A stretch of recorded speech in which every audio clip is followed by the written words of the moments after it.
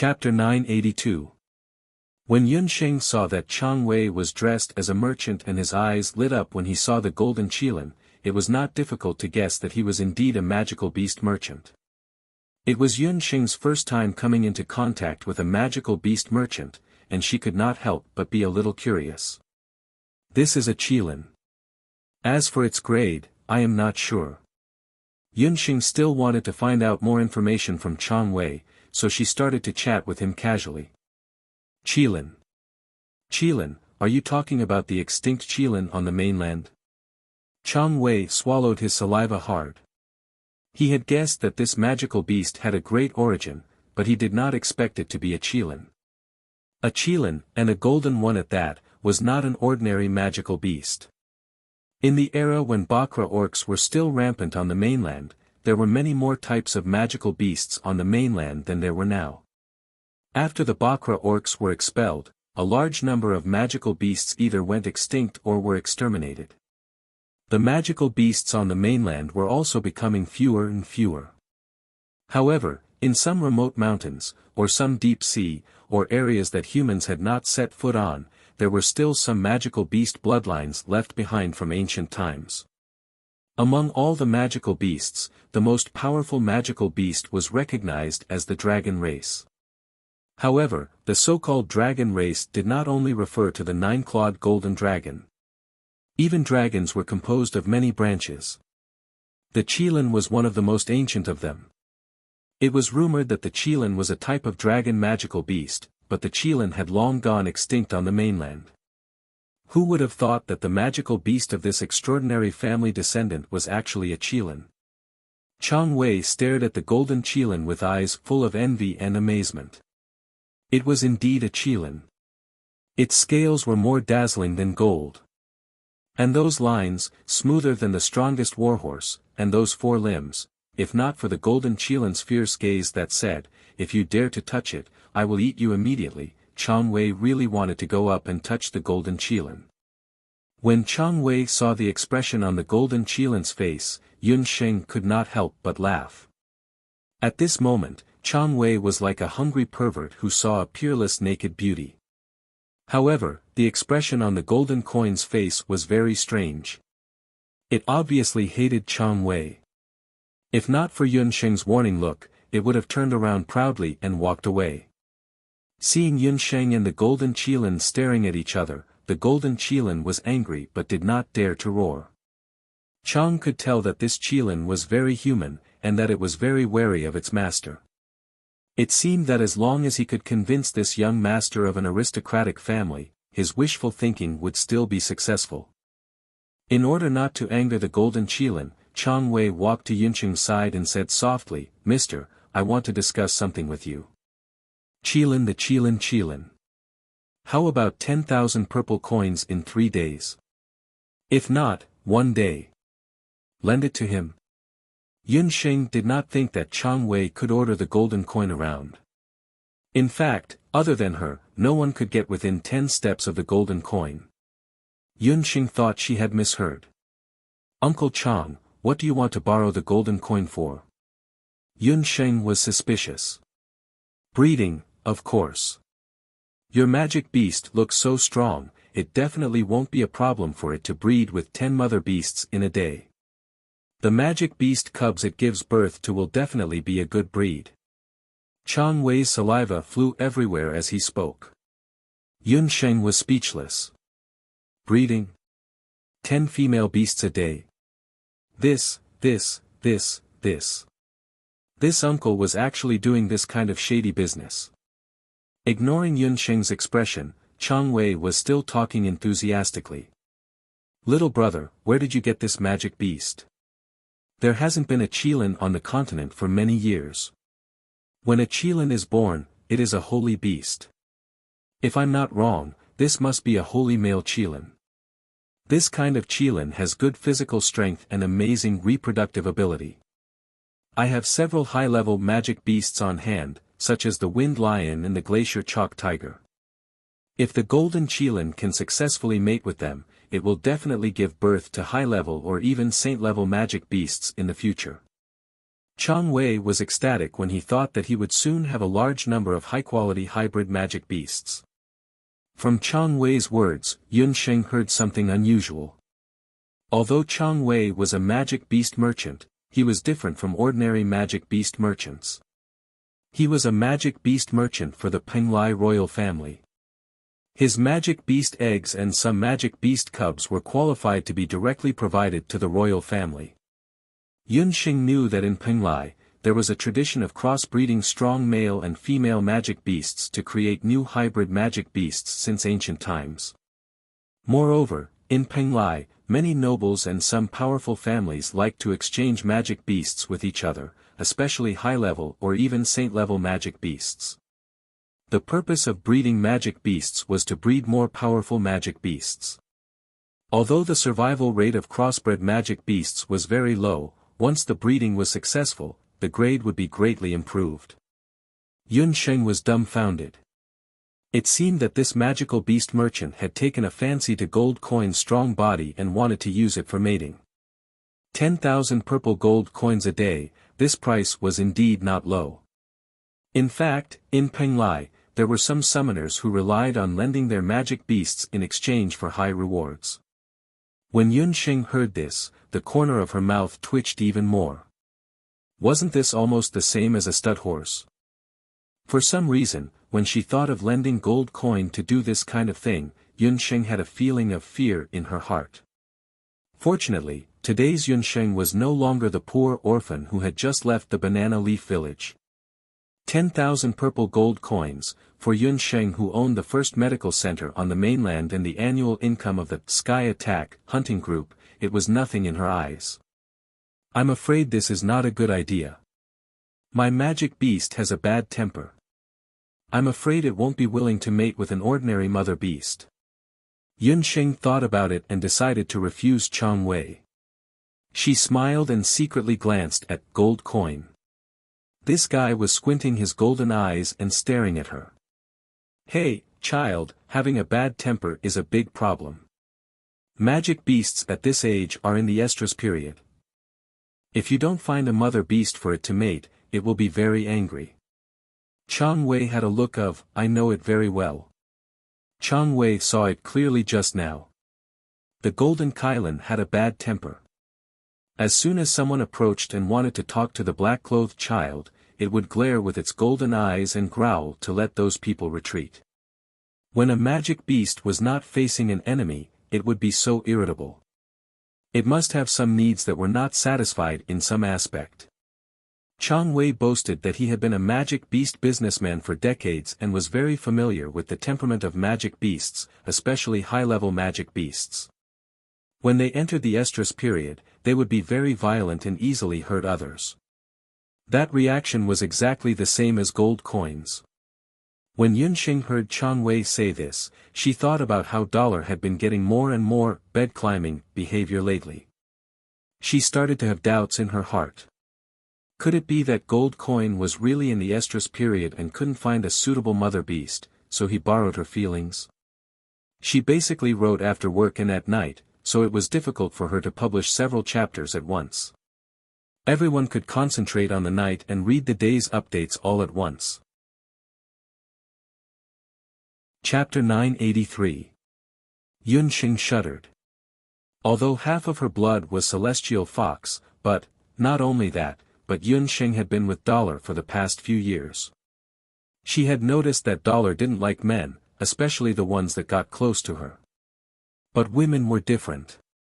It didn't dislike women getting close to it. Yun Sheng used to think that Dollar was a lecherous Kylan who liked women. It didn't dislike other maids or women, but it didn't like their touch either. Last time, a maid just wanted to stroke its head and was roared by it. She was so scared that she couldn't sleep well for a few days. However, it didn't dislike Yun Sheng's intimacy. On the contrary, it enjoyed it very much. Every time Dollar got angry, Yun Sheng would scratch its chin a few times, and its anger would disappear. The more Yun Sheng thought about it, the more she felt something was wrong. She felt that Chang Wei was right. Although she and Dollar didn't have a contractual relationship, she was still its temporary master. She had to ensure its physical and mental health. Should she find a mother beast for Dollar to breed? It was bad for men to hold it for a long time. If a male beast held it for a long time, it would also affect its body. Thinking about it, Yun Sheng walked to Dollar. She first scratched Dollar's neck. Dollar squatted down comfortably with a lazy look. Dollar, you don't seem to be young anymore. Do you want to find a partner for you? Well, it's like finding a mother beast for you to give birth to a little Dollar. Yun Sheng thought she used the best tone.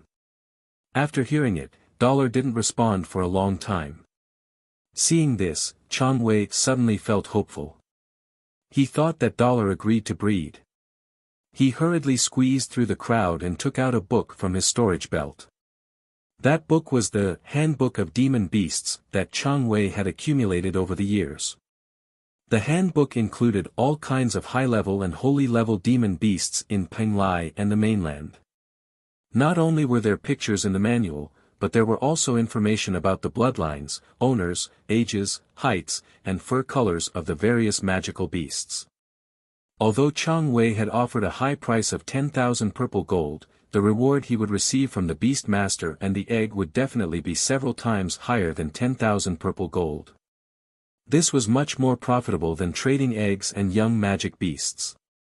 Chang Wei believed that no matter how picky the male Kirin was, it would definitely be able to find a magical beast it liked in this magical beast dating handbook. Chang Wei kept talking. Brother Dollar, what type do you like? Tall, short, fat, skinny. Do you want a female leopard or a lioness? Or do you want a female elephant? Yun Sheng was touching Dollar's neck when she suddenly felt nothing. In the next moment, the entire empty ship was filled with shrill screams. Yun Sheng felt as if there was a meteor in front of her. A gold light flashed, and Dollar stood up. He jumped up and bit Chang Wei, who was trying to suck up to him. Dollar's eyes were full of anger. With a beautiful swing of his neck, Chang Wei flew out of the empty ship like a broken bag. In order to ensure the safety of the passengers, there was a magic wall around the dragon flying ship, which could block the attack of less than 10 advanced flying demon beasts. However, Dollar's swing was so powerful that Chang Wei directly broke through the magic wall and flew out. The patrolling hunters on the side did not know what had happened. They hurriedly flew out of the empty ship to save people. Dollar, you will kill him. Yun Sheng did not expect Dollar to be so angry. Everyone on the empty ship heard Dollar's action. Yun Sheng was worried that someone would die, so she could only fly out of the empty ship to help search for Chang Wei's whereabouts. Fortunately, Chang Wei was lucky. After being thrown out, he fell on the sea. After being rescued by the hunters, he broke a few bones in his body. After emergency treatment, his life was saved. Yun Sheng was also unlucky. On the one hand, she had to save Chang Wei. On the other hand, she had to compensate for the loss of the civilian empty ship. If it were not for her good attitude and prompt compensation, the captain of the dragon flying ship might have thrown her and Dollar off the ship. But even so, the dragon flying ship blacklisted the demon beast, Dollar, who caused the accident. Next time, Dollar was not allowed to take any empty ship related to the dragon flying ship. If the dignified regent of Great Zhou was kicked off the ship as a troublemaker and missed the invitation of the Prince Regent of Penglai, who knew how many people would laugh their heads off. After Yun Sheng returned to the empty ship, Dollar was still sulking. Yun Sheng was also a little annoyed. She felt that Dollar was too unreasonable. If he wanted it, he would take it. If he did not want it, he would not be forced to mate. Stupid woman, you actually want me to mate with a group of female beasts. Yi Baiming was really angry this time. He did not eat or drink. For the next few hours, he ignored Yun Sheng. Yun Sheng could feel a strong sense of resentment from its body. This time, he seemed to be really angry. He directly faced Yun Sheng with his butt and lay in the cabin. After playing with the sheep, he saw that both of them were angry. He went forward and asked. Only then did he know that such an episode had happened. Bo bo, puff, mating, Dollar wants to mate. The sheep still wanted to see the world in chaos and jumped up and down. If his little master knew that Dollar was the Kirin boy, he really did not know what expression she would show. Bo bo, don't pester him. Dollar is too temperamental, Yun Xing said angrily. Dear master, Bo bo, don't be angry. Being angry will make you old and ugly. Dollar just doesn't like him. You can just throw him to someone else. Besides, Dollar already has someone he likes. Because the Kirin boy did not allow the sheep to reveal his identity. The sheep could only try hard to hint to Yun Xing. His master was so smart that she would definitely understand what he meant. Even if the Kirin boy had changed his appearance now, he still circled around his master every day. The way he looked at his master was enough to melt a large piece of purple gold ore. His master should have noticed it. Wait a minute. Are you saying Dollar has a female beast he likes? Yun Xing tilted her head and thought for a moment. Could it be a demon beast under her own demon beast?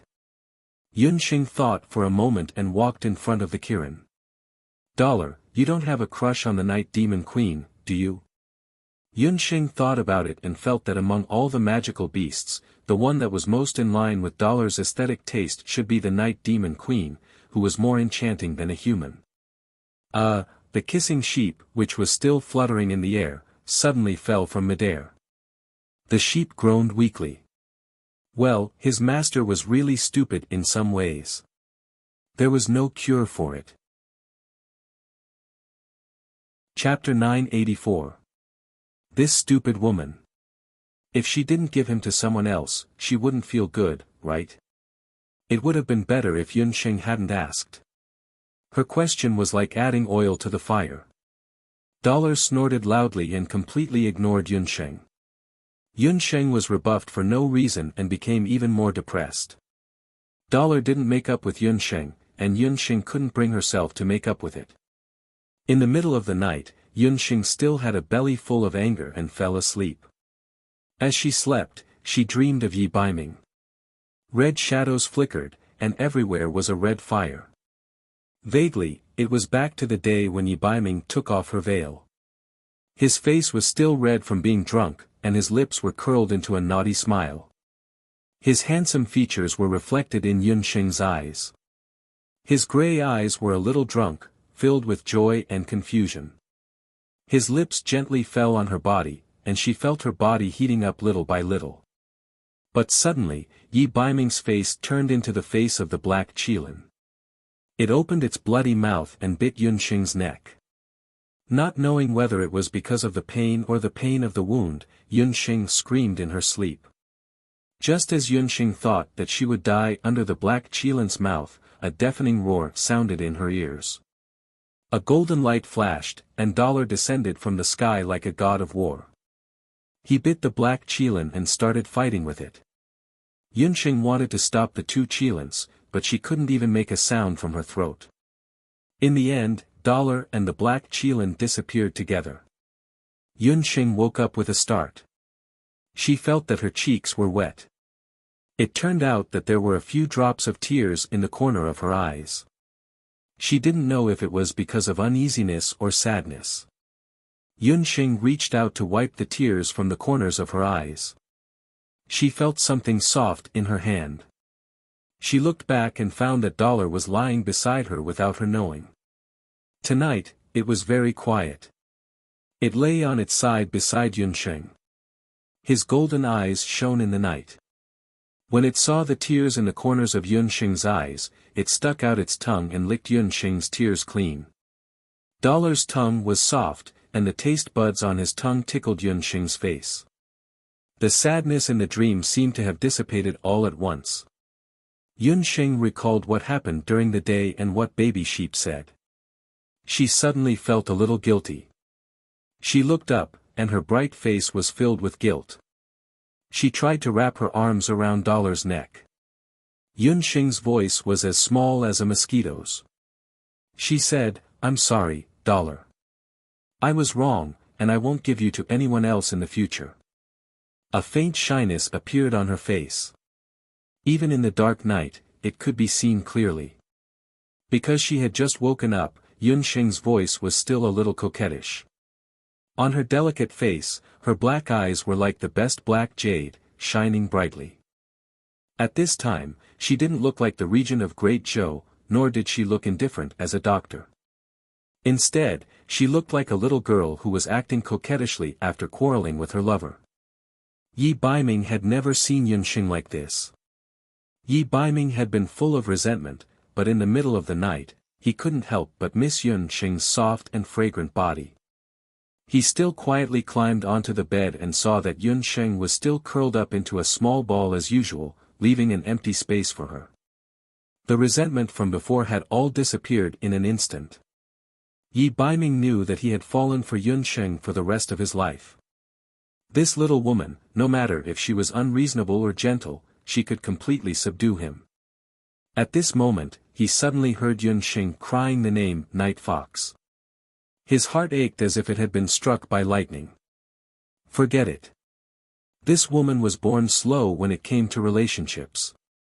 Yi Baiming stared at Yunsheng's face. There was still some fear on her bright face. Did she apologize just now? This woman had always been vicious, and this was the first time she had ever apologized in such a tone. However, what did she do wrong? She wasn't the one at fault. He was the one who hid his identity. Yi Baiming's throat rolled. He had a strong urge to tell Yunsheng that he was Yi Baiming. A silent warmth was transmitted between the man and beast. Yunsheng stared at the golden qilin. Suddenly, a thought flashed through her mind. The face of the black qilin in the dream overlapped and intertwined with Dollar's face. Her black eyes darkened as she suddenly thought of something. What Dollar did every day, reading memorials, climbing on the bed and getting angry for no reason earlier, could it be, Dollar? Are you? The hand around Yunsheng's neck tightened a little. Just as she was about to ask, the bed suddenly shook violently. Yunsheng's body tilted and she almost rolled to the ground. Fortunately, Dollar reacted quickly and hugged Yunsheng and rolled on the ground. What's going on? Yunsheng felt that the entire ship seemed to have hit something. The hull shook violently. This collision woke up everyone on the ship. There was a commotion. Then, they heard hunters and crew members shouting outside. Everyone, gather on the deck immediately. There might be a sea beast attack. Sea beast? Yunsheng was even more surprised. The golden qilin's expression also became vigilant. Penglai was located in the far southeastern sea of the mainland. It took many days of sailing. It was said that some sea beasts did appear on the sea. However, even if they encountered sea beasts, they would only be on the ship. The dragon flying ship was flying at an altitude of more than 1,000 meters. It had never encountered a sea beast before. What kind of sea beast had the ability to threaten the ship at an altitude of 1,000 meters? Yunsheng felt strange. But at this time, the ship had stopped flying. It was as if it had fallen into a quagmire. The hull swayed from side to side, making squeaking sounds. Knowing that the situation was wrong, Yunsheng no longer hesitated. She picked up her magic scepter and sat on Dollar's back. Yunsheng grabbed the sleeping baby sheep and rushed to the deck. She found that the third deck was already filled with people inside and outside. 2 magic waterfalls appeared on both sides of the ship. The waterfalls were connected to the sky and the ground, blocking the ship's way forward and backward. Some people had just woken up from their sleep. Their faces were still filled with fear and uneasiness. Yunsheng even saw Chang Wei. He was still wrapped up and squeezed at the bow of the ship, trying to look down and see what was on the sea. There were too many people at the bow. It was difficult to squeeze in. The golden qilin did not need Yunsheng's command. Its 4 powerful limbs rose into the air steadily with Yunsheng. It was convenient for Yunsheng to check the bottom of the ship. Chapter 985. Yunxing sat on the back of the golden Kylon and quickly rose into the air to see the situation clearly. Almost at the same time, 3 to 4 figures rose from the empty ship. They were 2 sky-level magicians and 2 warrior saint-level warriors. These people were dressed as hunters. Yunxing was secretly shocked. She did not notice that there were a few experts hidden on this empty ship. How could an ordinary airship guard afford to hire such an expert? It seemed that this flying dragon ship was not like what she knew before. It was just a civilian empty ship. How could it be worthy of such level of guards? There must be something strange. There must be something hidden on this empty ship. Yunxing paid attention to the 4 people, and the 4 people also paid attention to Yunxing. Yunxing was not afraid of their probing. After all, she had the Night Demon Queen's disguise. Ordinary people would not be able to see her true strength. Sure enough, the 4 experts did not feel any strong magic power or do qi from Yunxing. They looked at the magical beast under Yunxing and withdrew their gazes. The 5 of them looked down separately. Tonight was the first day of the new year. There were no stars or moon in the sky. In such a night, looking down from above, the sea level was like an endless black silk. Other than that, there was nothing else. With Yunxing's Shenong pupil, she did not feel any magic or do qi at a glance. It seemed that the attack of the sea monsters that the crew mentioned earlier was just a misunderstanding. After confirming that there was nothing on the sea, the 4 experts' faces relaxed. They were obviously relieved. But their expressions were still dignified. The 2 magic waterfalls were like 2 white chains that pierced straight into the sea from the sky, connecting the sky and the ground. They blocked the airship's path of advance and retreat. They were like 2 walls that trapped the airship in the sea. It seemed that the flying dragon ship accidentally broke into an unknown sea magic array and triggered the magic restriction, forming these 2 magic waterfalls. Abundant water magic elements kept gushing out from the magic waterfalls. The captain discussed with his crew members. They were all old crew members of the Flying Dragon. They had been active in this area for many years and had never heard of any magic circle in this area.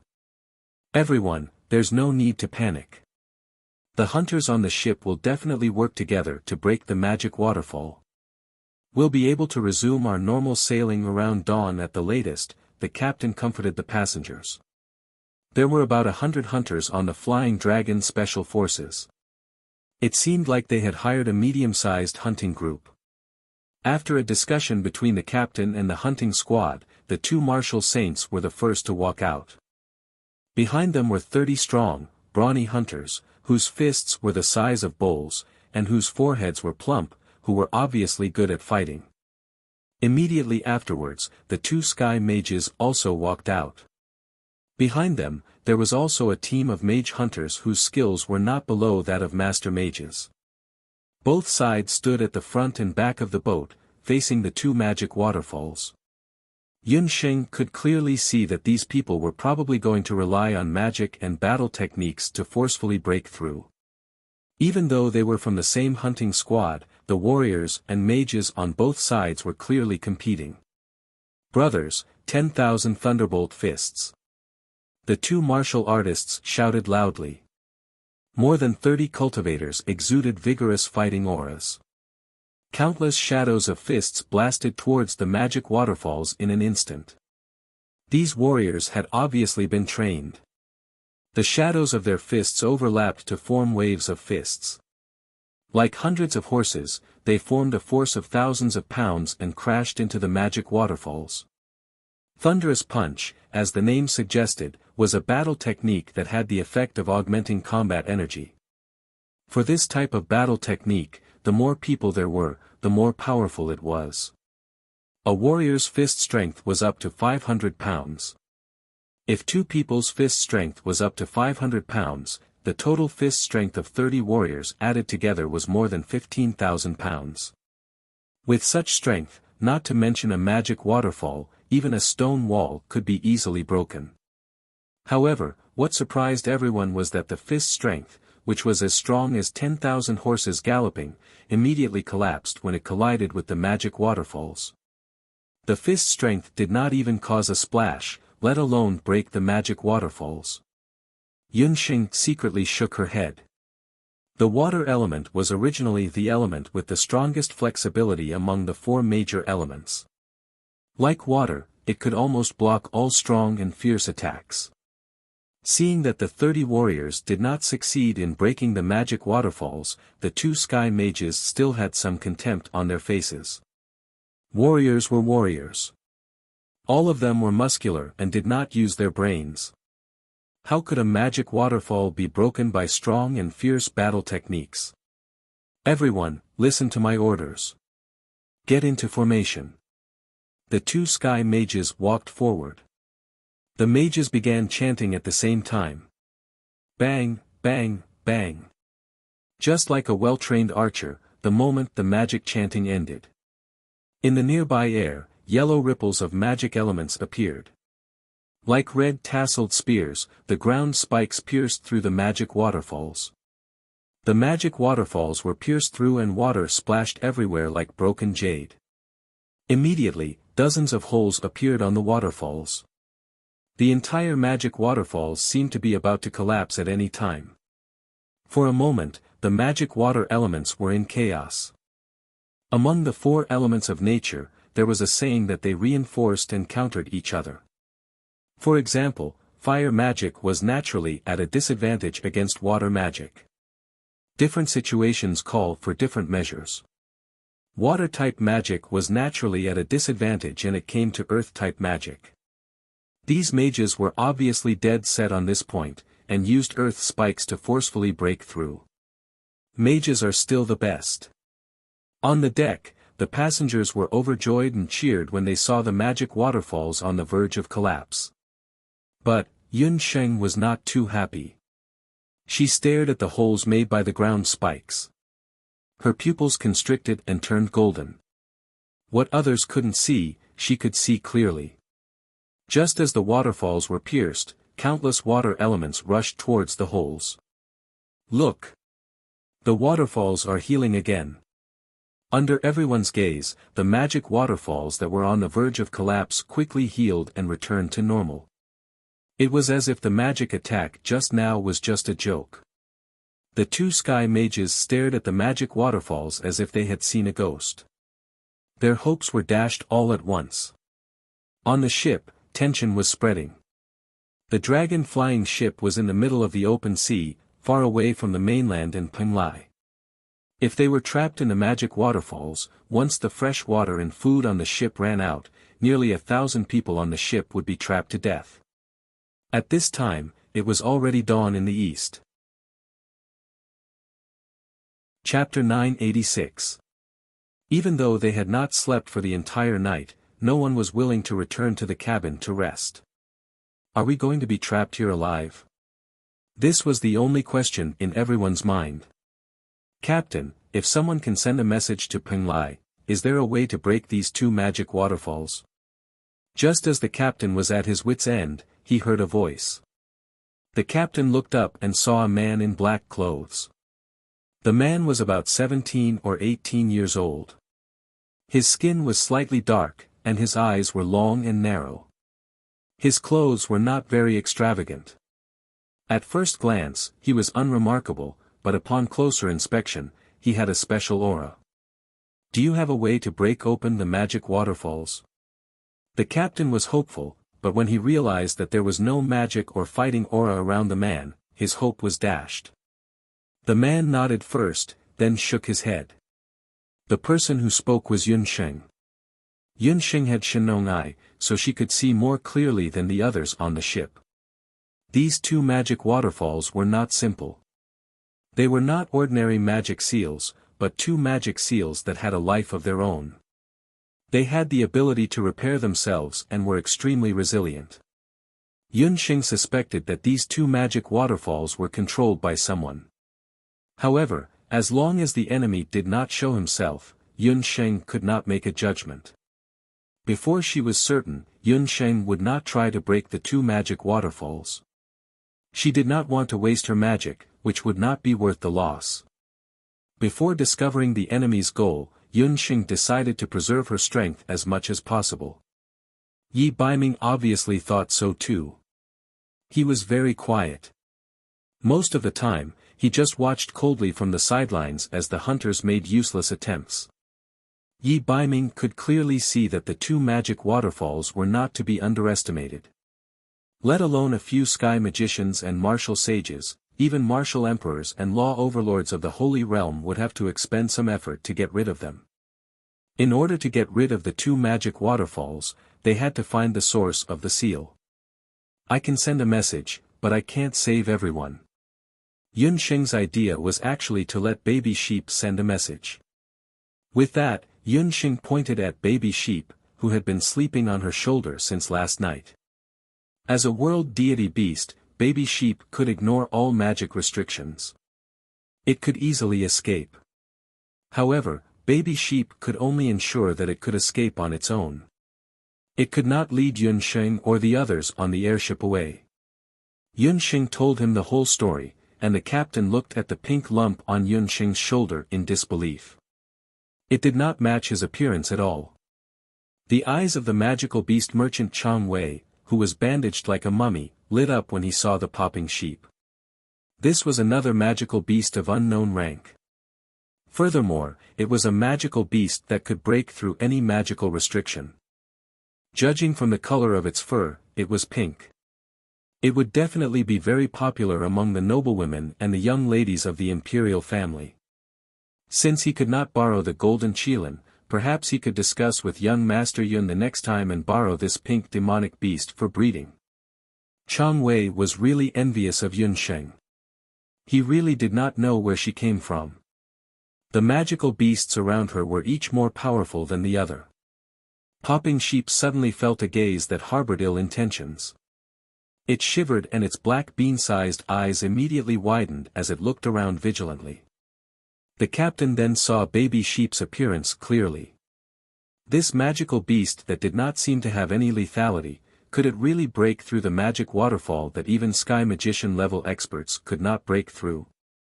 Baby Sheep was very smart. It immediately sensed the deep disbelief in the captain's eyes. Ignorant humans, how dare you look down on this world deity? Flo, no, this world deity wanted them to prostrate themselves in admiration. Baby Sheep proudly passed through the magic waterfall with a swoosh sound. Before the captain could react, that pink little body, like a magic trick, passed through the waterfall with a swoosh sound and landed on Yunxing's shoulder. During the whole process, Baby Sheep did not even get its fur wet. Only then did the captain believe it. He was very excited. Then I'll have to trouble young master. Let your magical beast go to the Zhao state immediately and say that Long Xiang is in trouble. When the people of the Zhao state know about it, they will naturally come to help. It seemed that Long Xiang was actually related to the Zhao state. Yunxing really did not know whether to laugh or cry. She just wanted to keep a low profile and travel incognito. Unexpectedly, this ship was actually related to the Zhao state. There was indeed something hidden on the ship. But since things had already come to this, Yunxing did not expose it and agreed to the captain's request. What she was more worried about now was whether she could successfully reach Penglai before the 15th of this month.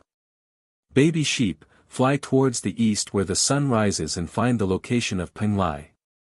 Then inform the local Zhao state that Long Xiang is in trouble and ask them to quickly send people to save it.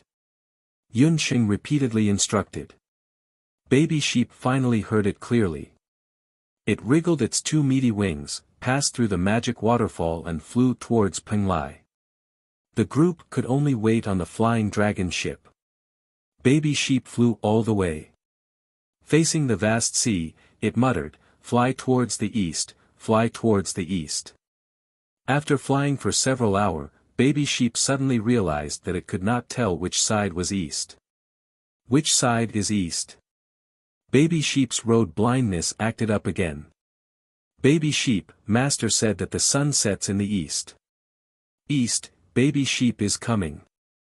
Baby sheep flapped its meaty wings and flew towards the direction where the sun sets. After flying for the whole night, baby sheep did not see any ghost. Just as baby sheep's energy was about to run out, it suddenly saw a bright light in front of it. Baby sheep, there's a ship. Baby sheep's eyes were almost filled with tears. It quickly looked at the empty ship that was rapidly approaching. Baby sheep flew so fast that it did not notice that the dark blue empty ship had the flag of Later Qin hanging on it.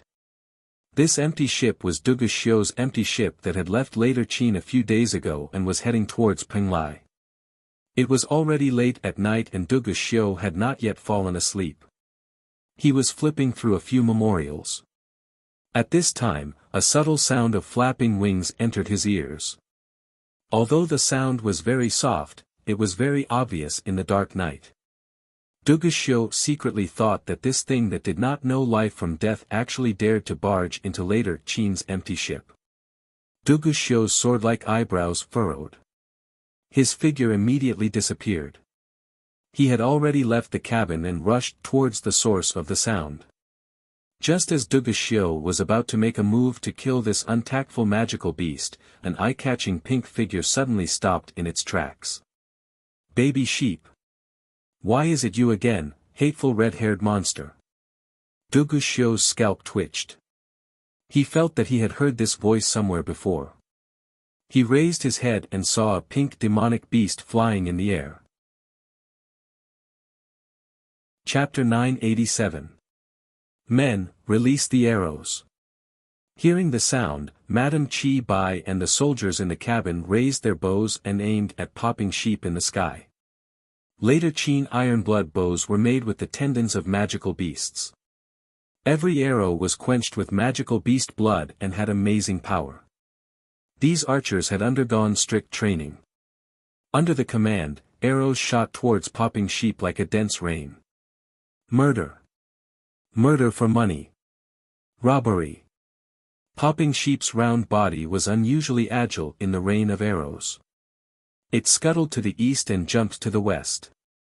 Those sharp arrows that were enough to kill were all dodged by it.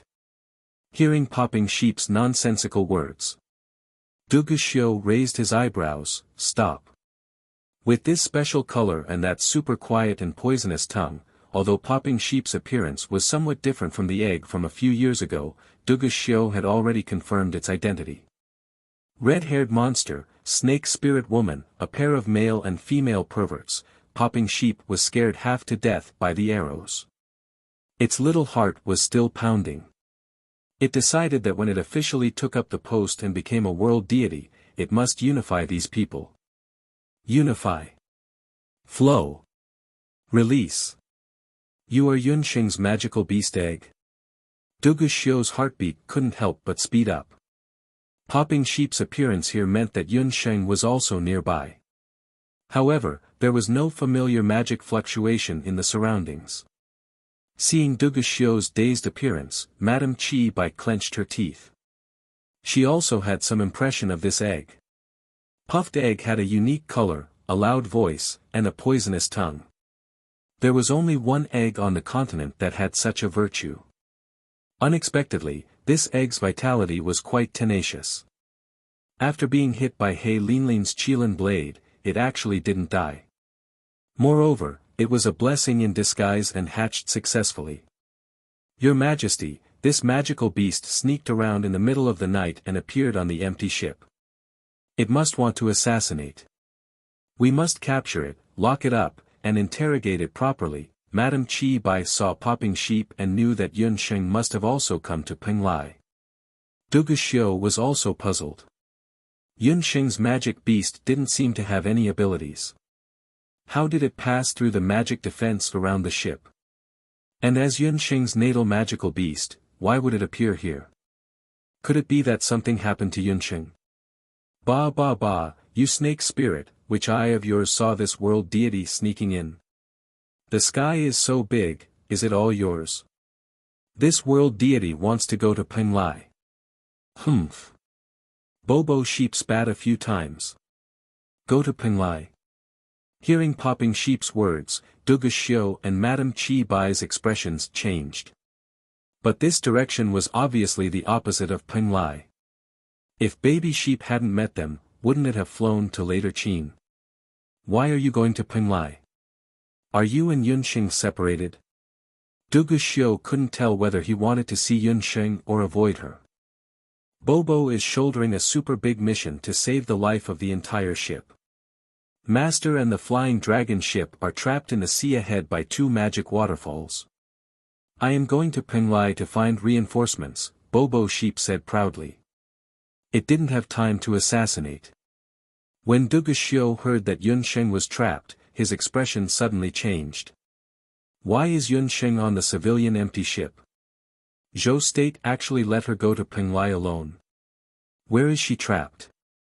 Red-haired monster, why are you speaking in such a reproachful tone? Why should this world deity answer you?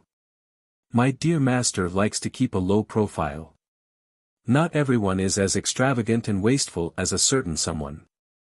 Egg Popping glared at Dugu Xiu and prepared to fly away. Who knew that just after a few flaps, Dugu Xiu was as fast as lightning and grabbed its 2 pairs of fleshy wings. Bobo, you dare to catch this world deity, exile.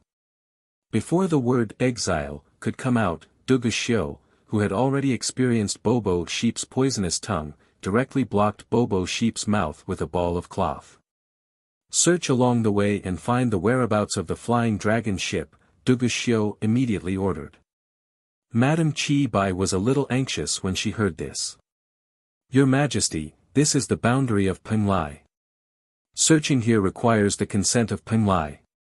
Should we inform Peng Lai first? Madame Chi Bai knew that as long as Yunxing was involved, Dugu Xiu would lose control. Alright, send a message to the Prince Regent of Peng Lai, Dugu Xiu thought for a while. Although he was the Emperor of Later Qin, it was better to be cautious in the territory of other countries to avoid unnecessary disputes. Dugu Xiu immediately sent someone to send a message to Peng Lai. A day later, a messenger falcon flew to a majestic building. This building was golden and dazzling. In the sunlight, it was like a palace of the sun. Peng Lai Pavilion was located in the country of Peng Lai. Unlike the palaces of other countries, Peng Lai did not have an imperial palace. However, there was a world-famous Peng Lai Pavilion. Peng Lai Pavilion was near the mountain and the water. Looking into the distance from the pavilion, one could see the sea view. The messenger falcon flew into a golden pavilion. At this time, the sun was rising from the east. A man in purple was wearing a mask on his face. The man in purple had a head of long silver hair that made people gasp in amazement. The faint luster of his hair was like the finest silver under the sunlight. His skin that was exposed outside of his purple clothes was delicate like the finest porcelain. On the face of the man in purple, there was a white jade mask. Other than a pair of eyes, only half of his chin was exposed. However, just half of his chin was like a white jade carving. It was even more delicate than the mask.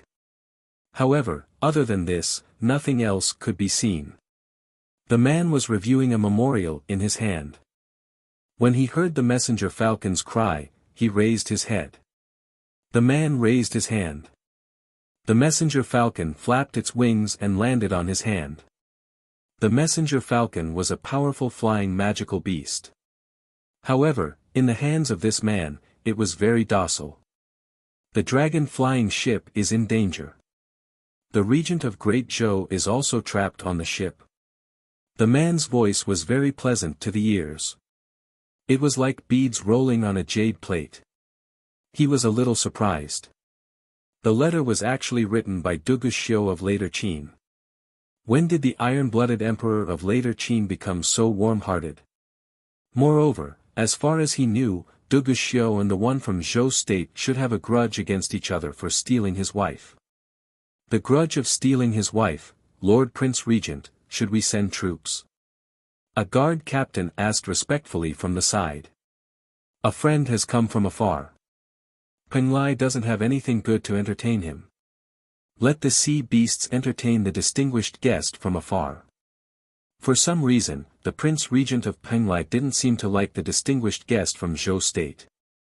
Did the Prince Regent mean that he was going to leave him in the lurch? The guard captain was stunned. Penglai of Gojoseon's temperament had always been indifferent. He didn't like or hate people. He didn't know what kind of grudge the Prince Regent of Zhou State had with his master. However, they were just subordinates. How could they have the courage to speculate too much about their master's thoughts? The guard captain didn't say anything else and left. Penglai of Gojoseon sat in the pavilion. He tapped the table with his long fingers and looked at the sea with his amber eyes. On the sea, the wind and waves were gradually rising. It seemed that the wind was about to blow. Chapter 988. The sun rose and set. Another day passed. For those who were trapped in the magic waterfall, the days were always particularly difficult. The sound of the two magic waterfalls was still reverberating, and there was no sign of it weakening or disappearing. The flying dragon ship had been trapped in the magic waterfall for an entire day. The captain and the passengers were anxiously waiting on the deck. Yunxing leaned against the golden qilin and narrowed her eyes. It had been a day since baby sheep left. Logically speaking, they should have arrived at Penglai. Around evening, an empty ship appeared in front of them. There was an explosive cheer on the flying dragon ship. However, there was no joy on Yunxing's face. She saw the sign of the empty ship clearly. The golden qilin also let out a low growl. Didn't they ask baby sheep to find Penglai of Gojoseon for reinforcements? Why was it an empty ship from later Qin? Moreover, the person standing on the deck with a murderous aura and flame-like red hair was none other than the emperor of later Qin, Duguxiu. Is this the flying dragon ship? I am Duguxiu of later Qin. Because it was an unfamiliar sea area, Duguxiu's empty ship also carried out a thorough search before they found the exact location of the flying dragon ship. When the people on the flying dragon ship heard that the other party was actually the emperor of later Qin, Duguxiu, they were excited and flattered. Later Qin Duguxiu's name was quite famous on the mainland. They heard that this person was ruthless and ruthless. He was an ambitious and ruthless person. He actually had the leisure to rescue a ship from another country.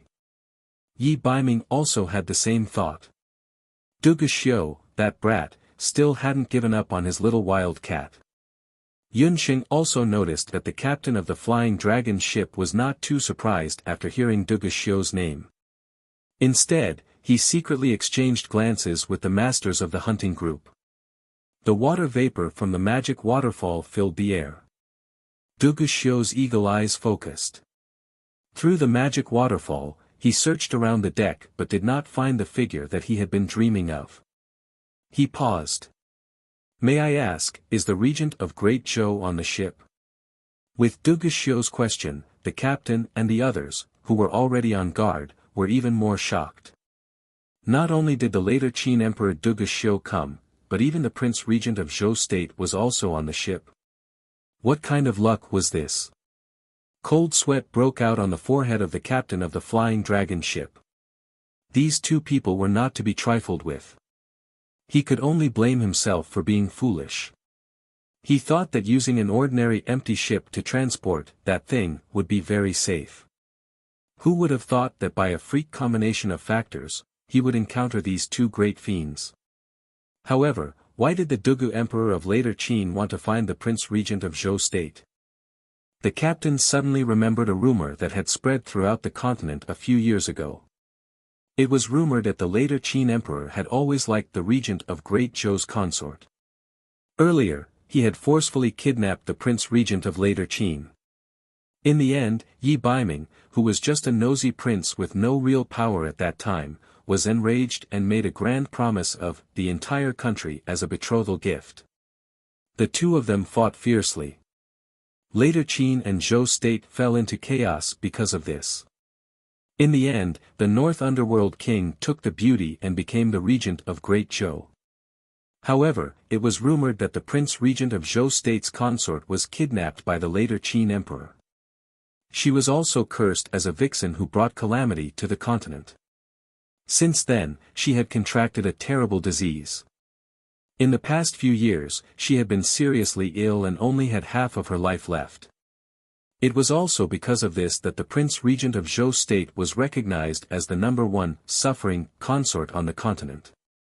However, even so, after the later Qin Crown Prince Duge Xiu ascended the throne, he was still infatuated with the Prince Regent of Zhou State.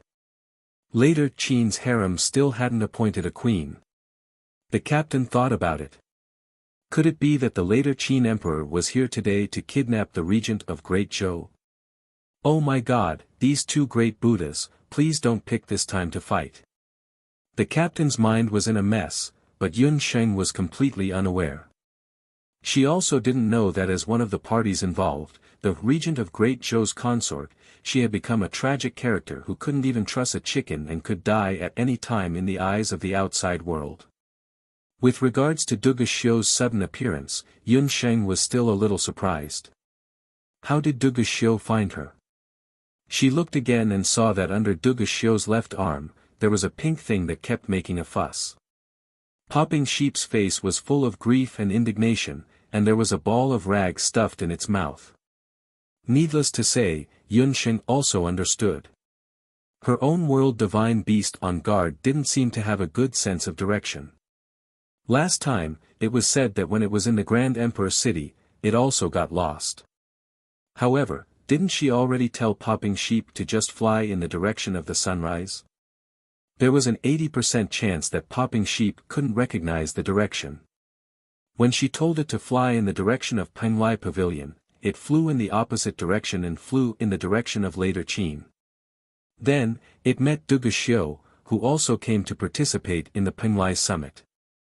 Based on Yun Sheng's understanding of Duge Xiu, this guy wasn't a kind person. If she didn't answer, he would definitely turn around and leave without even looking at the more than 1,000 people on the ship. There were also some old, weak, women, children, and sick people on the ship. If she delayed any longer, she was afraid that the situation would worsen. After thinking about it, Yun Sheng walked out. Your Majesty Duge Xiu, long time no see. Although Yun Sheng had changed her appearance and voice, her clear voice was like a sharp sword that suddenly passed into Duge Xiu's ears. Through the magic waterfall, Duge Xiu could only see a slightly thin man standing at the bow of the ship. Although her appearance had changed, Yun Sheng was still Yun Sheng.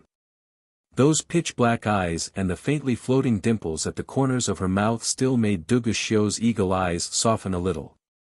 After confirming that Yun Sheng was on the ship, Duge Xiu began to rescue her. However, after he checked the situation of the magic waterfall, his expression became cautious. Earlier, Popping Sheep had only roughly said that there was a magic waterfall. Duge Xiu thought that it was just a slightly more powerful magic prohibition. However, Duge Xiu didn't expect that the scale of these two magic waterfalls would be so amazing. The two waterfalls were azure and boundless. The height was immeasurable, and the length was dozens of nautical miles. The waterfall splashing water was very majestic. If later Qin's empty ship rashly attacked, it was likely that it would also be trapped in the magic waterfall. He learned from the captain that they had previously tried to use magic and fighting energy to break through, but it was all in vain. I think that this magic waterfall is a little strange. It reminds me of a kind of magical beast. Madame Qi Bai coldly observed from the side for a while. She thought of something and said to Duge Xiu. Madame Qi Bai was born in the Ba Huang tribe, so she knew more about magical beasts than Duge Xiu, who had grown up in the royal family of later Qin. I have heard my father mention this magic waterfall before. It was created by a kind of large sea beast using magic. That kind of sea beast only grows in the deep sea. Its name is Anemone abyssalis. Madame Qi Bai hadn't seen the deep sea tentacle flower before, but she had heard the chief of the Ba Shi tribe mention it. Anemone abyssalis, strictly speaking, wasn't a magical beast. It was a kind of carnivorous magical plant. It took root in the deep sea, and as it grew older, its tentacles would grow longer. It was proficient in all kinds of mysterious water magic. A deep-sea anemone that had lived for more than 5,000 years could grow its tentacles to several thousand meters long. In the sea, it could be considered an invincible existence. This kind of deep-sea tentacle monster is most proficient in a type of magic prohibition called the magic waterfall. This kind of prohibition. Before Madame Chi Bai could finish speaking, a cry of surprise suddenly came from the ship. Chapter 989. There was a commotion on the flying dragon, and Yunxing also became alert. Just now, she felt a strong magical wave. That wave came from the power of the magic waterfall. That magical wave was not normal, and it was faintly mixed with a terrifying dark magical power. How could there be a large dark magical beast in the waters of Penglai? After the magical wave appeared, the two magic waterfalls moved. They kept compressing, desperately compressing, as if they were going to flatten the empty ship. What was more frightening was that when the magic waterfalls were compressing, many gray tentacle-like things that were half a meter thick extended out from the magic waterfalls. The tentacles easily penetrated the magic defense around the flying dragon as if they were piercing through a layer of paper. They wrapped around the bow and stern of the flying dragon and tore it apart. Seeing this, the captain immediately ordered the hunters on the ship to go forward and attack with combat skills or magic attacks. However, the tentacle completely ignored all of that. But the hunters' attacks obviously angered the tentacle monster. With the power of the waterfalls, there was a roar like that of a ferocious beast, and water splashed everywhere. Poof, poof, poof. More tentacles came out from the magic waterfalls. One of the tentacles aimed at a hunter and pierced through his chest. The hunter's body quickly withered as if the air was sucked out of his body. Soon, only a piece of human skin was left. After the tentacles sucked human flesh and blood, they immediately grew barb-like thorns on the surface. The tentacles succeeded in one move and killed a few more people in succession. The magic waterfalls also changed color. The originally clear magic waterfalls became blood-red as the tentacles killed many people in succession. The empty ship was already in a mess. The ordinary passengers only knew how to escape in all directions. They tried to get back into the cabin. The captain ordered the hunters to kill the tentacles, and on the other hand, he had to stop the panicking passengers. There were many people on the ship. At this time, the ship had already begun to shake violently due to the panic. If this continued, not only would they be killed by the tentacle monster, the ship would also capsize due to the imbalance. Outside the magic waterfall, Duguxiu's expression changed slightly. That's right, it must be Anemone abyssalis, but why would this tentacle sunflower appear here? This kind of sea anemone should only grow in the nether abyss. Even a woman as vicious as Madame Chi Bai couldn't help but change her expression after seeing the tentacle sunflower. Even though the tentacle helianthus was notorious, it was not a species from the boundless continent. It was a species from the underworld. Duguxiu did not care about this. In the chaotic crowd, his gaze followed Yunxing. But where did Yunxing go? She couldn't find that familiar figure in the crowd. It turned out that in the chaos just now, Yunxing had gotten into the cabin. Although she did not know what kind of magical beast those tentacles were, Yunxing could tell from the magical waves on their bodies that they were very difficult to deal with. Yunxing felt a familiar aura from them. Yunxing's memory was very good. She could almost remember everything she saw. She quickly remembered that she had found the same magical waves on someone before. The Netherworld Ghost King. In the Taiyuan ruins, Yunxing was sent back to the Taiyuan castle more than 500 years ago by space-time magic. There, she had met the Netherworld Ghost King once. At that time, the other party's aura was exactly the same as the tentacle monster that committed the crime. Before the puffed egg hatched, Yunxing's knowledge of the Netherworld Ghost King was only based on the Netherworld Ghost Key. However, after the puffed sheep hatched, it told Yunxing that there were other realms outside this continent. The netherworld ghost prison belonged to the underworld outside the human realm. These creatures that should only live in the underworld suddenly appeared in the Penglai Sea of the boundless continent. There must be a reason. Yun Sheng suspected that this reason was hidden in the flying dragon ship. Yun Sheng had paid close attention to the expressions of the captain and the hunters. Especially after Du Gu Xiu came later Qin, their eyes were evasive and their gazes would occasionally look towards the cabin. Thus, in the chaos just now, Yun Sheng took advantage of the chaos to sneak into the cabin under the cover of the golden qilin.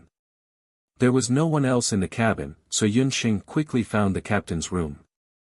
After searching the captain's room for a while, Yun Sheng discovered that there was a secret chamber under the captain's bed. After opening the secret chamber, Yun Sheng found a wooden box made of black oak. Just as Yun Sheng was about to open the box, she heard a piercing sound behind her ear. Her scalp went numb, and Yun Sheng's figure flashed as she used the night demon footwork. Her toes touched the ground, and she had already dodged this fatal sneak attack. At the same time that Yun Sheng dodged, sharp black thorns broke out from the ground and ruthlessly stabbed towards the sneak attacker behind her. Immediately after, several balls of fire exploded, and the entire cabin was instantly filled with thick smoke. "Prince Regent, you can't touch this thing. Otherwise, don't blame me for being impolite." The captain of the flying dragon ship was glaring angrily at Yun Sheng and the black box in her hands.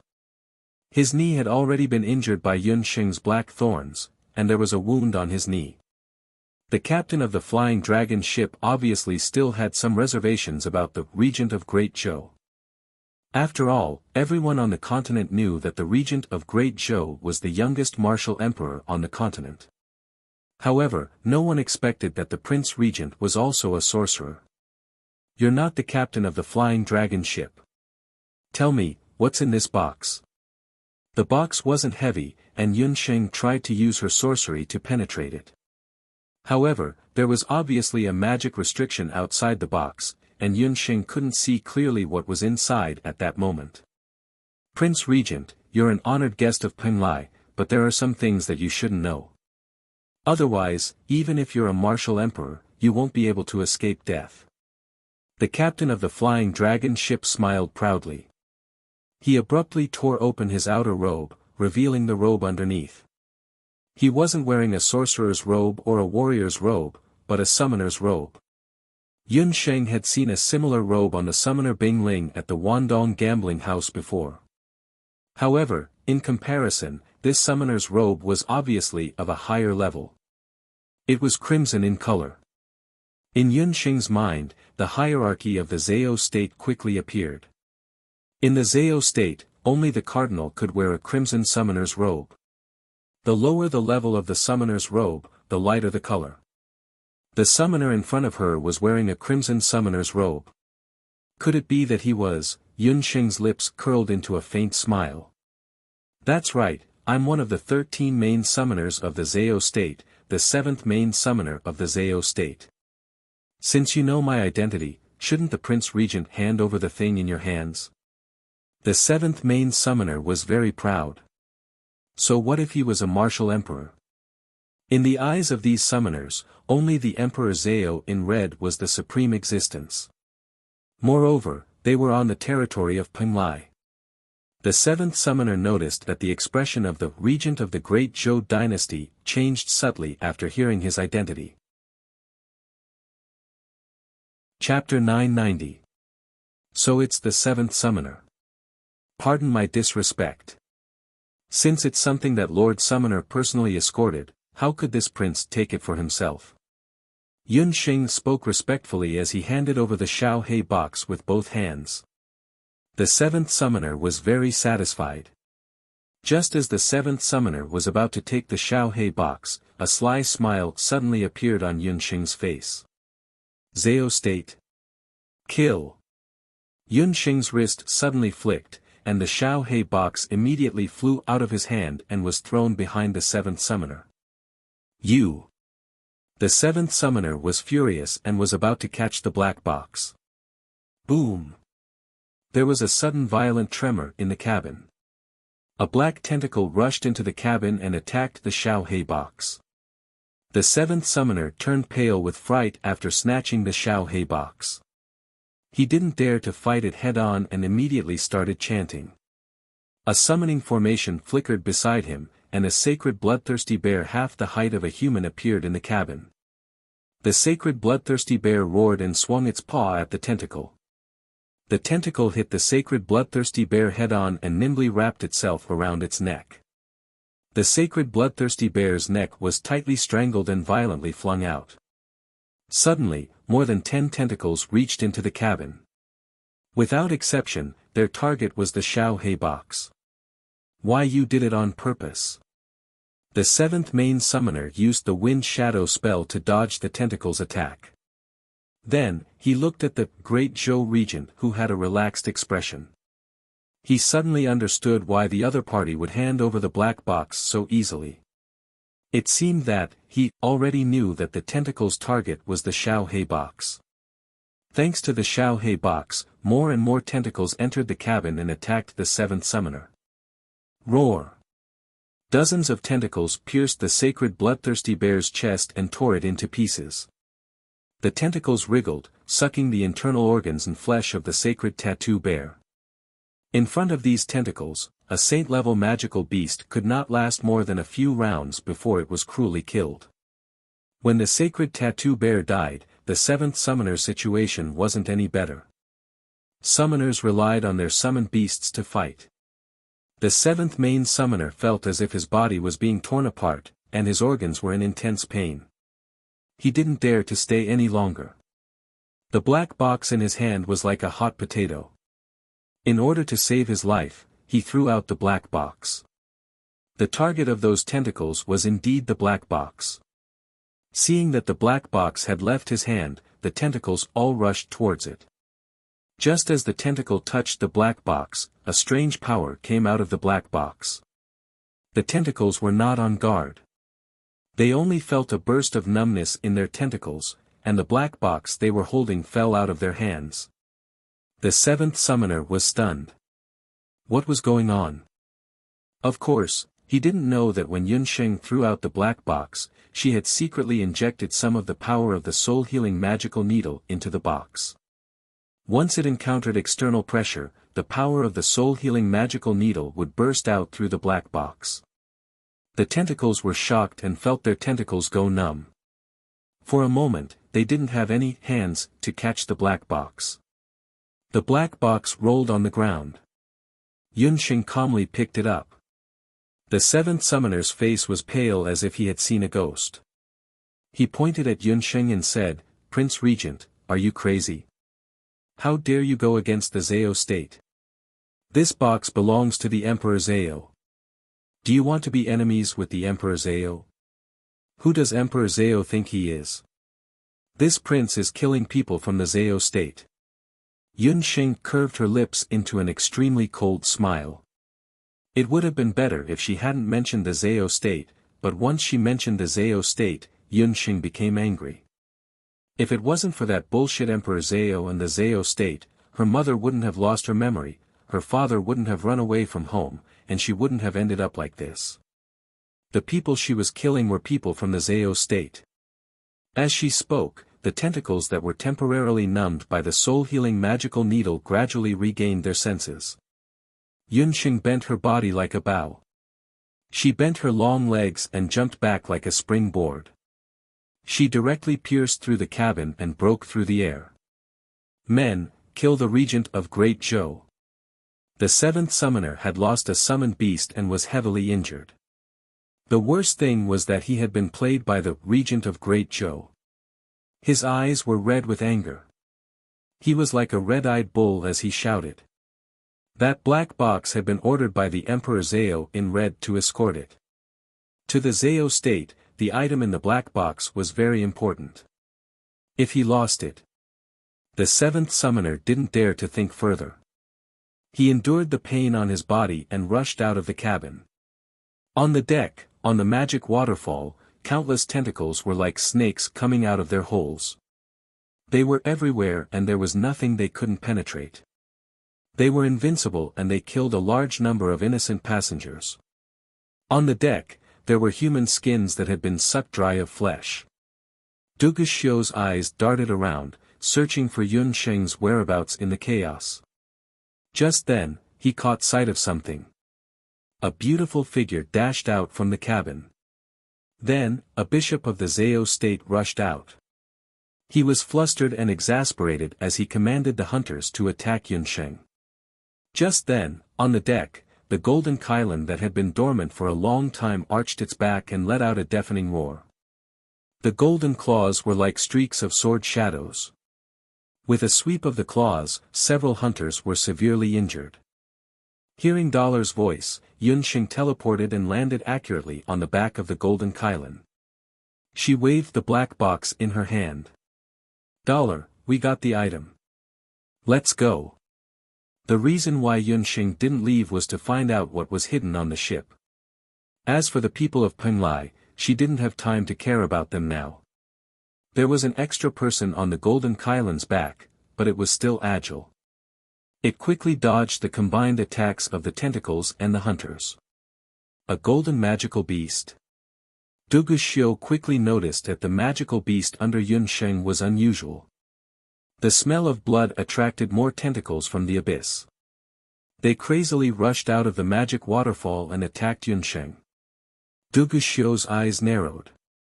His left arm shook, and the black scales on it expanded. He roared. His body was like a cannonball, rushing straight towards the magic waterfall. The martial emperor's power combined with the power of the halberd of the divine warrior. Duguxiu's figure could no longer be seen clearly. His body and fighting spirit merged into one, tearing apart the magic waterfall. Within the magic waterfall, there was a strange squeak. The tentacles seemed to have suffered a heavy blow and immediately retreated. Almost at the same time, baby sheep spat out the rag in its mouth and flew towards Yun Sheng. Unable to withstand Duguxiu's attack, the magic waterfall began to collapse after a violent tremor. The water of the waterfall poured down like a torrential flood. The already shaky dragon flying ship and the people on the ship were all swept into the sea. Chapter 991. The Prince Regent of Penglai, Ji Romo, was in the Penglai pavilion, discussing state affairs with the ministers of Penglai. His body suddenly stiffened, as if he had sensed something. Under the mask, the pair of amber eyes became serious. He felt a wave of dark magic power. This wave came from the sea. With a bang, he disappeared. The ministers looked at each other, not knowing what had happened. Reporting, "Prince Regent, there is a huge wave on the sea." A guard rushed in, but there was no sign of the Prince Regent in the court. At this time, hundreds of nautical miles away from Penglai, the magic waterfall had just collapsed. The flying dragon and later Qin's empty ship were suddenly broken in half by the violent water magic elements, and the people on the ship were all washed into the sea. Save His Majesty. Madame Qi Bai was terrified when she saw Duguxiu fall into the water. She knew that nothing good would happen when she met Yun Sheng. She ordered the empty ship to stabilize, and at the same time, she sent soldiers to search for Duguxiu's whereabouts. However, what shocked Madame Qi Bai was that after the magic waterfall collapsed, the originally calm sea suddenly became strange. The magic wave formed by the collapse of the magic waterfall was actually so strong. When the magic waterfall collapsed, the violent water magic elements carried by the magic waterfall not only destroyed the empty ship, but also rolled up a huge wave that was dozens of meters high. It looked as if someone had cast a super water magic at the bottom of the water. The originally blue sea became as dark as mud. The passengers who fell into the sea were swallowed by the raging waves before they could flip around a few times. The magic waterfall collapsed, and Yun Sheng was pulled down by the water power. She fell off the back of the golden Qilin and into the churning sea. The large amount of water magic elements made Yun Sheng feel like she was drowning. Yun Sheng also tried to use wind magic like the levitation spell to get out of the sea, but the violent waves made her try several times without success. In such a harsh environment, even magic was powerless. Yun Sheng could only hold her breath and float in the waves, maintaining a trace of consciousness. Grabbing the black box in her hand, she kicked her feet and tried to float to the surface. But just as Yun Sheng came out of the water and tried to breathe, a tentacle wrapped around her ankle and pulled her into the water. Yun Sheng choked on a mouthful of water and sank with the black box. At this time, later Qin's spaceship had already found Wuxia. Your Majesty, quickly board the ship. These waves are very normal. I'm afraid that Anemone Abyssalis is angry. Madame Qi Bai knew how terrifying water-type magical beasts were in the ocean. Even if Wuxia was strong, his strength would be greatly reduced when fighting in the ocean. They had to leave this area as soon as possible. Wuxia climbed onto the boat, but at that moment, he heard a flapping sound behind him. He turned around and saw Yun Sheng sinking to the bottom of the sea. When Wuxia saw this, his expression changed and he wanted to go into the water to save her. When Madame Qi Bai saw this, she pulled Wuxia back. Are you crazy? You can't go into the sea. I only said half of what I wanted to say. The Abyss Tentacle Monster is something from the Netherworld Ghost Realm. Its sudden appearance here must be related to the Netherworld Ghost King. You're willing to give up your life for that woman? The Netherworld Ghost King was a name that was related to death. He was a godlike existence, a true immortal demon god. No matter how strong Wuxia was, he was still weak in front of the Netherworld Ghost King. If these Anemone Abyssalis were really related to the Netherworld Ghost King, then if Wuxia angered the Netherworld Ghost King, even the patriarch of the Obsidian clan might not be able to save him. Wuxia's face was calm. At this time, the sound of something heavy falling into the water could be heard. Wuxia looked over and saw the golden qilin that carried Yun Sheng jump into the water. Even a magical beast knew how to protect its master. How could he lose to a magical beast? Wuxia's heart skipped a beat as he swept Madame Qi Bai's hand away. After saying this, he turned around and jumped into the sea. Wuxia. Madame Qi Bai's eyes were filled with despair as she watched Wuxia disappear into the raging waves. Her voice trembled as she said, "For that woman, you're willing to give up your life." Compared to the raging waves on the surface of the sea, the bottom of the sea was much more stable. The moment Yun Sheng was pulled into the sea by the tentacle, her heart calmed down when she came into contact with the bone-chilling sea water. Under the water, Yun Sheng's most proficient fire magic was almost ineffective. The power of the elven hellfire was also greatly reduced. Only dark magic and water magic could be used to the best effect. Her eyes were sharp and her hands were fast. She barely had time to chant.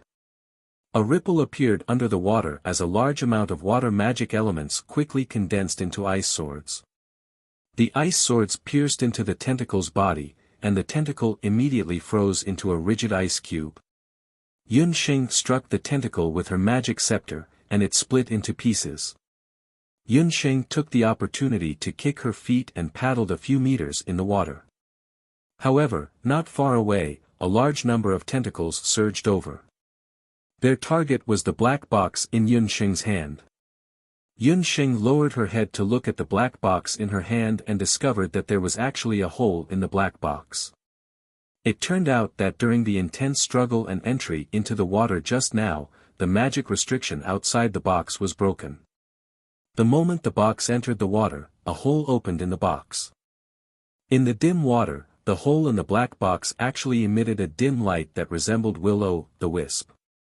At this moment, the summoning demon's hand and the immortal holy grail in Yun Sheng's storage ring all started to ring. This is... Yun Sheng's eyelids twitched. Could it be that this black box hid one of the 8 divine artifacts? Just as Yun Sheng was deep in thought, those lingering tentacles had already closed in. The oxygen in Yun Sheng's lungs was also getting less and less.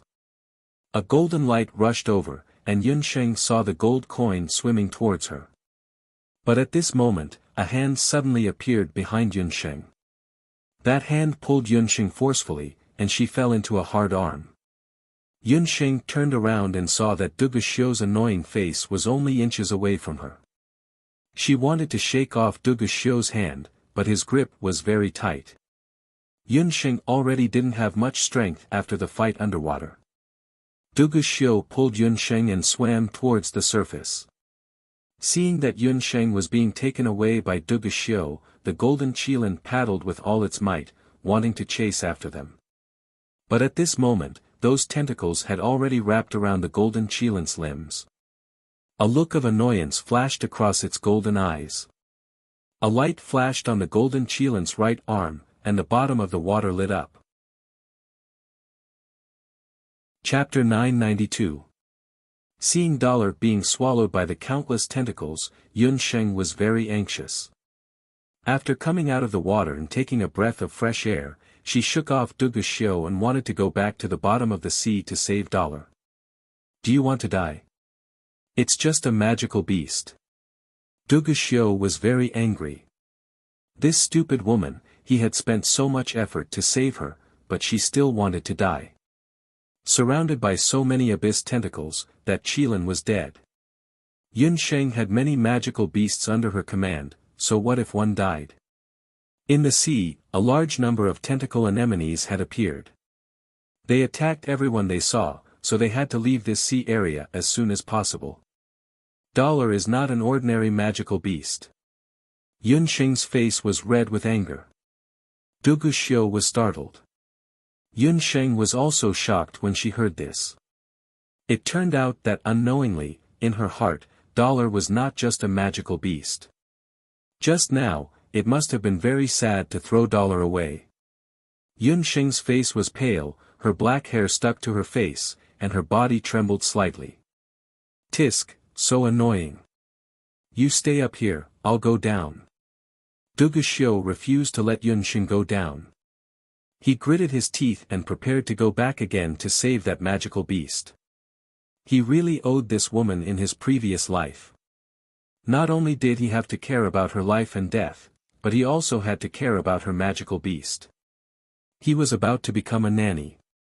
Under the sea, there was a terrible fluctuation, and countless waves gushed out from the bottom of the sea. It felt as if there was a big explosion at the bottom of the sea. Blood instantly dyed the sea area red, and tentacles floated out of the water. The cut of each tentacle was neat and uniform, as if it was split open by a sharp blade. Duguxiu's face suddenly changed. Could it be that the magical beast was actually, just as Duguxiu was pondering, a golden light rushed out of the sea like an arrow. A golden qilin, rippling with water, swept past Duguxiu with a whoosh. Duguxiu was hit by the airflow and was knocked back dozens of meters. It was not easy for him to stabilize his body.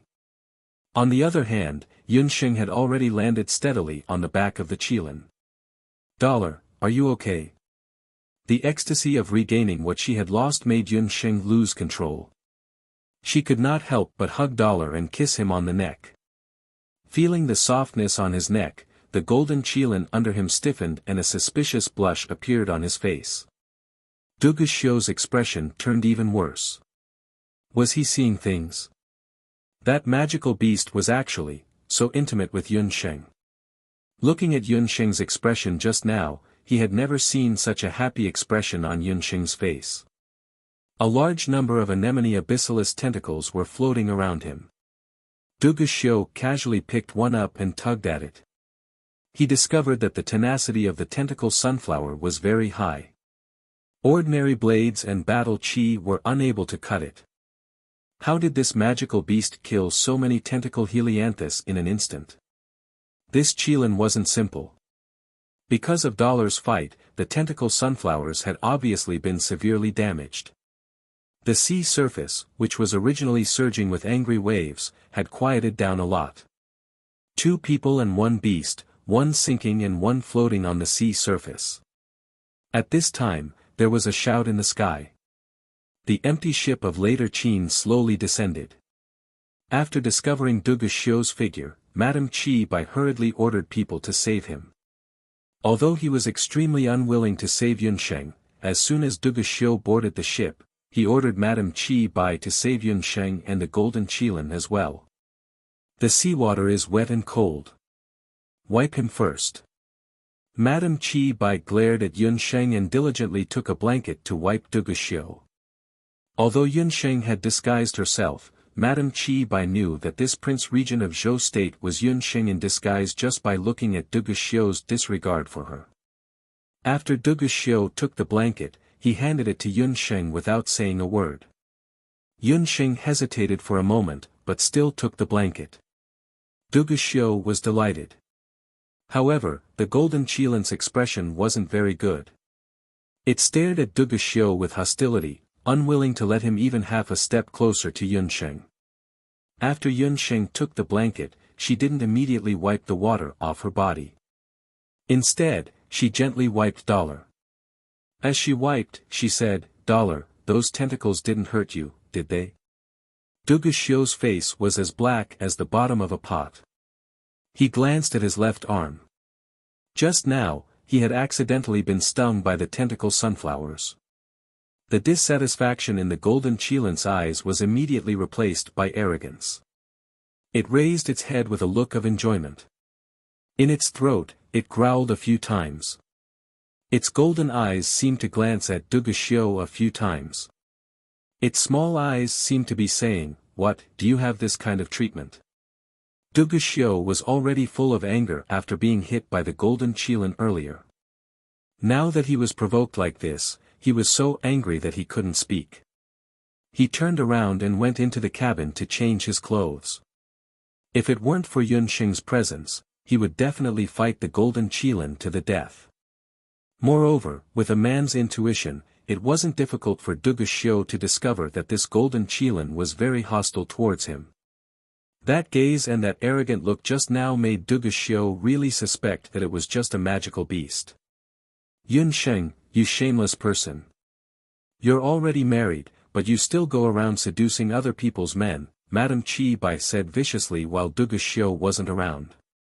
"Madame Chi Bai, please understand that it was your man who came to provoke me. If you're worried, you can find a chain to tie him up. I guarantee that he won't be able to escape for the rest of his life." Yun Sheng sneered. You actually dare to insult His Majesty. Do you believe that I won't tell everyone that you're impersonating the regent of Great Zhou?" Ji Rumo of Penglai of Gojoseon invited the emperors and prince regent of several large countries to Penglai to discuss important matters. Yun Sheng must have come impersonating the prince regent for another purpose. "Chi Bai, I advise you to be smart. Our identities are very awkward." "Your and Du Guxiu's identities aren't much better," Yun Sheng retorted sarcastically. What she meant was that Madame Chi Bai and Du Guxiu both had Bahuang bloodlines. When Madame Chi Bai heard this, she was speechless. At this time, cries for help could be heard from the sea. On the sea, a passenger who had survived the disaster was lying on the wreckage of the Flying Dragon ship, calling for help from the empty ship. Yun Sheng recognized that the person was the magical beast merchant Chang Wei who had been thrown out by Jin Bai in Class A earlier. "I know that person. Save him," Yun Sheng said in an indifferent tone. "Do you think I'll save him just because you say so? This is a later Qin empty ship. I won't save him." Madame Chi Bai wanted to throw Yun Sheng off the ship. Du Guxiu walked out of the ship's cabin. He had already changed into dry clothes. After hearing Yun Sheng and Madame Chi Bai's words, Du Guxiu only said one sentence in a deep voice, "Save him." While Du Guxiu and the others were saving the magical beast merchant Chang Wei, on the sea, several summoners were searching for Yun Sheng and the whereabouts of the black box. Chapter 993. The magical beast merchant Chang Wei trembled as he was rescued onto the empty ship.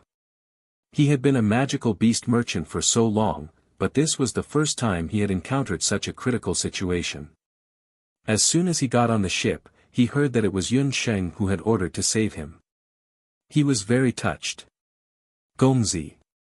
No, I should call you Prince Regent. Thank you for saving me." He grabbed Yun Sheng's hand and wiped away his snot and tears. However, two cold gazes made him feel a chill down his spine. Chang Wei stole a glance. One of the gazes belonged to the black-faced later Qin Emperor Duguxiu, and the other one, needless to say, was the golden Qilin who almost made him lose half his life earlier. What was wrong with this person and beast? It was as if he owed them millions of dollars. Chang Wei could only let go of Yun Sheng's hand in embarrassment. Yun Sheng was not a saint. If she wanted to save Chang Wei, it would not be because the two of them had met once. She saved Chang Wei because she wanted to ask about this sea area, as well as about the flying dragon ship and the black box on her. Chang Wei was the only native of Penglai on the empty ship of later Qin. Chang Wei, let me ask you.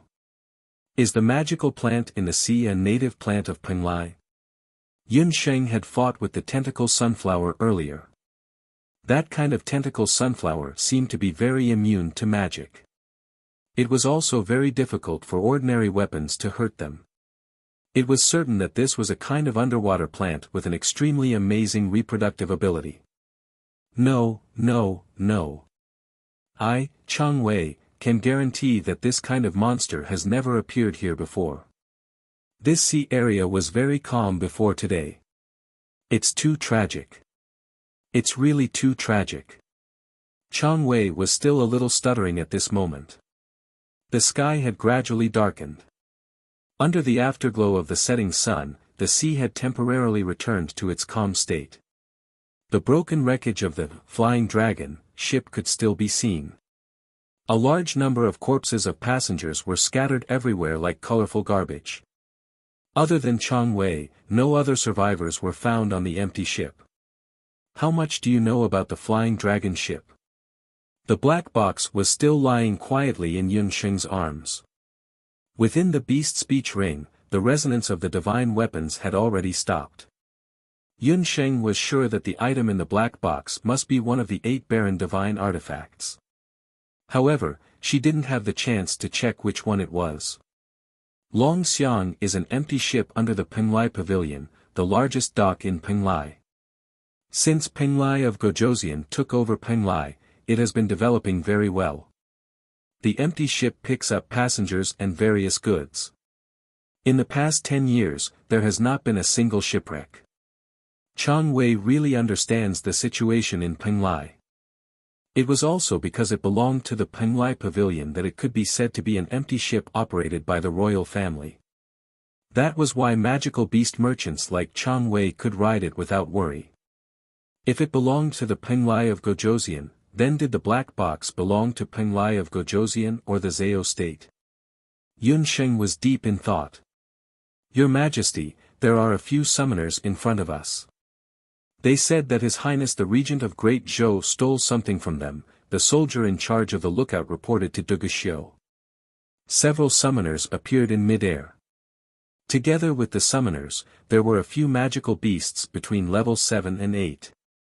A black mass of them entered the later Qin's empty ship.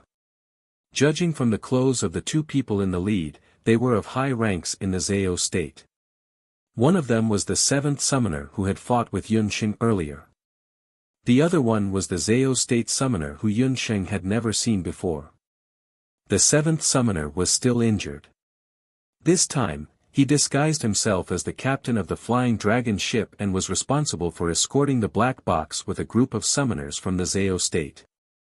Although they did not know what was in the black box, the Zhao state had sent all the elites to escort the black box.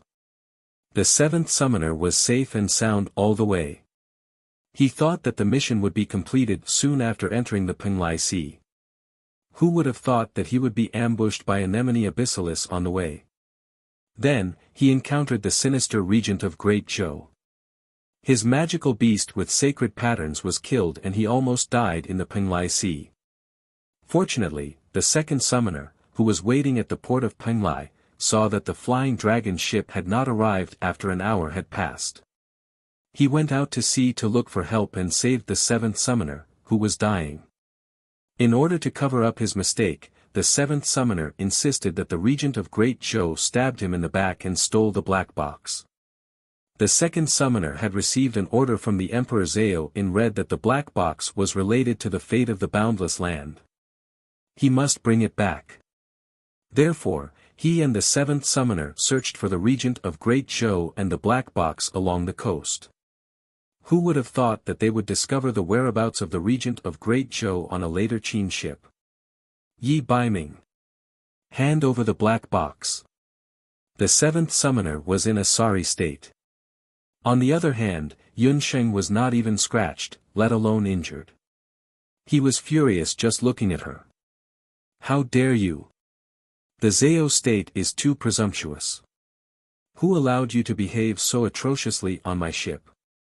Since you are on my ship, you are one of my people.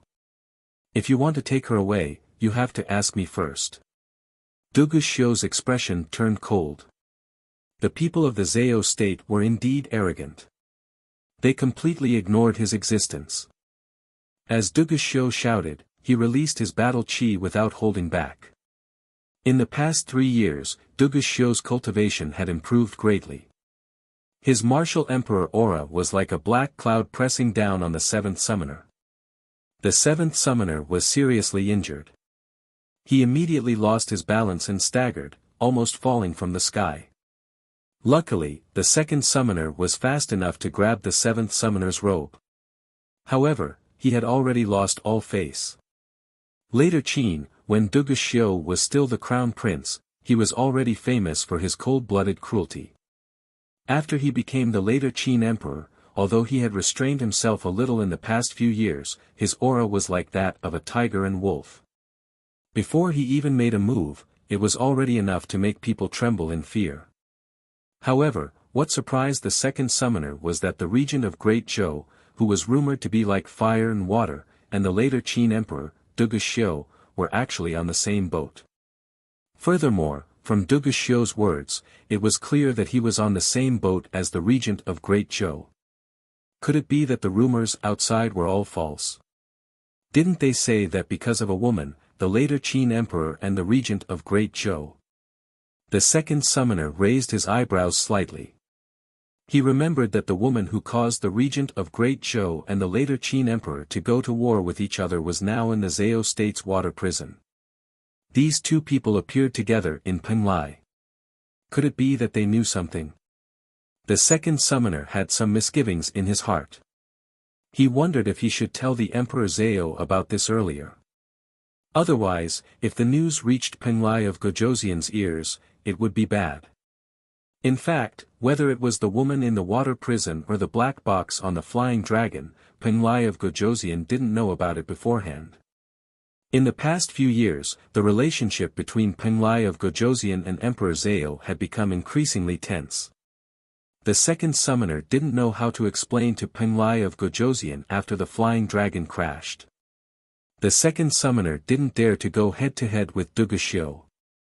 On the later Qin's empty ship, the two men who stood as straight as javelins were young emperors who could change the weather of the boundless continent with just a stomp of their feet. However, the black box was also a very important item. He had to get it back. Chapter 994. In order not to alarm the Penglai of Gojoseon, the second summoner didn't bring too many people with him before he set off. The seventh summoner's demonic beast had been killed, so he was half crippled. The second summoner obviously had no chance of winning against two martial emperors. The second summoner was much smarter than the seventh summoner. He knew that he couldn't fight them head-on, so he immediately put on a smile. Your Majesty Dugu, that's not what I meant. It's just that the Prince Regent took something that Emperor Zhao spent a lot of effort to find. If he loses it, Emperor Zhao won't let it go. Why don't the Prince Regent hand it over, and the seventh summoner and I will pretend that nothing happened. The second summoner tried to persuade the seventh summoner. How can that be? That guy killed my sacred beast. The seventh summoner wanted the second summoner to stand up for him, but he didn't expect the second summoner to just say that nothing happened. Shut up. Don't you think that this matter isn't big enough? The second summoner said in an exasperated tone. Emperor Zhao's things. Duguxiu glanced at Yun Sheng suspiciously. So what if it's Emperor Zhao? I'm the Great Zhou state. The country is rich and the people are strong. I'm the regent of Great Zhou. Do I look like the kind of person who would steal other people's things? Yun Sheng's expression was calm, and she didn't blush at all.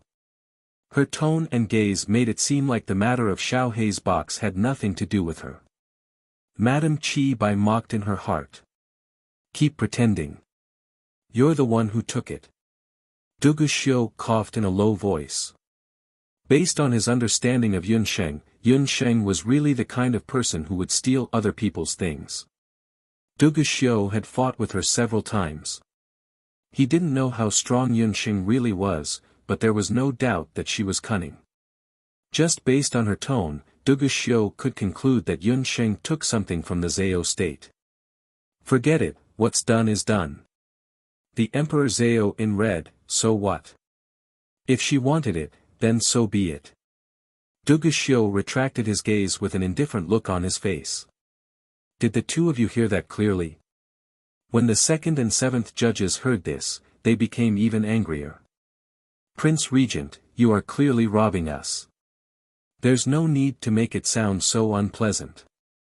Forget it, it's just a black box. This prince doesn't want it. After Yun Sheng finished speaking, he really took out a small black box from his bosom and waved it in his hand. Duguxiu and Madame Qi Bai looked over. The black box looked very ordinary. The second judge was about to take it, but was stopped by the seventh judge. Second judge, it's better to be careful. That person is very cunning. I was plotted against by him before. The seventh judge was also frightened. He looked around and confirmed that there were no traces of Anemone abyssalis nearby. However, he still didn't give up. Earlier, he clearly saw that after the regent of Great Zhou threw the box out, the Anemone abyssalis couldn't move at all. It was as if someone had tampered with the black box. It's up to you whether you want it or not. Since you don't dare to take it, this prince also doesn't want to get into trouble.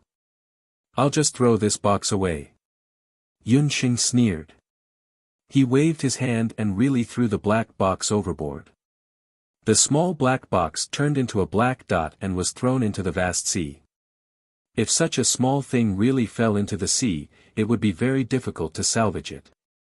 The second judge didn't dare to hesitate. In a flash, he was about to snatch the black box. You! Duguxiu was astonished.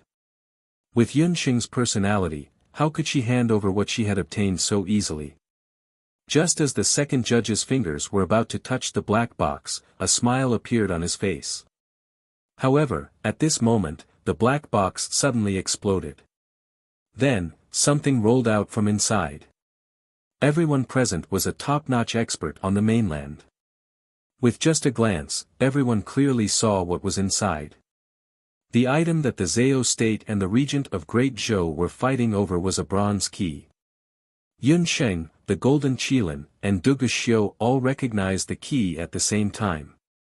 The Netherworld Ghost Key. The three of them had caught a glimpse of one of the 8 Wastelands divine artifacts in the ruins of Taiyuan 500 years ago. It was the Netherworld Ghost Key that could summon the Netherworld Ghost King. There was another saying about the Netherworld Ghost Key. Every time the owner of the Netherworld Ghost Key used it to summon the Netherworld Ghost King, the Netherworld Ghost Key would disappear. No one would know where the Netherworld Ghost Key went. Until the next time the Netherworld Ghost Key appeared in front of the world, it would wait for someone to summon the Netherworld Ghost King again. Just like its name, the Netherworld Ghost Key came and went without a trace.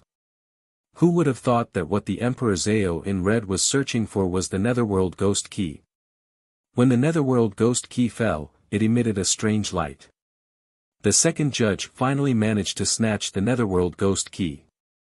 After obtaining the key, the second judge's expression relaxed. He even forgot that he was about to fall into the water. Yun Sheng's pupils constricted.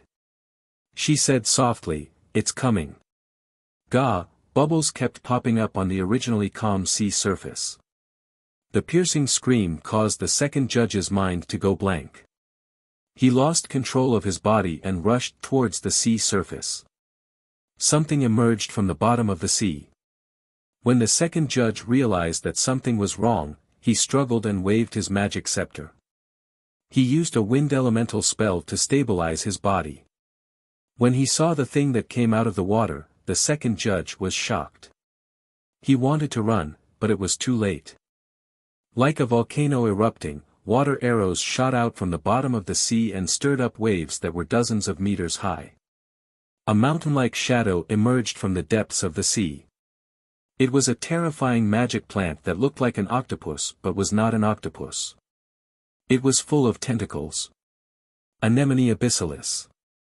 There were thousands of tentacles on its body. The most shocking thing was that when the anemone abyssalis made an unpleasant sound like a duck, small tentacle flowers would appear on the surface of the water. The surface of the sea was soon filled with tentacle flowers of different sizes. There were so many of them that it made one's scalp tingle with fear. It was the king anemone tentacle that had the ability to summon. Gah! There was another ear-piercing chirp. Like soldiers who had received a general's command, the tentacles of the abyss tentacle sunflowers of various sizes shot out at the same time, shooting towards the second lord as if throwing countless javelins. The second judge wanted to resist, but he found that he couldn't move at all. Puff, puff, puff. Dozens of holes appeared on the second judge's body. His eyes were wide open until he died, and he still held the netherworld ghost key tightly in his hand. The second judge was sucked dry and turned into a bag of skin. The netherworld ghost key fell. Anemone abyssalis loosened its tentacles and was about to grab the key. It was obvious that the sea anemone had appeared for the netherworld ghost key. But at this moment, a pink shadow pounced in front of anemone abyssalis and grabbed the key tightly. Then it flapped its wings and rushed into the sky like a whirlwind. Everyone looked and saw that it was a pink fluffball-like magic beast that had snatched the netherworld ghost key. Chapter 995. The explosion of the black box, King Anemone abyssalis that rushed out of the water, and the sudden appearance of baby sheep. Everything was too much for him to handle. Why did that venomous tongue beast suddenly appear here? Only then did Wuxia remember that baby sheep, who had always been inseparable from Yunsheng, had disappeared for a long time. After connecting the dots, Wuxia suddenly understood. No wonder Yunsheng was so calm from the beginning. That woman had actually planned this all along. She had probably even calculated that the second summoner would be killed by Anemone abyssalis. Wuxia could not help but smile bitterly in his heart. Even he had unknowingly fallen into her trap. Just now, he had almost snatched the netherworld ghost key. Wuxia was absent-minded for a moment. He asked himself in his heart, what kind of person is Yunsheng? A moment ago, she was still willing to disregard her own safety for a magical beast. But in the next moment, she was so astute that it made people tremble in fear. Without shedding a drop of blood, she borrowed a knife to kill the second summoner. Even if the Zhao state investigated afterwards, she could still evade all responsibility. This woman, or Huiyu, who was the real her? Even if he spent his whole life, he would not be able to figure it out. However, it was also because she was so unpredictable that he was attracted to her. Wuxia's sudden realization fell into the eyes of the golden Qilin Yi Baiming. The other party only sneered in his heart. Wuxia, you will never be able to understand this little wild cat. Yi Baiming also did not understand some of Yunsheng's actions. Yunsheng was different from any other woman he knew, but Yi Baiming did not mind. He liked this kind of Yunsheng. If she was willing to do it, he would let her do it. He would help her do it. Who asked her to be the woman he liked? Baby sheep, the key is in my hand. My dear master, please praise and caress me. Baby sheep was very proud of getting the netherworld ghost key. Earlier, when the flying dragon ship was swept into the sea, baby sheep was looking for its master in the sea. It was careless and lost its way again. Coincidentally, when it got lost this time, it accidentally discovered the multi-legged monster lurking at the bottom of the sea. At this time, Yun Sheng also sensed Popping Sheep.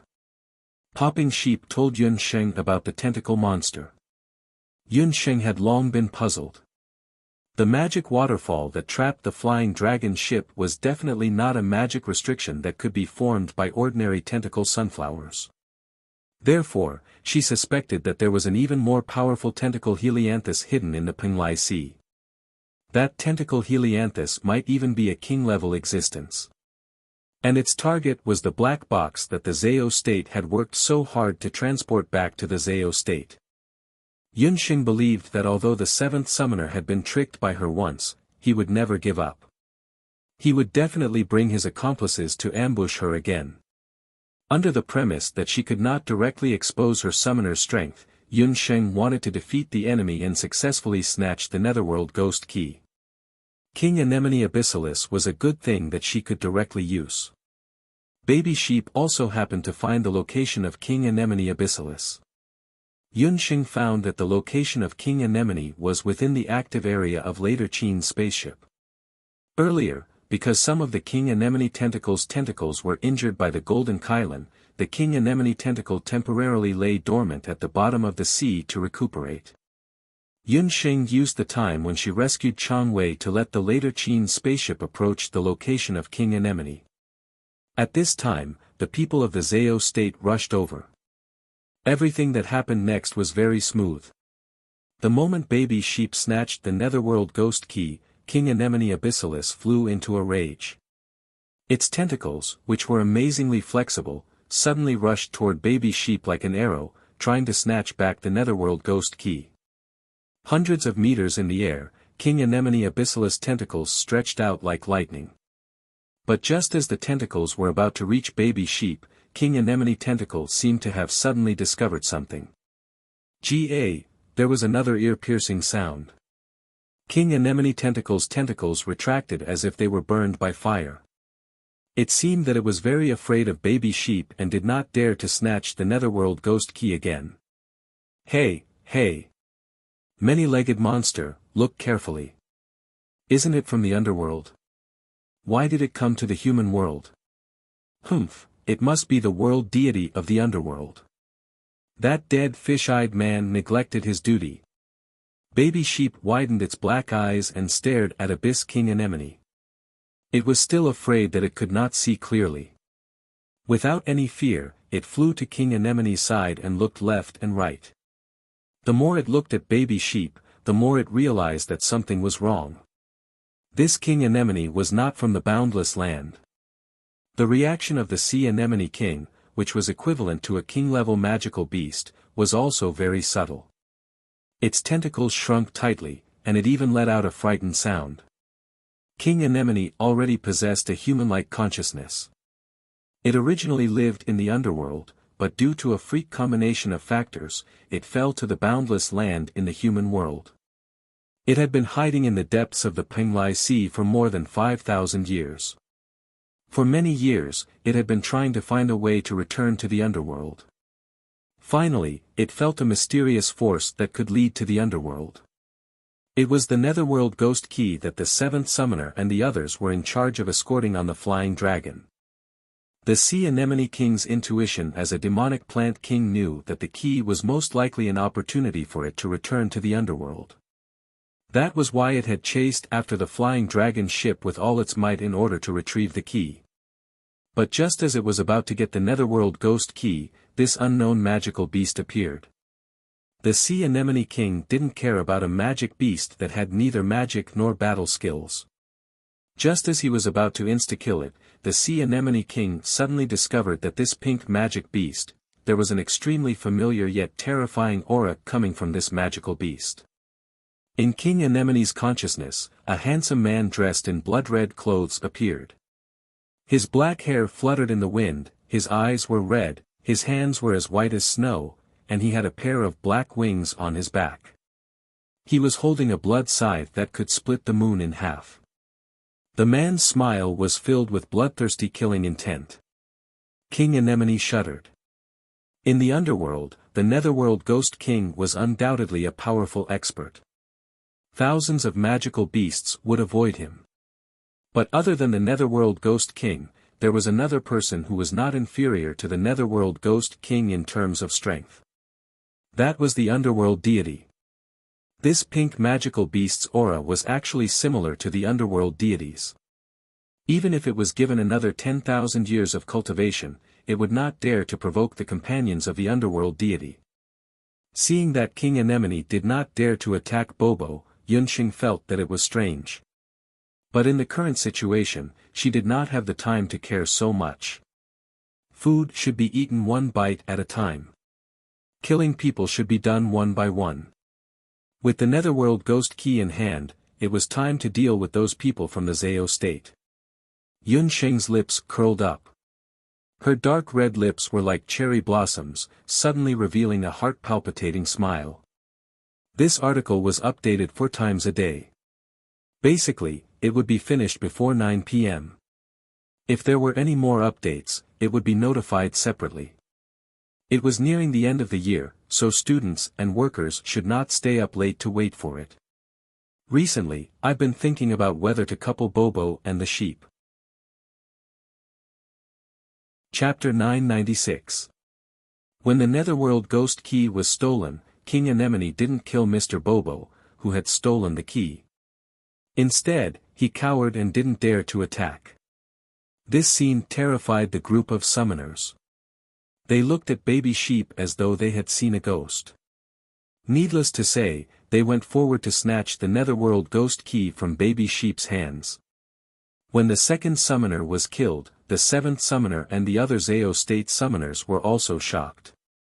The seventh summoner pointed at Yunxing. You. Aren't you afraid of the Zao state's revenge?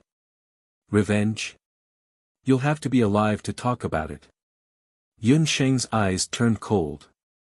The 2 summoners' lives were just an appetizer. A pair of wind wings appeared behind her, and she raised her magic scepter. In the clear sky, a bolt of lightning struck, and several black dark heavenly thorns pierced through the sky like tree roots, shooting toward the 7th Lord.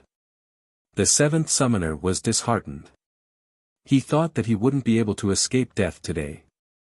But it was too late. In the void, a figure appeared out of thin air and suddenly appeared beside the 7th summoner. The man wearing a jade mask moved his lips like a ghost.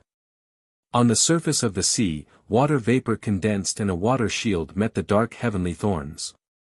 It was a simple water shield, but it collided with the dark heavenly thorns. The dark magic power and the gentle water power cancelled each other out. The water shield shattered, and the dark heavenly thorns disappeared. In the mainland's magic world, it had always been believed that the higher the level of magic, the more powerful the magic would be. For example, when a low-level magic met a high-level magic, it would lose without a doubt. Before this, Yunxing had also thought so. But today, after meeting the jade-faced man, she realized that her understanding of magic was completely wrong. Mages who had comprehended magic to the highest level had already reached an astonishing level of simplification. Even the most common water shield was enough to contend against high-level or even super magic. The dark heavenly thorn was a new dark magic that Yunxing had comprehended for 3 years after absorbing a part of Yi Baiming's magic soul. Its power was extraordinary. That jade-faced man actually used the simplest water shield to exhaust the power of the dark heavenly thorn. One could imagine his cultivation. Yunxing felt a chill in her heart. The 7th summoner managed to keep his life. When he saw who it was, he cried out, "My king, His Majesty Penglai of Gojoseon." Based on the 7th Lord's tone, he seemed to be more frightened than happy to see Penglai of Gojoseon. His body began to tremble uncontrollably, and even his teeth began to chatter. Even when facing Anemone Abyssalis, the 7th summoner had not been so afraid. This tall and slender man with a jade-like face was the second wall of the boundless continent, the Prince Regent of Penglai, Ji Rumo. Penglai of Gojoseon, Ji Rumo. 7th Summoner, so you still have me as your king in your heart. Ji Rumo's voice sounded very gentle, like a gentle sea breeze on a summer's day. However, every word he said was chilling to the seventh summoner's ears. My king, the thing that belonged to the Zao state was snatched away by that magical beast. The seventh summoner could not even complete his sentence. One could imagine how much he feared this Penglai of Gojoseon. This also made Yun Sheng and the others even more curious about Penglai of Gojoseon. Penglai of Gojoseon was wearing a mask, so one could not see his exact appearance. However, if the rumors were correct, he should have been a handsome man. His mask outlined a perfect side profile. Unfortunately, under the jade mask, there was already an incomplete face. But even so, Ji Rumo's voice alone was enough to mesmerize thousands of young girls on the continent. Ji Rumo had finally arrived. Dugu Xiu was not surprised by Ji Rumo's sudden appearance. On the contrary, Dugu Xiu was a little surprised that Ji Rumo had only arrived now. He had sent a messenger falcon to the Penglai pavilion. Logically speaking, he should have arrived yesterday. Your Majesty Dugu, Your Highness Prince Regent, greetings. Rumo is very sorry to have frightened the two of you in the Penglai Sea. Ji Rumo nodded at the people on the empty ship. When his gaze landed on Yun Sheng, he paused imperceptibly. Yun Sheng could not help but feel nervous. She secretly thought that Yi Baiming had never met Ji Rumo. It was impossible for him to recognize her. Ji Rumo quickly withdrew his gaze. Yun Sheng and Dugu Xiu did not notice that when Ji Rumo withdrew his gaze, his jade-like slender fingers hidden under his royal robe could not help but clench tightly into a ball. It's her. Layers of ripples appeared in his heart. Thanks to the jade mask on his face, Ji Rumo's loss of self-control was well concealed. Little guy, you took something you shouldn't have. As soon as Ji Rumo appeared, Bobo Sheep secretly prepared to sneak to his master's side. However, Bobo Sheep's plot was seen through by Ji Rumo at a glance. He raised his hand, and a ball of purple lightning appeared in his hand, making crackling sounds. The ball of lightning contained a large amount of white light. Ji Rumo raised his hand, and a ball of purple and white magic light wrapped around Bobo Sheep, forming a small cage. Bobo Sheep was stunned. He felt a numbing current rush into his body. He could not flap his wings, and even flying was difficult. What the hell was this? Ing-yang, it actually couldn't escape. Ji Rumo closed his fingers, and the ball of purple and white magic light returned to his hand. He held the ball of light in his hand as if he was playing with a handball. Bobo, my dear master, quickly save Bobo Sheep. Bobo Sheep was furious. This tattered masked man had actually imprisoned him. He wanted to escape and kill him, but he did not have the strength. Yun Sheng was also shocked. Bobo Sheep, who was almost immune to all magic barriers, could not do anything to that ball of purple and white magic light. It seemed to be a kind of profound magic similar to Yun Sheng's profound magic, the lightning vortex. Penglai of Gojoseon, Ji Rumo, was indeed not simple. Penglai of Gojoseon, that is my magical beast. Can you return it to me? Yun Sheng did not want to have a direct confrontation with Penglai of Gojoseon. It was a pity that the Netherworld Ghost Key had flown away. This man was too strange, and his strength was unpredictable. Before she could figure out his strength, Yun Sheng did not want to fight with him. Moreover, this time, she came to find the whereabouts of her mother and father. It seemed that Ji Rumo and the Zao state were not jackals of the same tribe. Perhaps she would need his help. Prince Regent's magical beast is very special. I can return it to you, but I can't give the thing in its hands to the Prince Regent. Please forgive me. Rumo will host a banquet tomorrow to welcome the Prince Regent and your magical beast. Ji Rumo laughed loudly.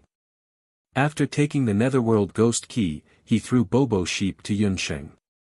He then threw it, but the strength he used was quite ingenious. That ball of purple and white magic light collapsed in front of Yun Sheng, and Bobo Sheep fell into Yunsheng's arms, begging for a monthly ticket. Chapter 997. Bo, 2 yen, 2 yen masked man. Bo Yang looked like he was about to cry. Now you know that there is always someone better than you out there. Yunsheng scratched Bo Yang's soft fur. Bo Yang was used to being arrogant since he was young. Letting him experience a setback would be good for his growth. As for the Netherworld Ghost Key, she could only think of another way. While Yunsheng was comforting Bo Yang, she was secretly surprised. Penglai of Gojoseon didn't seem to have any hostility towards her. From his tone, he seemed to be very friendly. Yunsheng also felt an inexplicable sense of familiarity towards him. Could it be that they had met somewhere before? But Yunsheng had never been to Penglai, let alone have any dealings with the royal family of Penglai. So where did this sense of familiarity come from? When the Seventh Lord saw that the Netherworld Ghost Key was back, he was secretly delighted. He said recklessly, "Penglai of Gojoseon, the Emperor Zhao asked me to escort this key. You see, Seventh Lord, you and the Second Lord secretly used the Flying Dragon to transport the Netherworld Ghost Key behind my back.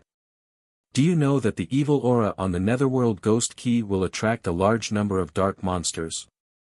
More than 1,000 lives on the Flying Dragon. I will settle accounts with you when I get back." Ji Rumo's voice was cold. When the Seventh Lord heard this, he couldn't help but feel shocked. Penglai of Gojoseon had made it clear that he was going to settle accounts with you.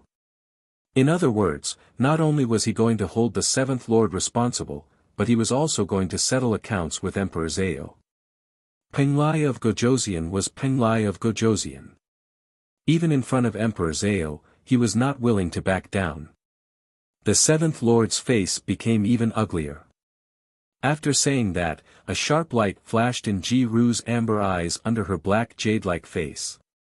"Your Majesty Rumo, please move your airship. Rumo wants to clean up these uninvited guests in the sea." Ji Rumo decided the fate of those abyss tentacle monsters as he spoke. Dugushio wanted to see how Penglai of Gojoseon would deal with the abyss tentacle monster. As soon as the Netherworld Ghost Key left Popping Sheep's hand, the King Anemone Tentacle in the sea had already sensed it. King Anemone Tentacle wasn't that polite to the masked man in the sky. The tentacles were like countless lightning bolts, and the King Anemone Tentacle's tentacles pierced towards Penglai of Gojoseon's chest. As soon as the tentacles arrived, Penglai of Gojoseon's shadow flashed, and he was already thousands of meters high in the sky. He raised his hand, and small speedboats appeared on the surface of the sea. There were hundreds of speedboats, and they surrounded King Anemone Abyssalis in all directions. Wind magicians, speed up. Earth magicians, attack. Hundreds of magic scepters flashing with yellow and green light were aimed at the tentacle sunflower on the sea. In an instant, countless rays of magic light surged toward the abyssal tentacle sunflower king like a rising tide. King Anemone Tentacle commanded the Anemone Abyssalis to fight with the ships. Its tentacles were like countless whips, wildly waving and attacking Penglai of Gojoseon. Penglai of Gojoseon's body movements could no longer be seen with the naked eye. In the sky, countless tentacles turned into black shadows and chased after the unusually agile purple shadow. Suddenly, the purple figure dove down at a low altitude, and purple and white lightning arcs appeared in his hands again. However, this time, the arcs of light didn't condense into a magic light ball, but formed two purple dimensional daggers with half-moon edges. The purple dimensional daggers were like fiery wheels, cutting through the air with irresistible force. King Anemone's tentacles were cut into several pieces as soon as they touched the dimensional daggers. As if it knew the power of the purple daggers, King Anemone Abyssalis became timid and swam to the bottom of the sea. The purple shadow dived rapidly again, and in an instant, rushed to the bottom of the sea, and a huge concave surface about 10 meters wide appeared on the surface of the sea. The purple dimensional daggers slashed through, and a purple moon seemed to rise on the sea. Puff! The power of the dimensional daggers was amazing. They formed a stunning bright arc and cut through King Anemone's head. The purple shadow kicked King Anemone's head, which had been cut in half, out of the sea. The broken tentacles rolled down like rain, and the fishy plant juice washed over the entire sea. Penglai of Gojosian withdrew the purple dimensional daggers in his hand, and a cold look flashed across his eyes. Behind him, the sun rose slowly from the east, and the purple shadow floated on the sea, making people feel a chill in their hearts. King Anemone was killed, and the other abyssal anemones became insignificant. Penglai's magic speedboats quickly cleared the rest of the abyssal anemones, and the sea surface gradually returned to its blue color under the effect of the wind magic. After everything was cleaned up, the speedboats withdrew in an orderly manner. Penglai of Gojosian had no weak soldiers under his command. In the sky, on Later Qin's empty airship, everyone was dead silent. Later Qin's emperor, Duguxiu, did not look very good. All along, he had thought that Yi Baiming of Zhou State was his opponent, but today, he saw that Penglai of Gojosian and Ji Rumo were not easy to deal with. King Anemone, who even Duguxiu found difficult to deal with, was quickly eliminated under the command of Penglai of Gojosian in half an hour. If that was the case, why didn't he appear earlier? He had sacrificed the lives of more than 1,000 people on the flying dragon.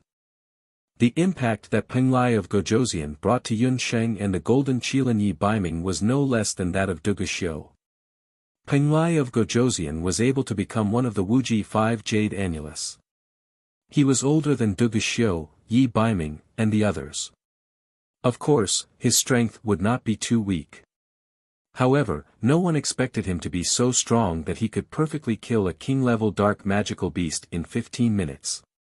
It was not only Penglai of Gojosian's unpredictable magic that made people apprehensive. There was also something else that made people apprehensive. Since Penglai of Gojosian was born in Penglai, it was very likely that he had summoned beasts. If he was also a summoner, perhaps even Yunsheng would not be his opponent. Just now, the purple weapon that Penglai of Gojosian used was very special. Yunsheng actually did not know what kind of weapon it was. It seemed to be a product that fused many kinds of magic elements. Penglai actually had such a master of magic hidden. Penglai of Gojosian was hiding too many secrets. Yunsheng had no choice but to treat him with caution. Penglai of Gojosian landed on the empty ship of the later Qin dynasty. His voice was still as warm as before, as if the massacre just now did not affect him at all. Your Majesty Dugu, Prince Regent of Gojosian, welcome to Penglai. The three of them looked at each other and smiled. However, the meaning in their eyes was completely different. Penglai of Gojosian's gaze seemed to sweep past Yunsheng. There was a strange fluctuation in his eyes. Duguxiu was on his guard. He was even more cautious about this trip to Penglai. Yunsheng, on the other hand, felt that the future was unpredictable. She did not know if her search for her parents in Penglai would go smoothly. The empty ship moved forward slowly. In addition to the golden Qilin Yi Baiming, who was also on the empty ship, this ship actually gathered the top experts of the younger generation of the mainland. Chapter 998. The empty boat moved forward slowly.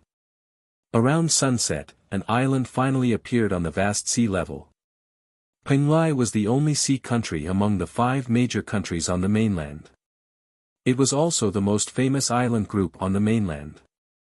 After Yunsheng traveled to the mainland for more than 10 years, she had been to the Zhou State, later Qin, Tang Yuan, and later Qin. She had never been to Penglai. Firstly, it was because Penglai was the territory of the Zhou State. Yunsheng's identity was special. Before she knew the whereabouts of her mother, she tried to avoid dealing with the Zhou State. Secondly, Penglai was located in the open sea. Even if it was an empty boat, it would take many days to sail. This was the first time that Yunsheng set foot in Penglai. Before coming to Penglai, among the 4 major countries, Yunsheng thought that immortal residence was the most beautiful. The elves were originally a race of compromise.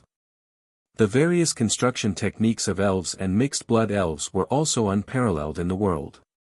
However, when she saw the Penglai Islands scattered like a string of pearls on the blue sea, Yun Sheng changed her opinion. The sea breeze carried a moist salty taste. Penglai Island sparkled under the sunlight. There were clouds and mist around it. All kinds of flying magical beasts of different shapes and breeds soared high in the sky. Penglai was like a beautiful woman with a veil draped over her shoulders, slowly revealing her true appearance in front of everyone. Penglai Island is in front of us. Penglai has a history of more than 1,000 years. The main island is divided into two, namely Fire Island and Iceland. The Penglai Pavilion is located in Iceland, and the Zao State is located in Fire Island. In addition to the two main islands, there are more than 60 small islands. Penglai is simple and the scenery is very good. At this time, there are still some days before the Duqian summit. If the Prince Regent doesn't mind, Romo can take the Prince Regent to see the scenery of Penglai. The man's warm voice sounded in Yun Sheng's ears. Ji Romo of Penglai of Gojoseon stood beside Yun Sheng. Under the jade face, the pair of amber eyes were like a jar of wine, mellow and rich, which made Yun Sheng dazed. When she remembered that this man had killed a magical plant like Anemone abyssalis by himself, Yun Sheng stopped looking down on him. Something was wrong. This man seemed to have some unusual feelings for Yun Sheng. At the side, the golden Qilin Yi Baiming's golden eyes flickered. It cast a sidelong glance at the baby sheep lying comfortably on Yun Sheng's shoulder. As soon as the latter met the golden Qilin's gaze, the two beasts communicated with each other through their eyes. A king-level magical beast soul stone to deal with that masked boy. Bo Bo, deal. Bo Bo, I don't want the masked man. Bo Bo Bo immediately became energetic. Anyway, it was stingy and hated Penglai of Gojoseon. Bo Bo Bo Bo rolled proudly on Yun Sheng's shoulder. Penglai of Gojoseon's face stiffened. Yun Sheng smiled faintly and said with a bit of politeness, Penglai of Gojoseon is very busy every day. How would this king dare to disturb you? Just now, this king has promised your country's magical beast merchant, Chang Wei, that he will be the host. As for accommodation, this king will temporarily stay in the Great Zhou Embassy in Penglai. Among the 5 major countries on the mainland, except for the Immortal Abode, which did not receive envoys from other countries, the other 4 countries all had embassies in other countries as long as they were not at war. Later Qin's Duguxiu and the others also lived in later Qin's embassy. Yun Sheng rejected Penglai of Gojoseon. The latter's eyes darkened and he pretended to hide the disappointment in his eyes. Lord Penglai of Gojoseon, Prince Regent saved this humble one's life. This humble one will definitely entertain him well. Chang Wei nodded and bowed at the side. Chang Wei spent a lot of effort to persuade the regent of Great Zhou. This way, he could understand the Prince Regent's 2 magical beasts at a close distance. Penglai of Gojoseon nodded and said no more. The boat gradually descended. When they were about to disembark, Yun Sheng suddenly said, Penglai of Gojoseon, have we met before? Penglai of Gojoseon paused. Just as he was about to answer, he saw a magical beast galloping towards them. On top of that magical beast sat a summoner.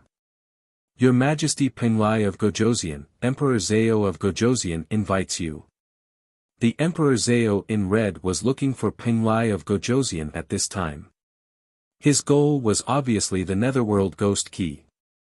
However, he did not know if Penglai of Gojoseon would hand over the key so easily. Penglai of Gojoseon snorted coldly. The 7th Lord beside him could not help but shrink his neck. Needless to say, it was also the 7th Lord's secret. Penglai of Gojoseon hurriedly bowed and bade farewell. After he left, Duguxiu came forward. He wanted to say something, but he realized that Yun Sheng had already been pulled away by the enthusiastic Chang Wei. The two main islands of Penglai Island belonged to the Penglai Pavilion and the Zhao state respectively. Ordinary people on the islands could not enter without a token. The empty boat that Yunsheng and Dugu Xiu took earlier landed at one of the more than 60 islands of Penglai Island. There were many water, land, and air routes between the more than 60 islands. They could communicate with each other. Chang Wei was the royal magical beast merchant of Penglai country. He had a lot of property. His mansion on Penglai Island was located on the third largest island of Penglai Island. This island was also the first island with the most embassies, restaurants, and shops of other countries. Chang Wei first sent Yunsheng to the embassy of Zhou state. That night, he also hosted a banquet to entertain Yunsheng and the others. At night, Yunsheng returned to the Great Zhou embassy. After entering the room, the light of the illuminating magic array dimmed. A man in black waited outside the room for a moment. He did not leave until he heard a steady breathing sound from the room. As soon as the man in black left, Yunsheng turned over and sat up. Sure enough, as she expected, the people in the Great Zhou embassy of Penglai Island had been bribed by the people of Penglai Island. But she did not know who these people listened to. Was it the seemingly friendly Penglai of Gojoseon or the Emperor Zhao in red, who had never shown up? However, one thing was for sure. Yunsheng had used a scheme to kill the second main summoner and caused the seventh main summoner to lose his sacred rune beast. Just based on these few points, the people of the Summon Palace would definitely not let this matter rest. If the people of Zhao State wanted to come, then let them come. Yunsheng sneered a few times. She teleported and left the embassy. Because the appearance of the gold coin was too conspicuous at night, Yunsheng simply left it in the embassy. She flew all the way to the estuary with baby sheep. In the night, the Penglai Sea, which was rippling in the daytime, looked like a dark curtain. Penglai Island was different from other big countries. At night, there were no patrolling guards. Because there were many dangerous demon beasts between the sea and the land at night, ordinary civilians consciously did not go out at night. Baby sheep, are you sure you can still find the whereabouts of King Anemone? The purpose of Yunsheng going out at night was to find the dark magic plant, the Abyss King Anemone, who was killed by Penglai of Gojoseon during the day. Dear Master, you must believe in baby sheep. I am sure that the monster with many legs is not dead yet, Baby Sheep said calmly. Chapter 999. Yunsheng had her reasons for entering the Penglai Sea in the middle of the night. She was looking for the King Anemone tentacle of the dark demonic plant that had been killed by Penglai of Gojoseon. On the boundless continent, the attributes of the magical beasts were different. Some magical beasts were good at attacking, while others were good at defending.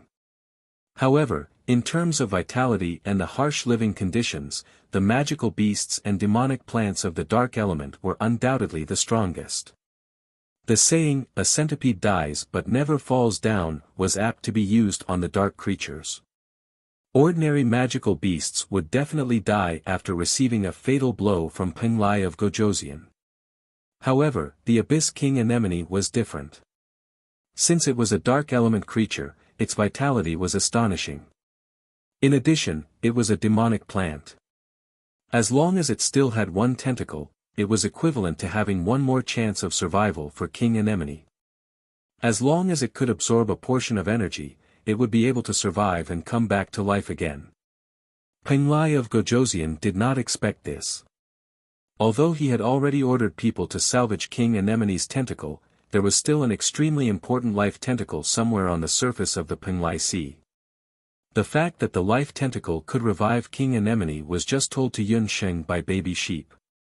Baby Sheep had a poor sense of direction, but its ability to locate magical beasts was top-notch. It had seen Anemone abyssalis once and could accurately pinpoint its location. They soon discovered the tentacle of the sea anemone that had escaped death. It was just a tentacle that was as thick as an arm. In the sea, it could be swallowed by the seawater at any time. However, Yunsheng could still smell a trace of vitality from the tentacle. After sensing the unfamiliar aura of baby sheep and humans, King Anemone's tentacle trembled and tried to hide. "Bo Bo, tell it to submit to me and I will have a way to save it." Yun Sheng had the exquisite beast pagoda that all magical beasts yearned for. Coupled with the water spirit queen, it would not be difficult for her to save King Anemone Abyssalis. After a while, it said, "Dear master, it doesn't want to." The abyssal king anemone was no ordinary magical plant. It had lived in the deep sea for more than 5,000 years. It was an existence that was even older than the 5 major countries of the continent. It was only because it was separated from the optimal growth area of the netherworld abyss that its growth was greatly affected. Even so, it was still the undisputed king of the boundless continent's devil plants. This unknown summoner in front of it, with his lowly strength, actually wanted it to submit. Even if it was now so weak that it only had a tentacle of life left, in its consciousness, it was still a powerful king-level magical plant. A lowly summoner was not worthy of being its master. If the sea anemone queen was human, she would definitely show a look of disdain. Even if she could not communicate with the sea anemone queen, Yun Sheng could feel the sea anemone queen's contempt. There was no point in saying more. If it was not going to submit, then it was time to use force. A powerful magical wave enveloped King Anemone. King Anemone saw a withered hand reaching out from the man's sleeve. That hand did not match the man's youthful appearance. It was decayed like a mummy's hand, but it contained an infinite amount of terrifying magical power. As the black-clothed man chanted, balls of flames that resembled the sunset began to burn fiercely. Unlike ordinary flames, the flames released by the man were not afraid of the seawater at all. King Anemone suddenly felt the water in its body evaporate. It wriggled its tentacles and felt the fire burning its vitality bit by bit. King Anemone had never encountered such a terrifying fire. It seemed to be able to burn King Anemone's consciousness. If this continued, it would die. It would die in this sea. It was unwilling. It was very unwilling. It had not returned to its homeland. After 5,000 years of waiting, it finally had the chance to return home. "Ba ba ba, multi-legged monster, you are so stupid. Why do you have to fight to the death? Your dear master is very powerful. Don't you want to return to the underworld? As long as you submit to my master, he will definitely think of a way to get the netherworld ghost key. At that time, you and your sunflowers can return to the netherworld abyss. By the way, the netherworld abyss is a damned place where birds don't lay eggs. This world god doesn't like it." Ba ba sheep chattered. Yun Sheng used her elven hellfire to burn King Anemone. When she was in the Grand Emperor city, Yun Sheng caught a glimpse of the Emperor Yen Yen. In the past 3 years, she repeatedly recalled the scene of the Emperor Yen Yan's appearance. It actually increased the purity of her elven hellfire by a level. The current hellfire of the elves could not only burn all kinds of ores in the world, but it was also the nemesis of all nemeses to dark creatures. Coupled with the summoning demonic hand, the hellfire of the elves could completely wipe out the consciousness of the sea anemone king. When King Anemone heard that Yun Sheng had a way to let him return to the underworld, the last line of defense in his heart collapsed. He weakly expressed to Ba Ba Sheep that he was willing to submit. In order to let King Anemone recover as soon as possible, Yun Sheng placed him in the Ling Long Beast Pagoda. King Anemone's weak body quickly recovered under the effect of the spiritual energy in the Ling Long Beast Pagoda. The tentacles that were cut off grew back again. About 2 to 3 hours later, King Anemone's true form was revealed. The sea anemone king, which looked like an octopus and was covered in ugly tentacles, was actually a bright-colored beautiful sea anemone that was only half the height of a person. Yun Sheng was speechless at the disparity between the two of them. However, after experiencing the transformation of the puffed egg into a sheep, Yun Sheng's ability to accept things had improved greatly. King Anemone also quickly gained the recognition of the other magical beasts in the Ling Long Beast Pagoda and became a member of Yun Sheng's magical beast clan. Yun Sheng successfully formed a contract with the Abyss King Anemone. At the same time, she also obtained all of King Anemone's memories, including a part of the memories regarding the Netherworld Ghost Key. After fusing with King Anemone's memories, Yunxing found out that the Netherworld Ghost Key had another important function. Other than summoning the Netherworld Ghost King, the Netherworld Ghost Key could also form a spatial door to find the entrances to other continents or even realms. Find the entrances to other continents or realms. What's the difference between this and Ba Sheep's talent as a world god? Yunxing originally thought that the Netherworld Ghost Key, as one of the 8 Barons' divine artifacts, would have some amazing uses. Ba, my dear master, there are still some differences. For example, even if this world god's power is restored, I can only move about in the human world. However, with the Netherworld Ghost Key, I can enter other realms and enjoy a one-time immunity. You have to know that every realm has a world god. Without the permission of the world god of this realm, I can't go to other realms without permission. Otherwise, I will be punished by my soul being unable to reincarnate. Ba Sheep stuck out its tongue. Chapter 1000. There were laws in the world, and naturally, there were laws as well. There was a rule in the 3 realms. Since there was the existence of world gods, there would be so-called laws and corresponding punishments. The human realm, the underworld, and the deity realm all had their own world gods. Other than maintaining the stability of their own realm, the world gods also had to guard against intruders from other realms. However, even with such strict rules, there were still some loopholes, and that was that there would be some supreme experts in every realm. With the birth of these supreme experts, Path of the Gods, Netherworld Ghost Key, and other heaven-defying existences that broke the rules of the world gods were born. For example, Path of the Gods. Its birth meant the birth of a new god. As for the Netherworld Ghost Key, due to some unknown reason, the 3 world gods and the Netherworld Ghost King reached an agreement. Every person who had the Ghost Key could have one chance to travel to another realm without being punished. And compared to world gods who could only bring one person back, when the Netherworld Ghost Key was used, as long as the corresponding magic array was drawn, one could bring many people or even an army to travel between continents or realms. When Yunxing heard this, her heart skipped a beat. A name that she had forgotten for a long time suddenly entered her mind. That was the saintess of the celestial fox people, Wuxia. 3 years ago, Wuxia left without saying goodbye. After that, Yunxing was depressed for a while because of Yi Baiming and missed the best opportunity to find Wuxia. After Yunxing recovered, she had been looking for Wuxia's whereabouts, but there was no news about Wuxia. Because of this, Yunxing had always had a knot in her heart. Back then, she had promised Wuxia to send her back to the 8 Desolates continent, but she had no way to do so. Today, when she suddenly heard that the Netherworld Ghost Key could allow many people to travel between continents and realms, Yunxing remembered the promise she made to Wuxia back then.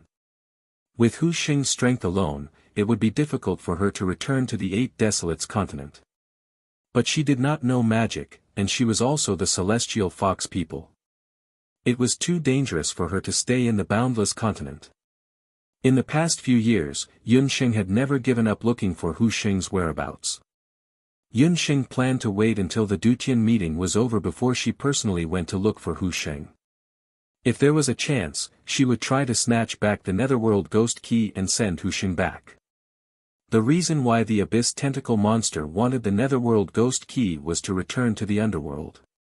As for the Emperor Zhao in Red's goal, it was obviously related to the Ba Huang continent. This Dutian meeting had not even started, but the Netherworld Ghost Key, one of the 8 Desolates' divine instruments, had already appeared. The meeting was definitely not going to be simple. Counting the heart's bewildered lantern that she found by chance in the Taiyuan ruins more than 500 years ago and the magical bracelet that went missing in the Taiyuan ruins, Yunxing had seen a total of 6 8 Desolates' divine instruments. The summoning hand, the immortal Holy Grail, the magical bracelet, and the heart's bewildered lantern. Until now, only the Destiny Mirror and Donghuang Qing had yet to appear. Among them, the appearance of the Netherworld Ghost Key was directly related to the Netherworld Ghost King and the Heart's Bewildered Lantern. The Heart's Bewildered Lantern played a key role in curing Hu Jiusheng's memory loss. Linking the two together, the importance of the Netherworld Ghost Key was self-evident. This made Yunsheng even more frustrated. She had not successfully obtained the Netherworld Ghost Key today. She had hastily rejected Peng Lai of Gojoseon's invitation. She had been a little reckless. Earlier, the Emperor Zhao in red had stopped Peng Lai of Gojoseon at the harbor.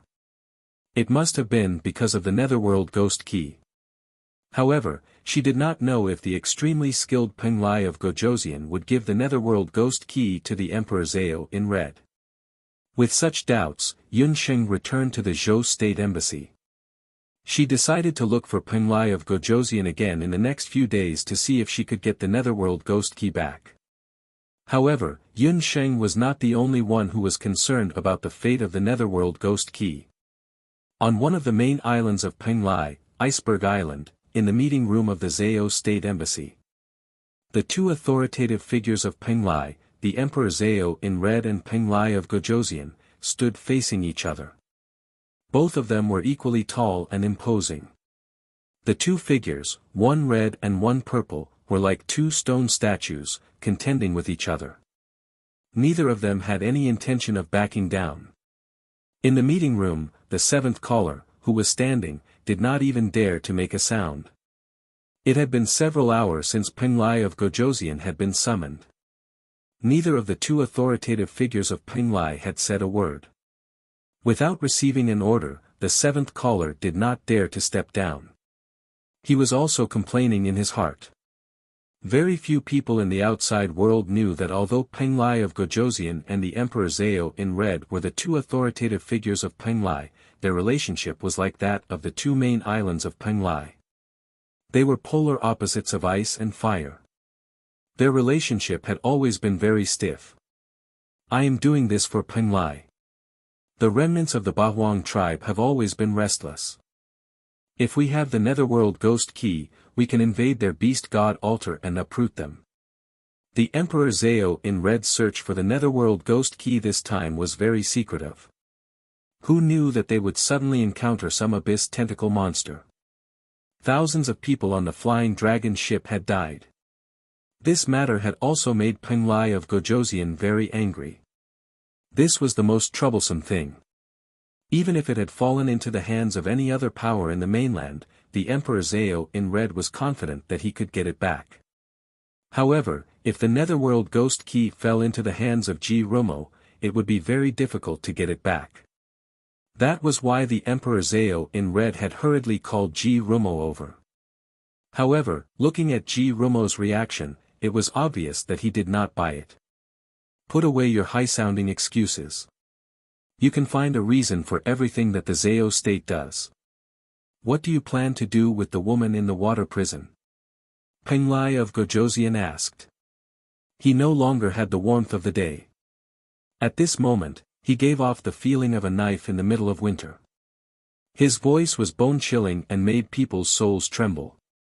When he first saw the face of the woman in the water prison, his breath almost froze. Fortunately, he immediately realized that the woman was not Yunsheng.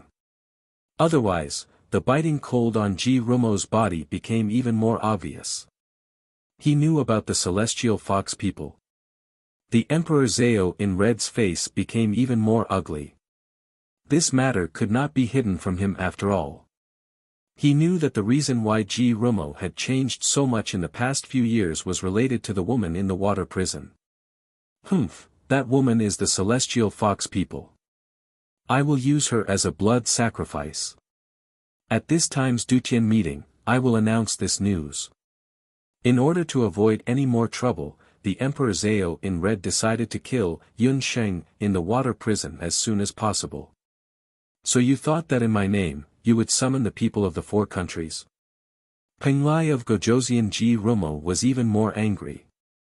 Not only did he know about the Netherworld Ghost Key, but he also knew about the gathering of the four countries in Peng Lai after the event. Although it was just a glance, Ji Rumo could conclude that the woman in the water prison must have something to do with Yunsheng. If Yunsheng knew about this, she would definitely not stand by and do nothing. How dare you talk to me in this tone? Don't forget that without me, there would be no you. The Emperor Zhao in red was very agitated. Chapter 1001. Without me, there would be no you. Every time Peng Lai of Gojoseon and the Emperor Zhao in red got into a conflict, the Emperor Zhao in red would say this, and Peng Lai of Gojoseon would always compromise. The seventh caller didn't even dare to say a word. Only the most important people in the Zhao state knew about the background of Peng Lai of Gojoseon and Ji Rumo. The Emperor Zhao of the Zhao state couldn't marry. The Emperor Zhao in red was no exception. Ji Rumo was adopted by the Emperor Zhao in red. 20 years ago, the Emperor Zhao in red, who had just become the Emperor Zhao in red, came back from a trip. It was early in the morning that the Emperor Zhao in red heard the sound of a child crying as he passed by the Peng Lai Sea. At that time, the Emperor Zhao had just turned 30 years old. His temperament wasn't as unpredictable as it was in recent years. Out of curiosity, he stopped and saw a naked baby boy on the beach. Unlike other babies that had been abandoned, the baby boy didn't have any swaddling clothes or anything that could prove his identity. Looking at his appearance, it was obvious that he had just been born. For some reason, his parents had abandoned him on the beach. However, his body was very clean. Even his umbilical cord was very clean. The lower half of the baby boy's body was submerged in the sea. Because he had choked on some seawater, he was on the verge of death. His face was purple. After the baby boy was picked up, he used his small fists to grab onto the Emperor Zhao in red sleeves. He wouldn't let go no matter what. The Emperor Zhao in red, who had always been cold, suddenly had the idea to bring the baby boy back to the Zhao state. After the Emperor Zhao in red rescued the baby, he didn't pay too much attention to it. After all, the Zhao state recruited a large number of orphans and abandoned babies every year. He just casually handed the baby boy over to the Zhao state's caretaker. Soon, the Emperor Zhao forgot about the baby. It wasn't until 5 years later that the Emperor Zhao in red met him again. The Zhao state was famous for its summoners. In order to attract new blood, every 5 years, the Emperor Zhao in red would test and select a batch of outstanding summoners from the orphans and abandoned babies. According to the Zhao state's rules, the Emperor Zhao in red would personally reward the talented summoners who were promoted and specially trained. He would also select a few of them and accept them as his direct disciples. Among the selected Zhao state's new talents, the Emperor Zhao in red immediately saw a 5 or 6-year-old boy. The reason why the boy attracted the Emperor Zhao in red's attention was because he was young. The second reason was that the boy was very beautiful. The third reason was that the boy was alone. The Emperor Zhao in red was an elegant and handsome man. However, the boy who was selected stunned him. His skin was white and tender like tofu, as if it had never been exposed to sunlight. He had long and dense eyelashes and a pair of amber eyes. Even when facing the most powerful person in the Zhao state, the Emperor Zhao in red, the boy's expression was calm and he didn't show any fear. However, other than his age and appearance, what made the Emperor Zhao in red surprised was that the boy didn't have any summoned beasts beside him. The other new talents beside the boy all had summoned beasts lying beside them. They were all summoners. Since he wasn't a summoner, why was he able to stand among these new talents? Moreover, from the looks of the other new talents who were older than the boy, they seemed to be in awe of him. "What's your name?" The Emperor Zhao in red was a little curious. "Rumo," the boy opened his mouth. His gentle voice revealed a calmness that didn't match his age. He wasn't like the others who were timid. He calmly faced the Emperor Zhao in red. "You're not a summoner." The Emperor Zhao in red's question was directed at the 10th main summoner who selected these new talents. What he meant was, since he wasn't a summoner, why was he selected? Since when did the new talents of the Zhao state start to judge people by their appearance? In Penglai, in the Zhao state, summoners had always been respected since ancient times. If he couldn't even summon a summoned beast, then he was a piece of trash. In the Zhao state, he could only be sent to the outer islands to do things. The Emperor Zhao in red, did you forget that this child was the abandoned baby you picked up back then? Although he can't summon a summoned beast, he is very talented. He can learn all magic with just one look. That's why I made an exception and selected him. The 10th main summoner was afraid that the Emperor Zhao in red would misunderstand, so he quickly explained. Rumo was picked up by the Emperor Zhao in red, but he didn't receive any special treatment. He grew up with other orphans and babies. Babies in the Zhao state were different from babies in other places. They weren't breastfed, but were fed by magical beasts. Babies who were breastfed by magical beasts were born with the scent of magical beasts. It was easier for them to get close to magical beasts, and it was easier for them to become summoners in the future. After being fed for a few years, Romo's appearance slowly grew. He also lost the ugly bruises he had when he was first picked up. Because of his outstanding appearance and cold personality, Romo was bullied by other children in the Zhao state before he was 3 years old. Once, a few older boys led him to the magic beast forest behind the Zhao state that specialized in taming magical beasts. In the magic beast forest, there were some freshly caught magical beasts that were still wild. The boys originally wanted to scare Romo, but they didn't expect that they would attract a group of level 4 tiger-lion beasts. Among the boys, the oldest was only 10 years old, and he had just learned intermediate magic. After being surrounded by the tiger-lion beasts, there was almost no chance of survival. However, when the summoners from the Zhao state heard the commotion and rushed over, they found that except for one boy who was dead and one who was seriously injured, the rest of the boys were safe and sound. The one who saved their lives was the youngest, Romo. When he found the boys, Romo was still holding the magic scepter in his hand. He was familiar with many types of magic, and he could even use an intermediate magic. As for that intermediate magic, it was something that Romo had learned from the oldest boy and used on the spot. It was also after that Romo's talent was discovered, and he was selected to participate in the Zhao state's rookie selection. He could learn any kind of magic in one go. If that was true, then this 5-year-old boy named Romo could be said to be the continent's #1 genius. It didn't matter whether he knew how to summon or not.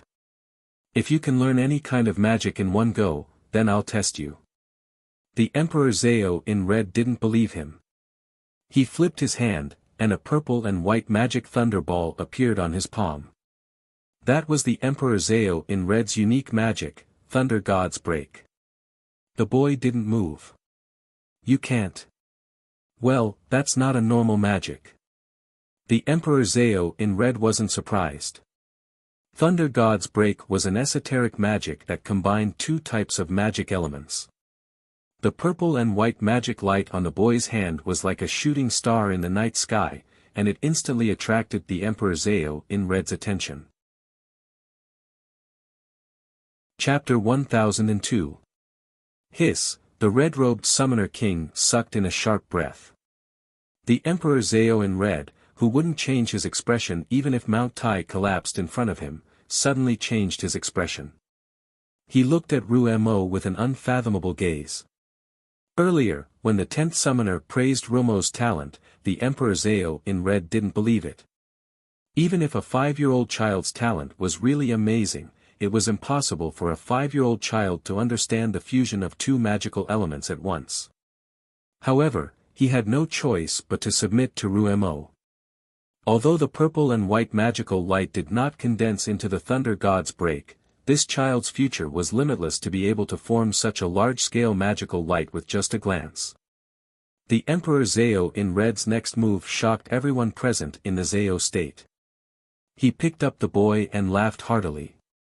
From now on, you will follow I's surname. You will be called Ji Romo. Although the Emperor Zhao in Red had other adopted sons and daughters before he gave the surname Ji Rumo was the only one who was given the surname Ji Rumo. His actions undoubtedly confirmed Ji Rumo's position in Penglai, second only to one person and above tens of thousands. At that time, the Emperor Zhao in Red was also worried about the issue of the Penglai royal family's heir. Ever since the Taiyuan crown prince's incident, Penglai had implemented the separation of religion and politics. The Zhao state had always wanted to secretly control the Penglai royal family, but they couldn't be too blatant. Coincidentally, at that time, Penglai of Gojoseon's only son had unfortunately died. In the Penglai royal family, there were no more outstanding bloodlines to inherit the throne. The Emperor Zhao in Red secretly changed the identity of the boy and announced to the public that the boy was Penglai of Gojoseon's bloodline. When he was born, he was blessed by an auspicious beast and naturally became the heir to the throne of Penglai of Gojoseon. That boy became today's Penglai of Gojoseon, Ji Rumo. Ji Rumo was very talented. His learning ability was amazing. Except for the magical beast that he couldn't summon, he knew almost all magic. The seventh summoner had never seen anyone who could learn magic as fast as Penglai of Gojoseon. For example, the move that he used to kill King Anemone on the sea was the Emperor Zhao in Red's famous Thunder God's Break. Only a few people who were close to the Emperor Zhao in Red knew that today's Emperor Zhao also somewhat avoided Ji Rumo. Although Ji Rumo was personally promoted by the Emperor Zhao, the two were not close. Maybe it was because Ji Rumo lived in the Penglai pavilion on the side of Iceland since he was a child. When he was still a child, his temperament was frighteningly cold. Emperor Zhao would expand the power of the Zhao state. In recent years, he had recruited soldiers and bought horses, and intervened in the affairs of the mainland many times. Especially in recent years, because of political differences, Ji Rumo and Emperor Zhao had several conflicts. Perhaps even the Emperor Zhao in Red himself did not expect that one of his unintentional actions in the past would lead to the terrible situation of Penglai today. Originally, he thought that this time, when the Emperor Zhao in Red brought up the past, Penglai of Gojoseon would compromise like the previous few times. However, this time, Penglai of Gojoseon did not give in. He was reprimanded, but he was still unwilling to hand over the Netherworld Ghost Key. The disaster between the human race and the Bakra orcs almost destroyed the boundless land. I will not let the boundless land fall into the abyss of suffering again. Penglai of Gojoseon rejected flatly. Ji Rumo, do you think that I can't do anything to you? The Emperor Zhao in Red's body flashed with a terrifying murderous intent. The purple and white magic power burned fiercely like flames. No one knew what Ji Rumo's expression was like under his jade face. However, a purple and white magic power also filled the air around him. In terms of scale, the two magic powers were actually on par with each other. The two magic powers collided together, and the ground cracked rapidly. The walls shook as if they would collapse at any time. The seventh summoner was the most miserable one. He was sandwiched between the two malefic stars and could not escape. At this moment, he was forced to kneel on the ground. He only felt that it was difficult to breathe. His body was also being hit by the two magic powers. It was as if he was being pressed between two walls. Emperor Zhao. Penglai of Gojoseon. Spare me. The Emperor Zhao in Red did not expect Ji Rumo's strength to improve so rapidly in the past few years.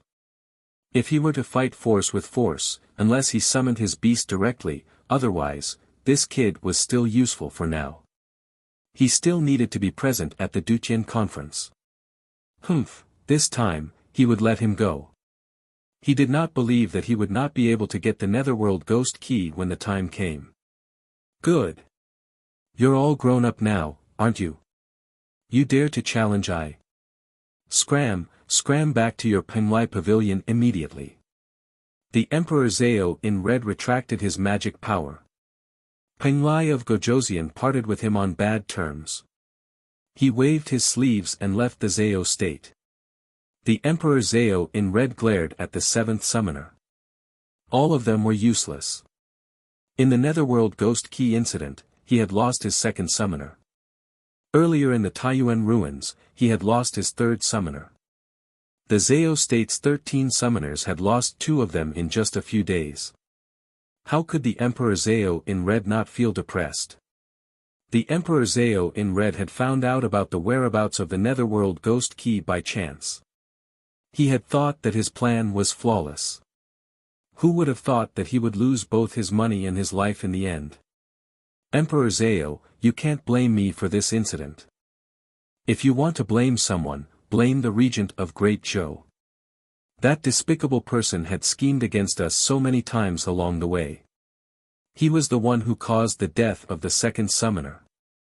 Seeing that the Emperor Zao was about to blame him, the seventh summoner hurriedly poured all the dirty water on the regent of Great Zhou.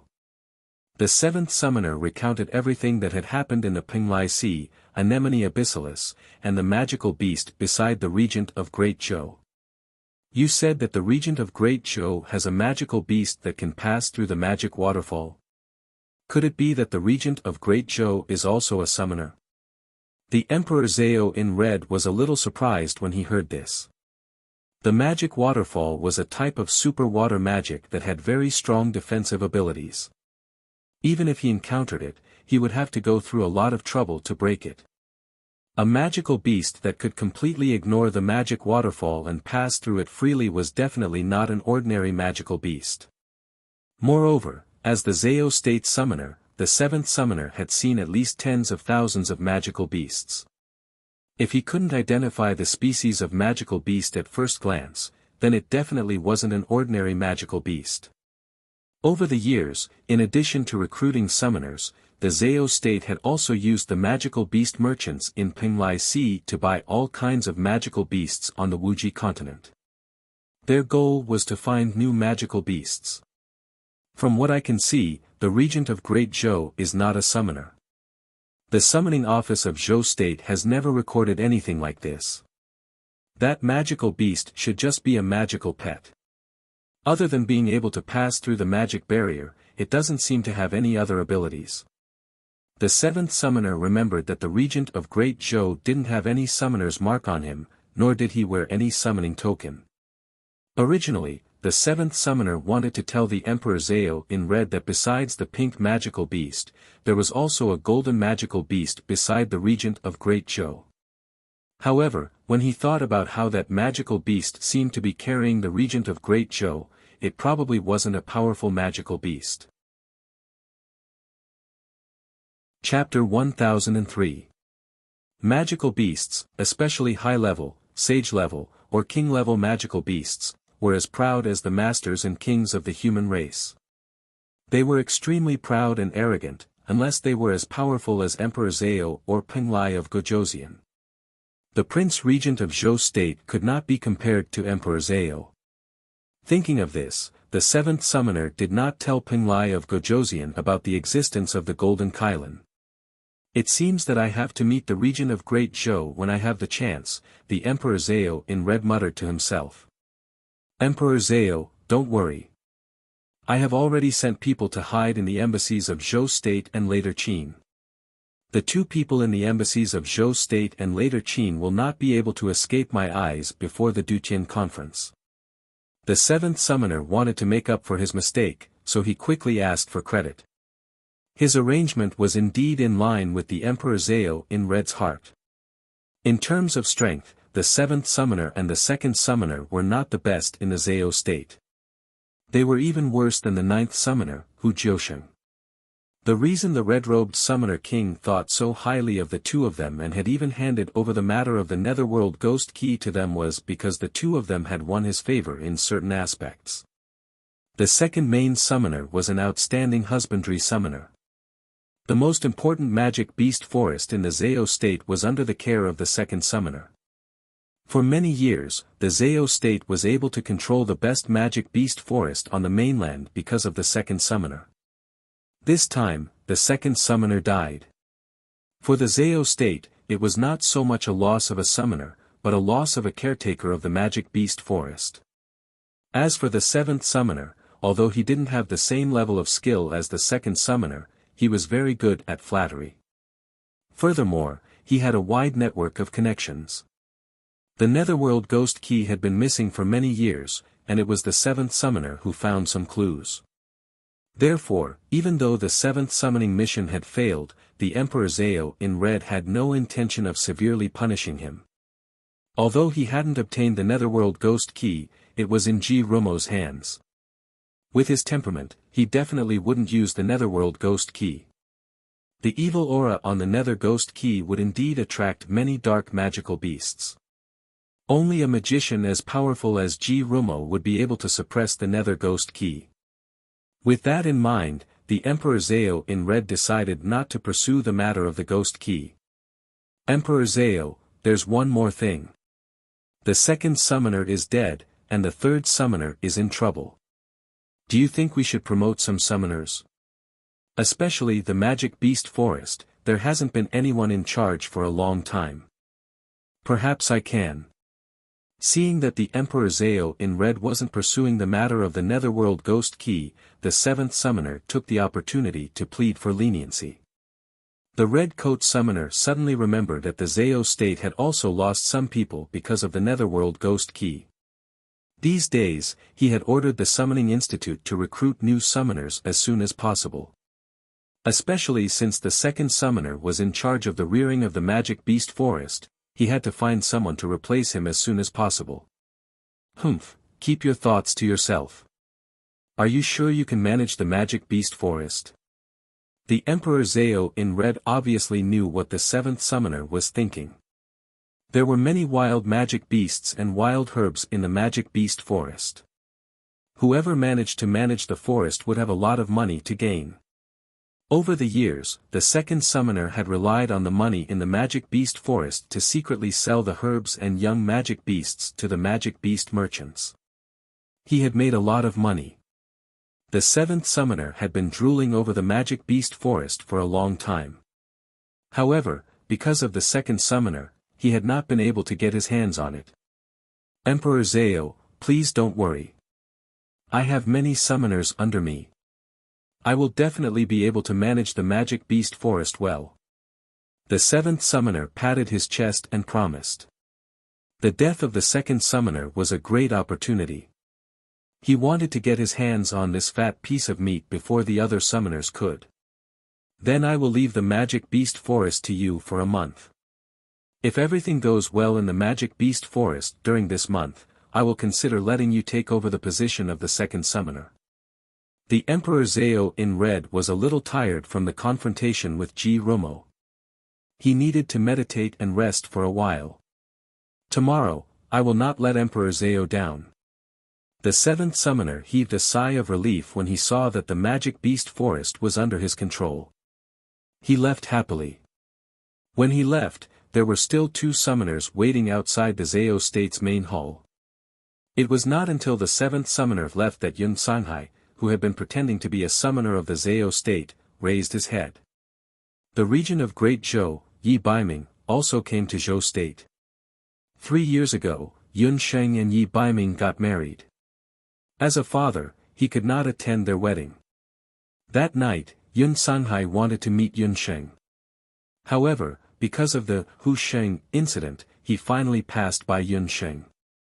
In the past 3 years, Yun Sanghai only knew that Yun Sheng had not walked around the mainland. If Yi Baiming also came to Penglai, he had to find a chance to meet him. Firstly, he could ask about his daughter's recent situation. Secondly, he might be able to ask him for help in rescuing the woman in the water prison. Yun Sanghai made up his mind. He decided to inquire about the specific residence of the regent of Great Zhou in the next few days.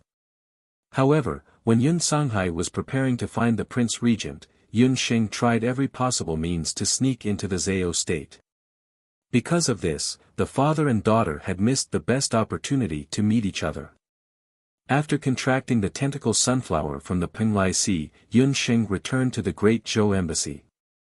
In the next 2 days, Chang Wei warmly entertained Yun Sheng and took her to visit several main islands of Penglai.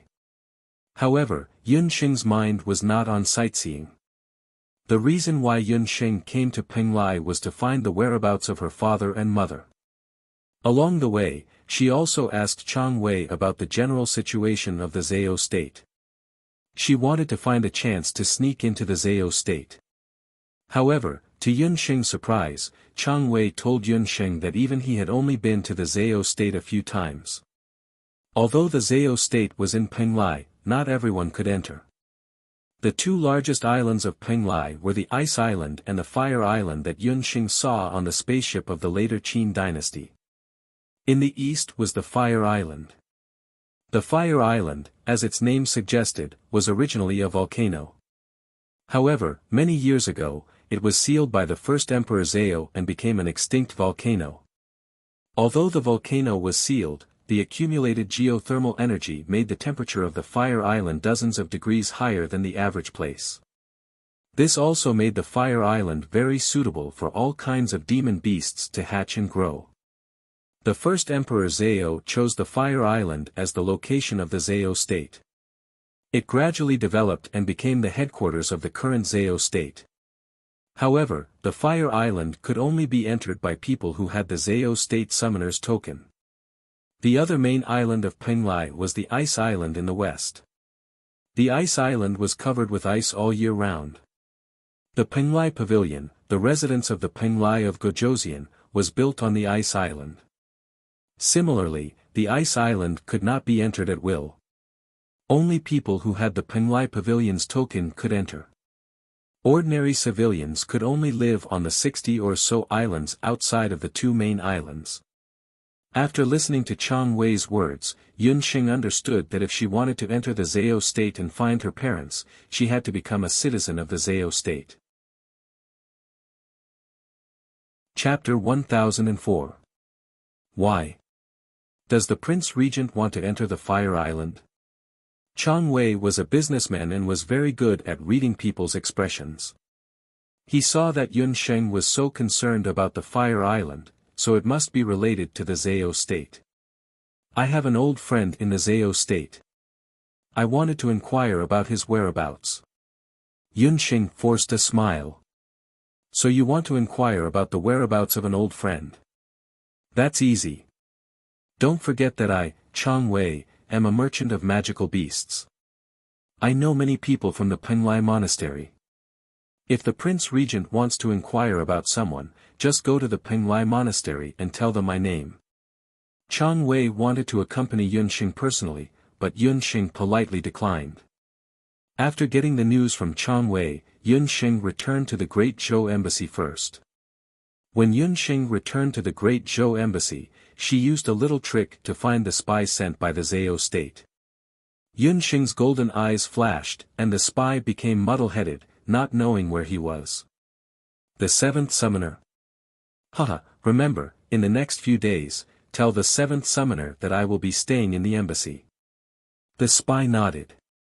After dealing with the spy, Yun Xing began to plan how to sneak into the Zhao state. Before she set off, Yun Xing had already used the disguise magic to change her appearance. On the streets of the third largest island in Penglai, there was a thin girl with a yellow face. Beside the girl was a Xiao Hei dog. The girl and the beast were Yun Xing and Xiao Hei in disguise. Before Yun Xing went out, she was still hesitating. The reason was that Yun Xing didn't know which magical beast to bring out. To enter the door of the Penglai Summoning Institute, one had to be at least a summoner. When Yun Xing was in Dezhou, she had participated in the local Summoning Institute's assessment. However, at that time, she was only the most ordinary beast summoner. It was time for him to retest his summoner skills. However, to test her summoner level, she had to choose a suitable magical beast. Yun Xing originally wanted to bring Jean Coin. However, after wandering around Penglai for a few days, Yun Xing gave up on this idea. The reason was that Jean Coin was too eye-catching. Jean Coin was the most handsome among the magical beasts. Its golden scales were enough to blind the eyes of the street. It had a vigorous posture and there was not a trace of fat on its body. No wonder Chang Wei, who had seen countless beasts, wanted to use it to breed. At that time, Yunsheng thought that Chang Wei was making a fuss over nothing. But later, she discovered that Jean Coin's attractiveness was really not small. She and Jean Coin strolled around Penglai Street. There were already many summoners who asked Yunsheng about Jean Coin's rank. There were also some female beasts who chased after Jean Coin. These days, it seemed that a handsome magical beast was also very popular. Jean Coin was annoyed for a while because of this. In order to appease Jean Coin, Yunsheng could only let it stay in the Linglong Beast Tower for the time being. In the past few years, Yunsheng's magic cultivation and summoning level had increased greatly. The summoner level was no longer the same as it used to be. The most important thing was that the strength of her magical beasts had also increased.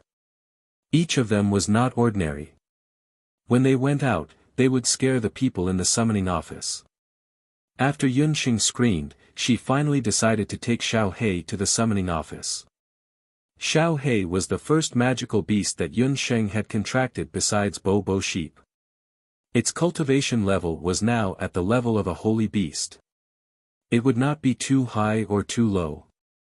After choosing Xiao He, Yunsheng went out and went to the summoning office in Penglai. Penglai was indeed a country of summoners. Along the way, many people were summoners. Penglai Monastery was easy to recognize. It was on the busiest street in Penglai. Unlike the desolate summoning office in Zhou State, the entrance of Penglai Monastery was crowded. There were people and magical beasts everywhere.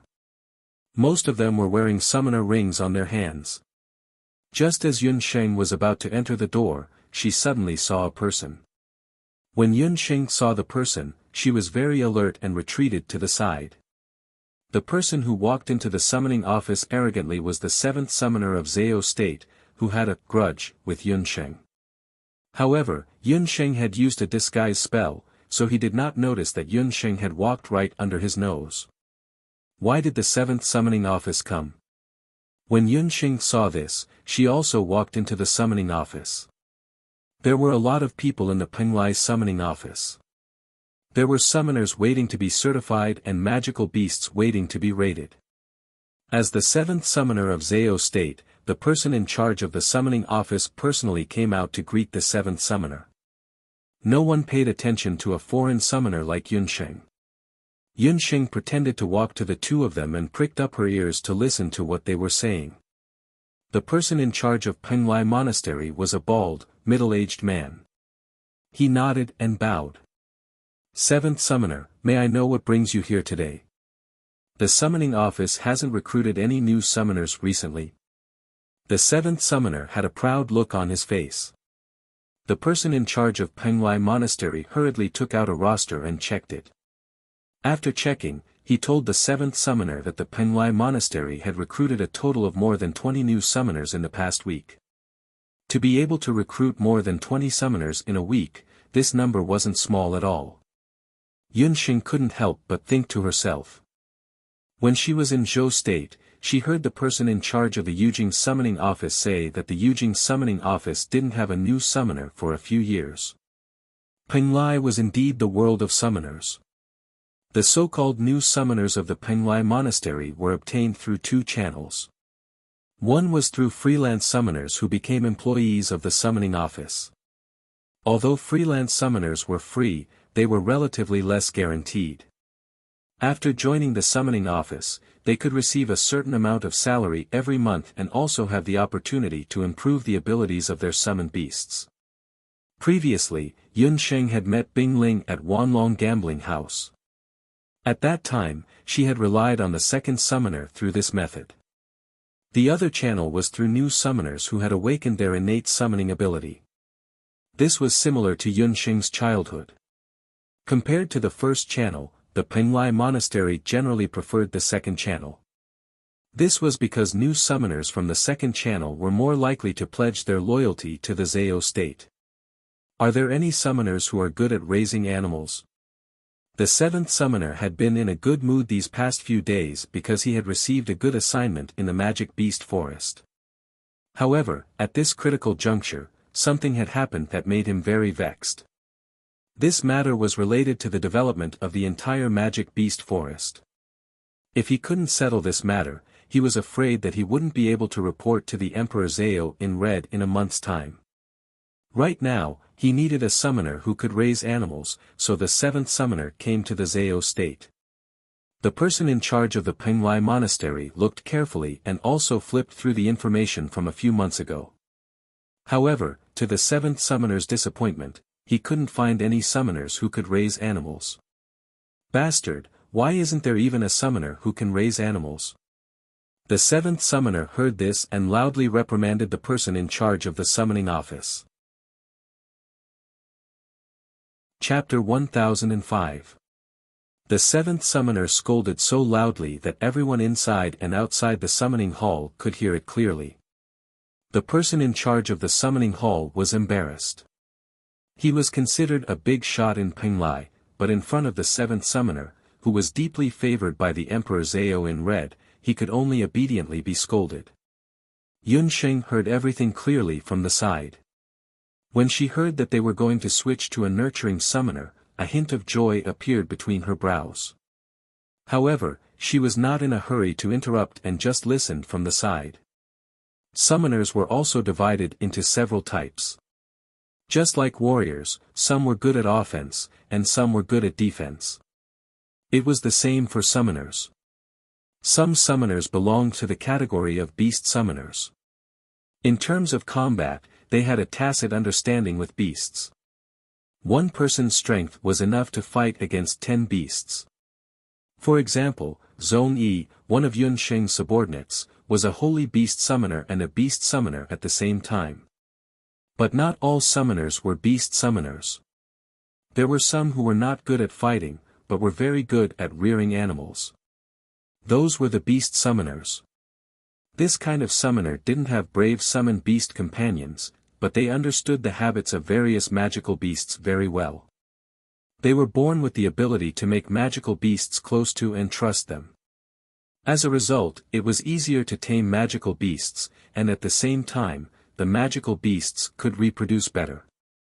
Compared to beast summoners were more rare, especially in the Zhao state, which needed a large number of magical beasts every day.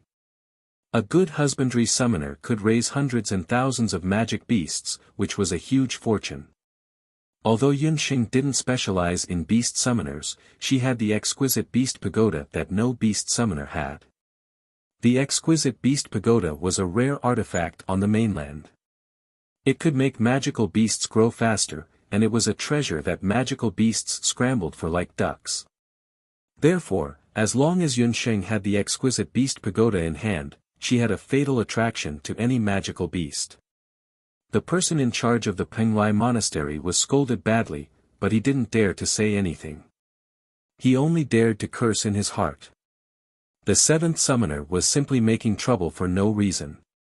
Beast summoners weren't cabbages that could be found everywhere. Otherwise, the Emperor Zhao in Red wouldn't have placed so much importance on him after he received the second main summon. The second summoner himself couldn't even summon a holy beast. After the death of the second summoner, the Zhao state had lost an excellent animal summoner. The problem in the magic beast forest could only be solved by finding an excellent animal summoner. Excuse me, are you recruiting domestic-type summoners? Just as the seventh summoner was getting angry, a very discordant voice interrupted his reprimand. The seventh summoner looked and saw that the one who interrupted him was a sallow and emaciated female summoner. Her clothes were thin, and she only had a tattered summoning ring on her hand. The magical beast beside her was also inconspicuous. It looked just like a slightly larger dog. A lowly low-level summoner actually dared to interrupt him. Where did this country bumpkin come from? Can't you see that this lord is talking to someone? The seventh lord snapped. Honorable Lord Summoner, I accidentally overheard your conversation. Are you looking for a domestic-type summoner? I'm a domestic-type summoner. Chang Wei introduced me, Yun Sheng said respectfully. Go away, go away.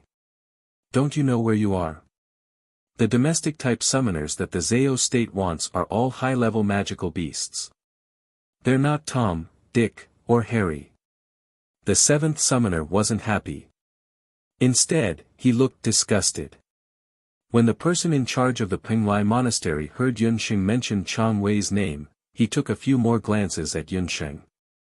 Chang Wei and the person in charge of the Penglai monastery had a lot of business dealings. Chang Wei was a very arrogant person. He was very picky when it came to magical beasts and people. This was the first time he heard that someone had been introduced by Chang Wei. With one look, the person in charge of the Penglai monastery was shocked. Seeing that the seventh summoner was being disrespectful to its master, Xiao He roared angrily. Its back arched and its fur stood on end. A cold murderous intent surged in its eyes. Its originally ordinary black fur was surging with a special pattern that looked like a cloud pattern. When Xiao He showed its might, the magical beasts in the Penglai monastery all trembled. Even their masters couldn't control them. Heavens, this is a holy beast. You. Could it be that you're a domestic-type summoner? The person in charge of the Penglai monastery had better eyesight than the seventh summoner. He looked like he couldn't close his mouth and pointed at Xiao He. What? You're saying that she's a holy beast summoner? Don't be mistaken. The seventh summoner was shocked. He had actually almost chased away a holy beast summoner. Moreover, this person claimed to be a domestic-type summoner. No, the summoning ring on her hand is obviously the ring of a low-level beast summoner. Among the beast summoners, there were the most basic beast speakers, beast summoners, wizard beast summoners, sacred beast summoners, main summoners, and Emperor Zao.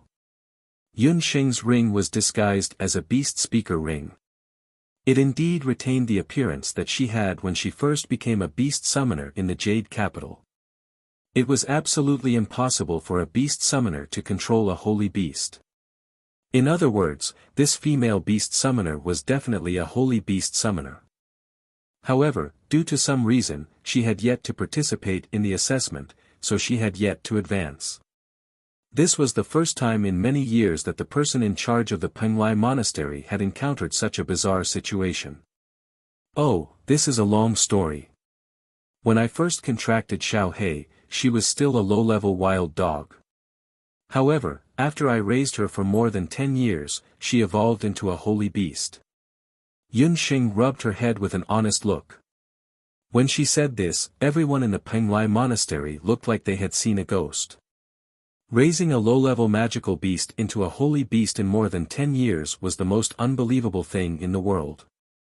Sir, please come inside. As long as we verify that your magical beast is indeed a holy beast, the Penglai monastery will immediately give you the certification of a holy beast summoner.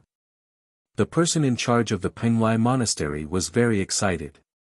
It had been a long time since the Penglai monastery hired a holy beast summoner. Moreover, the other party claimed that she was a domestic-type beast summoner. This was much more precious than a normal holy beast summoner. It was no wonder that the person in charge of the Penglai monastery was so excited. The seventh summoner also stared at Yunsheng and Xiao He who was beside her. Before the certification, according to Yan Yun, the people in the Penglai monastery had specially checked her background. It proved that more than 10 years ago, in the Penglai monastery in the Jade Capital of Zhou State, there was indeed an 8-year-old girl named Yan Yun who had been certified as a beast summoner. The person in charge of the Penglai monastery didn't have any more doubts. He and the seventh summoner welcomed Yunsheng into the back hall. Chapter 1006. Half an hour later, when Yunsheng walked out of the summoning house again, she had already obtained the certification of the Penglai monastery and confirmed that Xiao He was a sacred beast. She had also successfully become a sacred beast summoner. The summoners in the summoning house looked at her with eyes full of respect. In Penglai, there were two ways to determine the level of a summoner. One was to determine the level of the summoner according to the strength of the summoner. The other was to determine the level of the summoner according to the strength of the magical beast.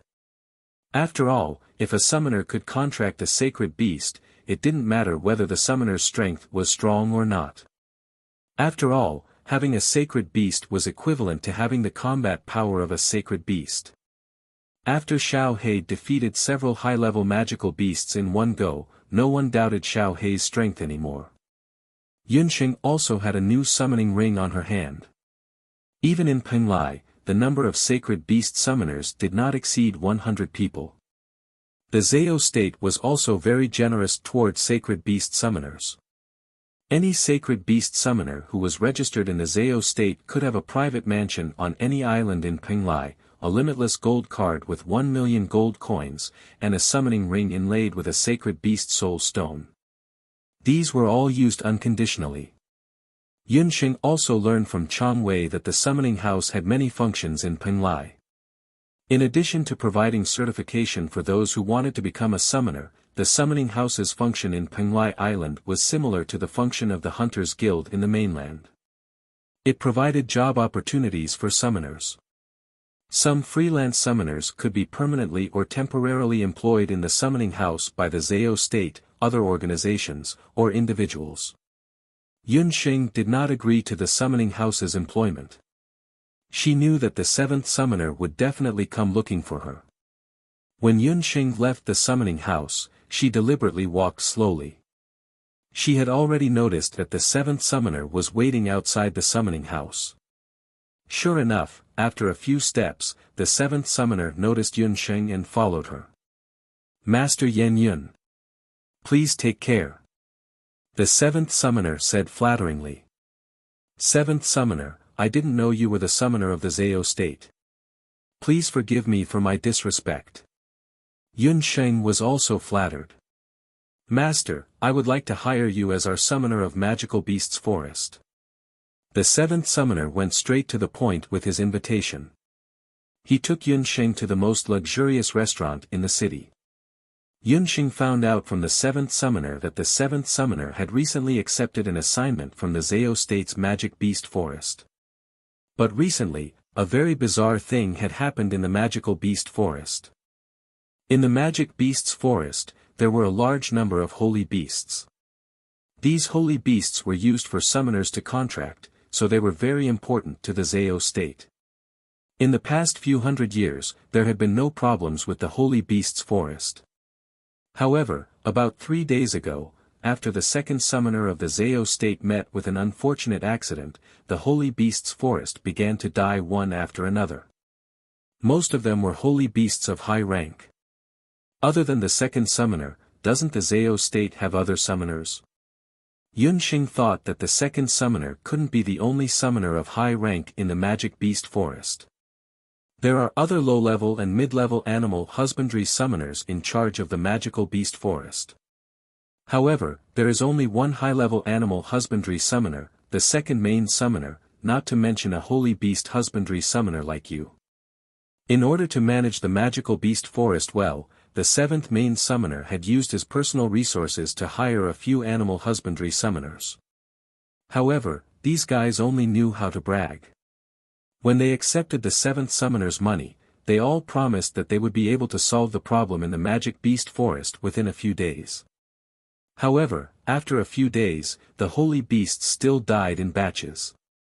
Every morning, seeing the bodies of the holy beasts being transported out of the Magic Beast Forest, the seventh summoner's face was even sadder than if his own mother had died. "Master Yan Yun, can you accept my invitation to go to the Magic Beast Forest and find out the specific cause of the holy beast's death?" The seventh summoner changed his previous snobbish attitude and spoke in a flattering tone. Now, in the eyes of the seventh summoner, this summoner named Yan Yun was more important than his own mother.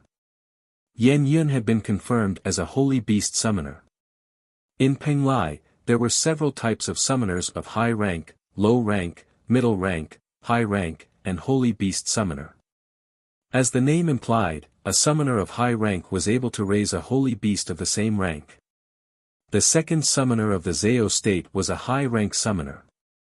In the Magic Beast Forest, many high rank holy beasts had been raised by the second summoner in the past few decades.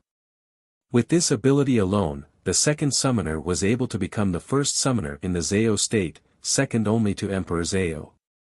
He had run amok in the Zao state for several decades. Previously, the seventh summoner had also been wary of the second summoner's ability.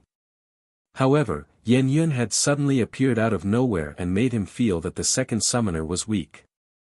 Yan Yun, who was old enough to be the second summoner's granddaughter, was actually a holy beast summoner.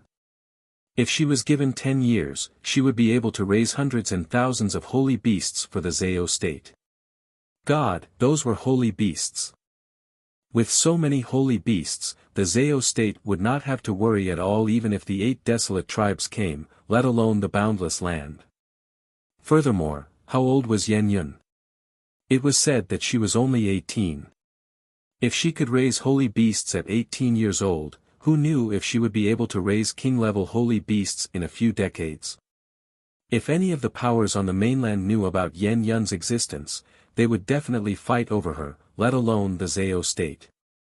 If the Emperor Zao in red knew about Yan Yun, he would definitely hire her to be the first summoner in order to win her over to his side.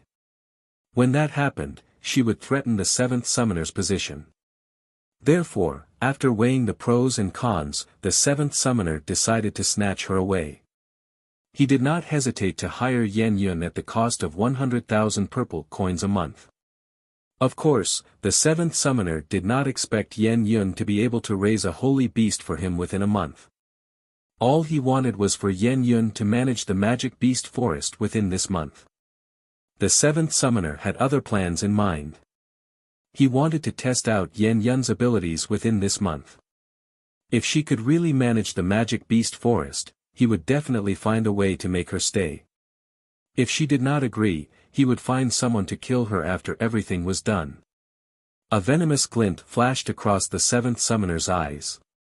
Yunxing noticed the change in his expression and laughed coldly in her heart. Yunsheng and the seventh summoner chatted for a while and decided that the seventh summoner would bring Yunsheng into the magic beast forest on the Fire Island. He would also give Yunsheng a token so that she could enter and leave the Fire Island freely for this month. Chapter 1007. The seventh summoner's arrangement was exactly what Yunsheng wanted. Yunsheng wanted to enter Fire Island and infiltrate the Zao state.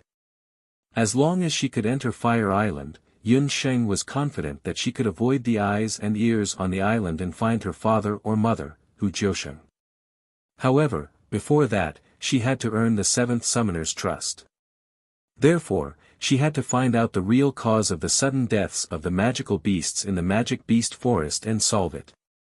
From the seventh summoner, Yunxing found out that before the seventh summoner took over the magic beast forest, the number of magical beasts that died in the forest in a year was only a few.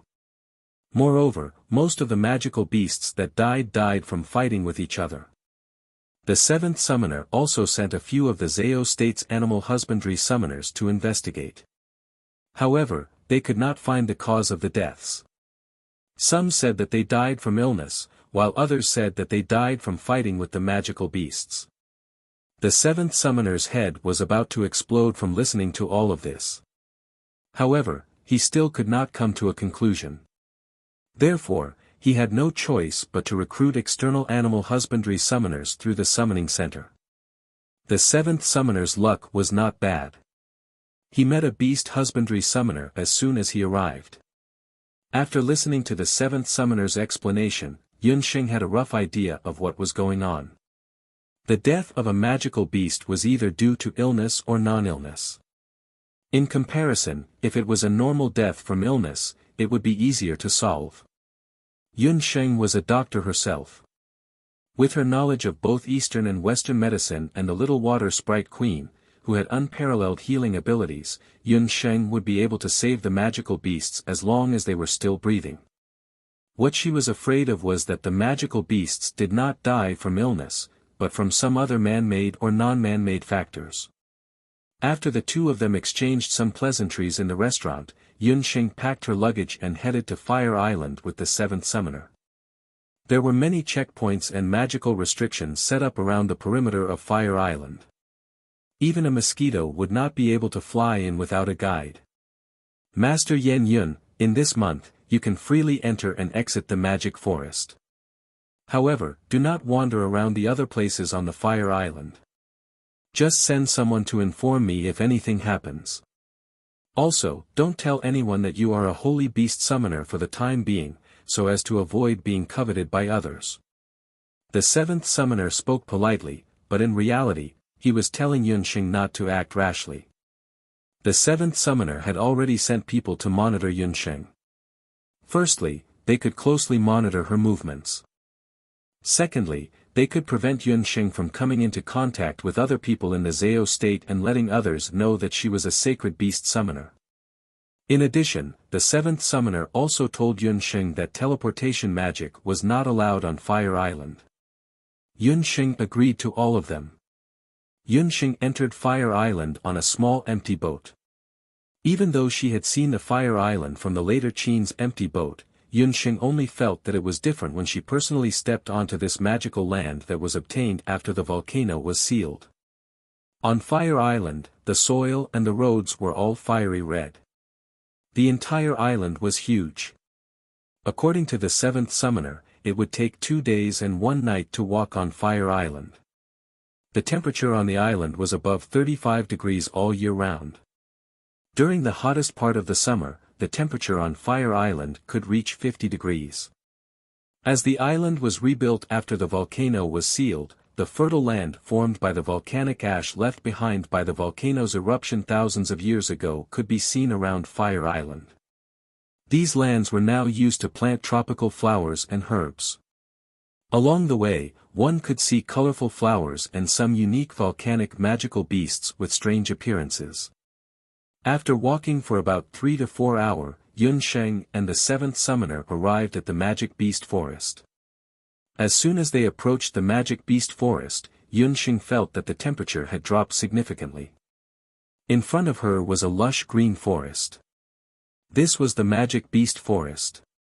The magic beast forest was also the area with the most lush vegetation on the entire Fire Island. As it was close to Iceland, compared to other places on the island, there was more rain and abundant freshwater resources.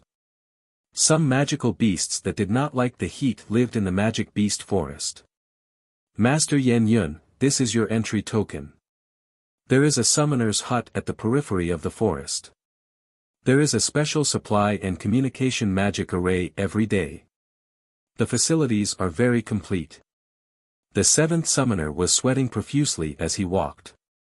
After the death of his sacred beast, he had not contracted a new one. Originally, the seventh summoner had planned to find a high-level magical beast to contract. However, after meeting Yan Yun, he had other ideas. If he could successfully employ Yan Yun long-term, he might even be able to get Yan Yun to cultivate another sacred beast for him to use. The seventh summoner secretly sized up Yan Yun from the side with wishful thinking. He saw that there was not even a drop of sweat on his forehead. This female summoner looked frail and sickly, but she seemed to have a good constitution. While the seventh summoner was thinking, he had already reached the periphery of the magic beast forest. In front of him, a few small wooden huts made of pine wood appeared. A few summoners hurried over to welcome him. Seventh summoner, you are finally here. We have found the cause of death of the magical beasts. These were all summoners who had been hired by the seventh summoner. There were men and women, old and young. All of them pushed each other, wanting to be the first to tell the seventh summoner about their findings. The seventh summoner was overjoyed when he heard that there was some progress. You found the cause. How did the magical beasts die? Summoner, I will say it first. I found out that the magical beasts in the magic beast forest died after drinking poisonous water. Go away. What poisonous water? The magical beasts in the forest all drink water. How can a few magical beasts die? He clearly died after eating a rare poisonous moss. Go away. Those magical beasts clearly died from fighting. These summoners criticized each other one after another. The seventh summoner's head was about to explode. Lord Summoner, another magical beast has died. A forest patrolling summoner barged in. In his hands was a rank 8 wind sword eagle that had just died not long ago. A rank 8 magical beast. That was not a low rank. The 7th summoner took a look and felt a headache coming on. A bunch of useless things. You still haven't found the cause of death. Go away. Let my newly hired master Yan Yun take a look. These good-for-nothings all wanted to contribute, but they were all half-baked. He had spent a lot of money to hire them. After spending a few days, the magical beasts were still dying one by one. If this continued, more than half of the magical beasts in the Magic Beast Forest would die in a month. Those summoners saw that the 7th summoner was respectful to Yunsheng and somewhat hostile to Yunsheng, but because the 7th summoner was present, they could not flare up. They could only resentfully retreat to the side. Bring that wind sword eagle over. I want to cut open its body and take a look. Yunsheng waved her hand and let the patrolling summoner come forward. Chapter 1008. When they heard that Yunsheng was going to dissect the carcass of the magical beast, the summoners all showed expressions of disgust.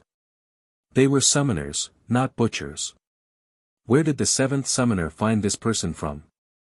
Looking at her skillful movements, she must have been a hunter in the past. The 7th summoner was really desperate. He actually found such a woman to solve the problem of the Magic Beast Forest. The 7th summoner clicked his tongue in wonder as well. However, he quickly discovered that Yunsheng's method of dissecting corpses was very special. In just an hour, she had completely cleaned out an 8th-tier magical beast, from its fur to its organs. The rarest thing was that she even used water freezing magic during the dissection. There was not a single drop of blood during the entire process. After Yunsheng dissected the carcass, she found that there were no internal injuries on the body of the magical beast eagle. There were also no signs of being hit by magic. However, the color of the liver and gallbladder was normal. It did not look like it was poisoned. The heart of the magical beast had burst, and there were signs of blood flow in reverse. It looked like it had been frightened and suddenly died. Yunsheng had also heard the 7th summoner say that most of the magical beasts in the Magic Beast Forest were level 6 to 9 magical beasts. There were about 2 or 3 sacred beasts that could scare a level 8 magical beast to death. Could it be that some terrifying magical beast had intruded into the Magic Beast Forest? How is it, Master Yan Yun? Can you tell how the magical beast died? The 7th summoner asked anxiously. I can't tell the cause of death at the moment. I think I need to enter the Magic Beast Forest to take a look. Yunsheng could at least be sure that this magical beast did not die of illness. Humph, I thought you were very good. In the end, you can't tell anything. The 7th summoner still listens to us. The few summoners who had been left out gloated at their misfortune. All of you, shut your mouths. In the future, you all have to obediently listen to whatever Grandmaster Yan Yun says. If Grandmaster wants to enter the forest, you all have to follow her. It's already late today. Tomorrow, the few of you will accompany her, said the 7th overseer. This bunch of good-for-nothings. Earlier, they said that the magical beast's food was poisonous. Later, they simply said that there was poisonous gas in the forest. Now, they were using the water source as an excuse. When the summoners heard this, their faces were filled with anger. Yunsheng, however, looked at the Magic Beast Forest with a meaningful expression. In the twilight, the Magic Beast Forest was filled with dense trees. From time to time, the shrill cries of birds could be heard. At night, after waiting for the other summoners to fall asleep, Yunsheng got up alone. After avoiding the gazes of the people watching her, Yunsheng came to the entrance of the magical beast forest. Above the sky, there was a crescent moon shaped like a sickle. Yunsheng began to chant, and 2 summoning arrays flashed beneath her feet. The enchanting night demon queen and the centipede ant general appeared in front of Yunsheng. They respectfully awaited Yunsheng's Take advantage of the night to enter the magic beast forest. Be sure to pay attention to every movement in the forest. If you find anything strange, report back immediately. Although Yunsheng had said in the evening that they would enter the magic beast forest tomorrow, she had already made up her mind. She would not be like those useless summoners, blindly searching. Her summoned beasts were her best ears and eyes. They could find out anything that happened in the magic beast forest. The night passed. The Night Demon Queen and the 100-legged Ant General in the magic beast forest brought back news. But what surprised Yunsheng was that neither the Night Demon Queen nor the 100-legged Ant General sent any clues related to the death of the magical beasts. But one thing was certain. In the magic beast forest, there were no ferocious foreign magical beasts as Yunsheng had expected. After hearing this, Yunsheng also felt that it was a little tricky. It seemed that she could only enter the magic beast forest herself to find the possible cause of the magical beasts' deaths. However, when Yunsheng found several summoners who were familiar with the terrain of the magic beast forest, these people were not willing to accompany Yunsheng into the magic beast forest. You don't want to live, but we do. That's the magic beast forest. There are wild magical beasts that have not been domesticated. Without the accompaniment of the Zao State's patrol summoners, we are not willing to enter. It's just sunrise now. The patrol summoners have not yet arrived. When those domesticated summoners heard that Yunsheng was going to enter the magic beast forest, they all looked as if they had seen a ghost. Yunsheng was speechless. These people wanted to find the cause of death by guarding a few magical beasts' bodies. No wonder these domesticated summoners did not have any clues after so many days. If you want to go in by yourself. Don't expect us to accompany you. Those summoners were not in a good mood. One of the summoners suddenly said kindly, Master Yen Yun, I kindly remind you that you can go to the lake in the forest to have a look. In fact, most of the dead magical beasts were found near the volcanic lake. Volcanic lake? Yunsheng didn't think that these summoners would be so kind. But if most of the magical beasts really died at the volcanic lake, maybe the cause was really in that area.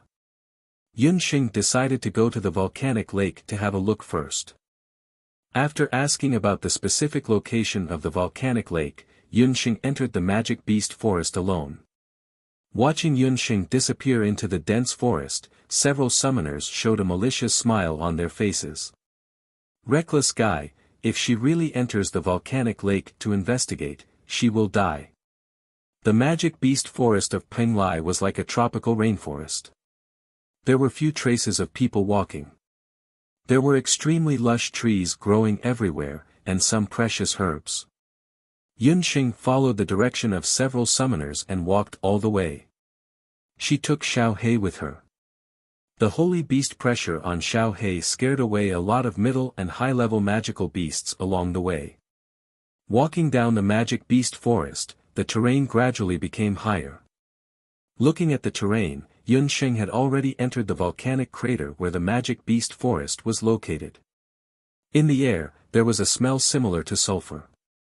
Walking to the volcanic crater, the forest also came to the end, and a lake came into sight. Suddenly, she saw a blue lake. The fresh water vapor made Yunsheng feel refreshed. This lake was also the most important freshwater resource in the magic beast forest. The lake water formed by the volcanic crater was generally rich in various minerals.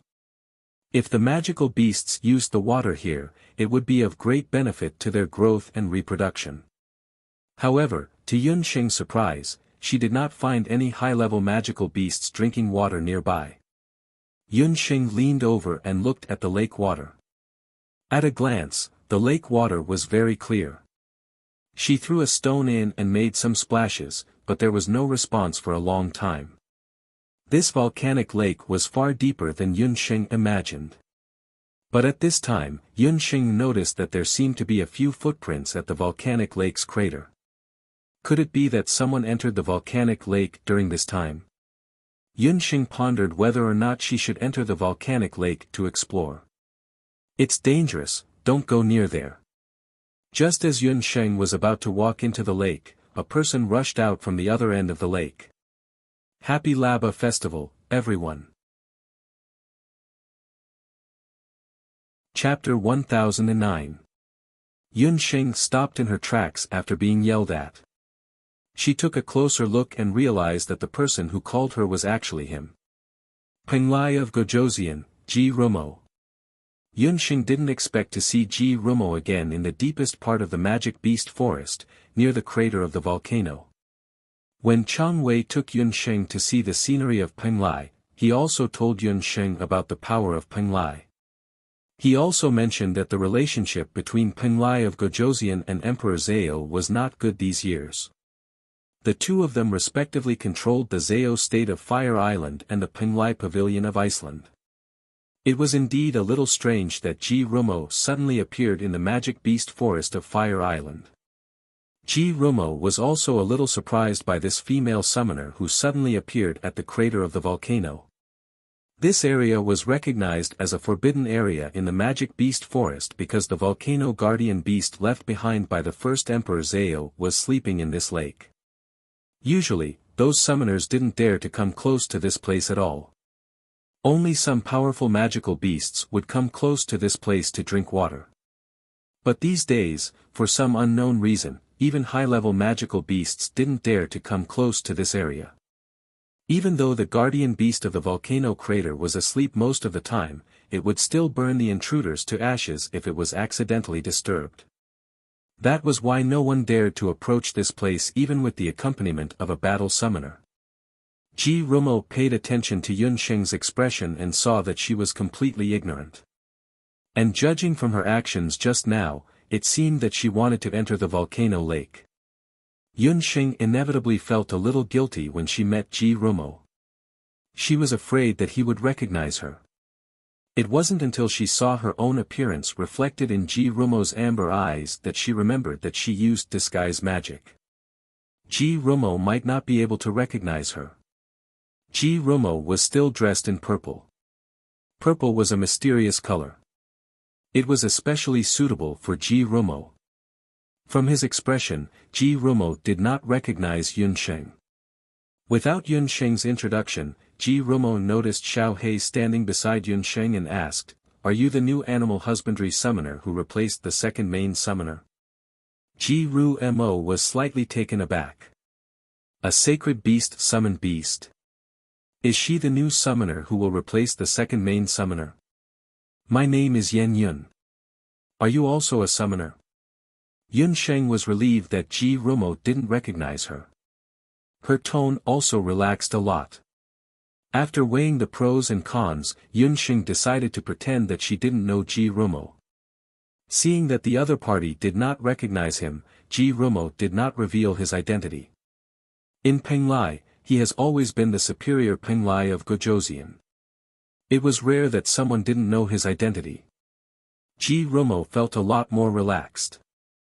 Since you are replacing the second main summoner, you should know that in the magic beast forest, there are some places that cannot be set foot. For example, this lake. Ji Rumo pointed to the lake in front of Yun Sheng. What's so special about this lake? From what I see, it's just a volcanic lake. Yun Sheng could see that this lake was formed because of the volcano. You should have heard of the origin of Fire Island. This lake is not just an ordinary lake. It is also where the first Emperor Zhao's volcano was located. Ji Rumo's words made Yun Sheng involuntarily take a few more glances at the volcanic crater. Penglai Fire Island was once an active volcano. Every year, the volcanic eruption here would bring disaster to the residents on the surrounding islands. Thousands of years ago, the first pope traveled here. He liked the beautiful scenery of Penglai Island and felt that this place was very suitable for breeding magical beasts. With his own tyrannical strength, he sealed the active volcano.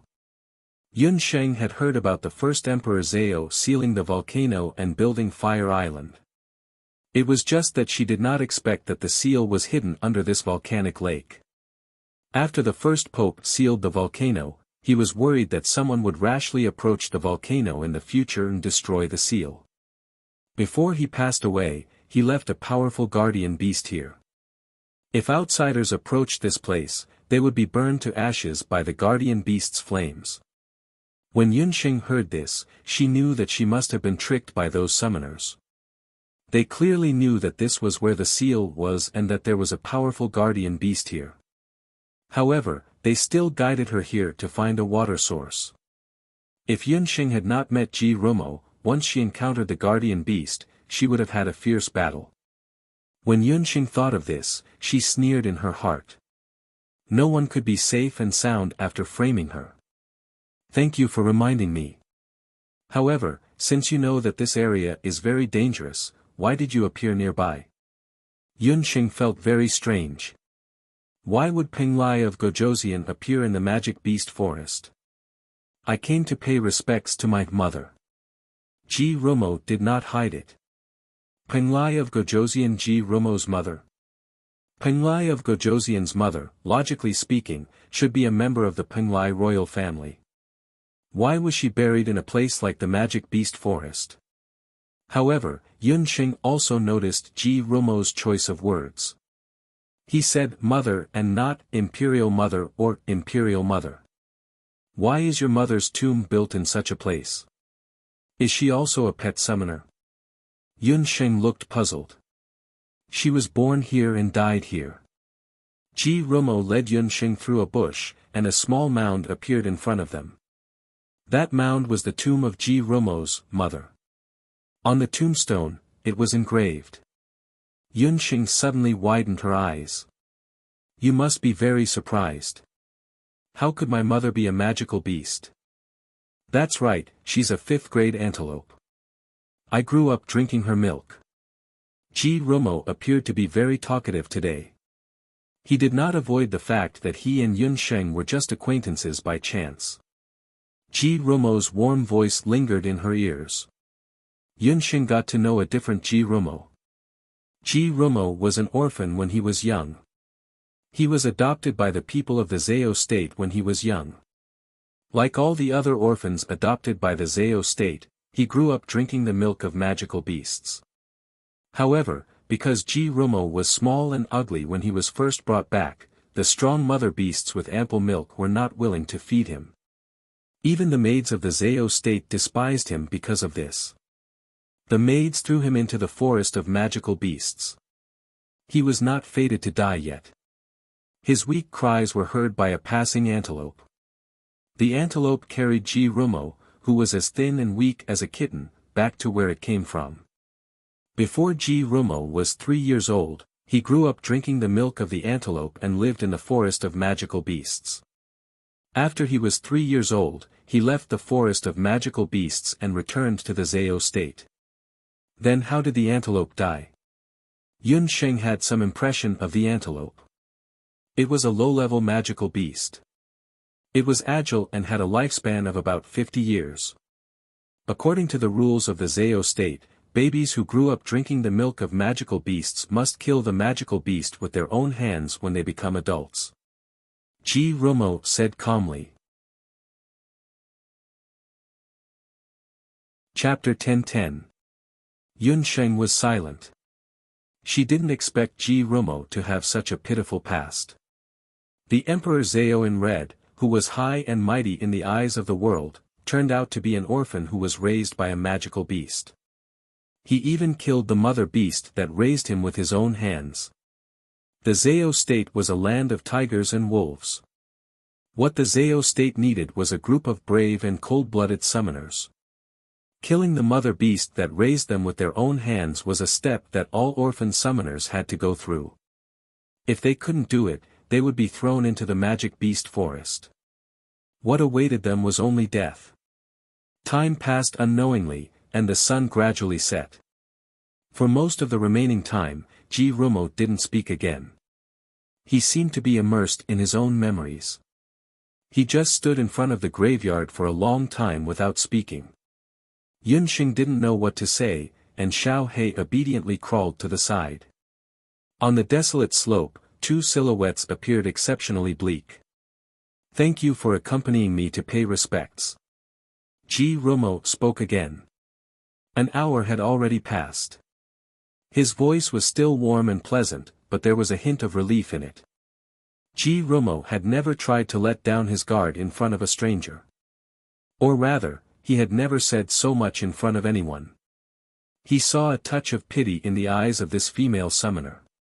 He didn't like pity, but this trace of pity made him feel unexpectedly close.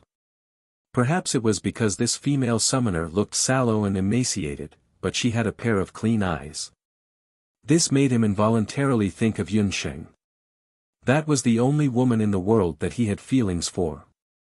After talking to a stranger, Ji Rumo felt a lot more comfortable in his heart. Ji Rumo looked up at the sky. Unknowingly, it was almost time for the morning court. He nodded at Yunsheng. Recently, there has been something wrong in the magic beast forest. I hope you can find the reason as soon as possible. However, don't try to enter the volcanic lake. After Ji Rumo gave a friendly warning, magic flashed and he disappeared. He came and went without a trace, as if he had never appeared. After Ji Rumo left, Yunsheng did not leave immediately. She left the mound and returned to the volcanic lake. Despite Ji Rumo's reminder, Yunsheng did not intend to give up the search. She searched around the volcanic lake. There were indeed unfamiliar footprints near the mouth of the volcano. It might be difficult for an ordinary person to discover them, but for Yunsheng, who possessed the Shen-known pupil and had superior eyesight, she quickly captured this point. According to the news brought back by the magical beasts last night, as well as what the summoners had said earlier, Yunsheng was certain that there were no problems with the water, soil, and food of the magical beasts in the magical beast forest. However, it was also a fact that magical beasts had died near the mouth of the volcano. Staring at the clear volcanic lake, Yunsheng fell into deep thought. Just as Yunsheng was deep in thought, she heard a heavy breathing sound beside her ear. Turning back, she realized that something was wrong with Xiao He. It seemed to be a little irritable, and near the mouth of the volcano, it stuck out its tongue from time to time and kept panting.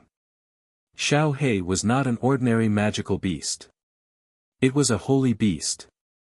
Normal high temperatures and long-distance travel were nothing to it. Hence, its strange behavior attracted Yunsheng's attention.